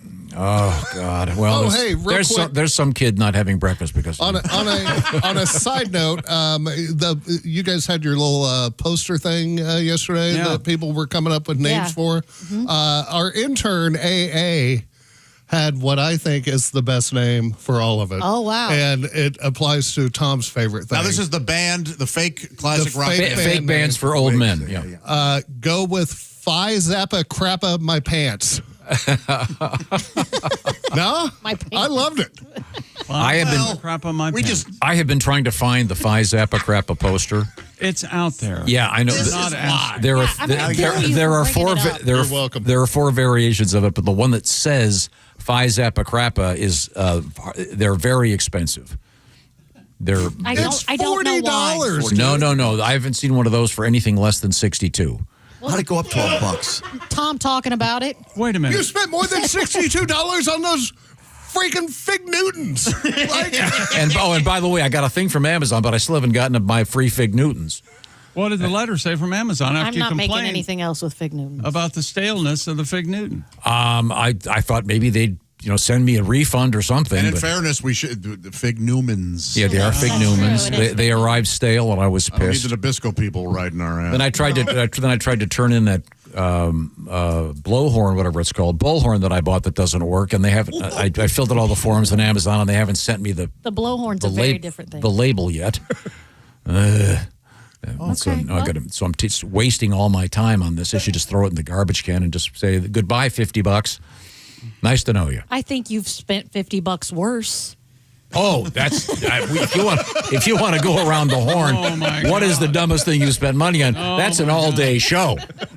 Holy! I think we can all do that one. Yeah. Okay, I'm sorry. What else have you got over there? King Charles III has stripped his brother Prince Andrew of his remaining titles and evicted him from the royal residence. Yeah, please leave. Following the king's rare move, which follows years of shameful scandals, he will be known as Andrew Mountbatten Windsor and not as Prince Andrew. The royal formerly known as Prince. Oh, isn't that something? That's cute. I think you mean the pedophile formerly known as Prince. Even better. Andrew had surrendered his title Duke of York earlier this month, but the king went even further to punish him for serious lapses in judgment by removing the title of Prince that he had held since birth as the child of a monarch, the late Queen Elizabeth II. Duke of Windsor, Duke of York. Oh, sorry, Duke of York. York. Yeah, he's what is he now? Andrew Mountbatten Windsor. That's a fake name. Yeah. What's his real name? They changed it. Lewis.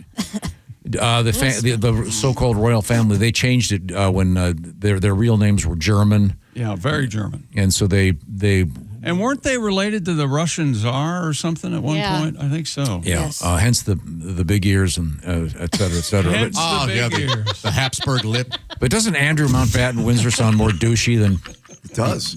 I don't think he's going to be able to escape his doucheism no matter what his name is. So does he? Where's he going to live? Does he? An apartment over a bar, probably. I heard he's moving in with Pat. Yeah, I got an extra room. That's why Pat got the bigger apartment. Yeah, yes. You do have Nickelodeon, yes? On that note, these are the O'Reilly Auto Parts Studios. This is the Bob and Tom Show. Hey, thanks for listening to the Bob and Tom Show this morning. Get a look at today's show on our YouTube channel. Hi, this is Christy Lee for the Indiana Department of Insurance. Medicare open enrollment is here now through December 7th. And for many of us, this is the one time each year to review our options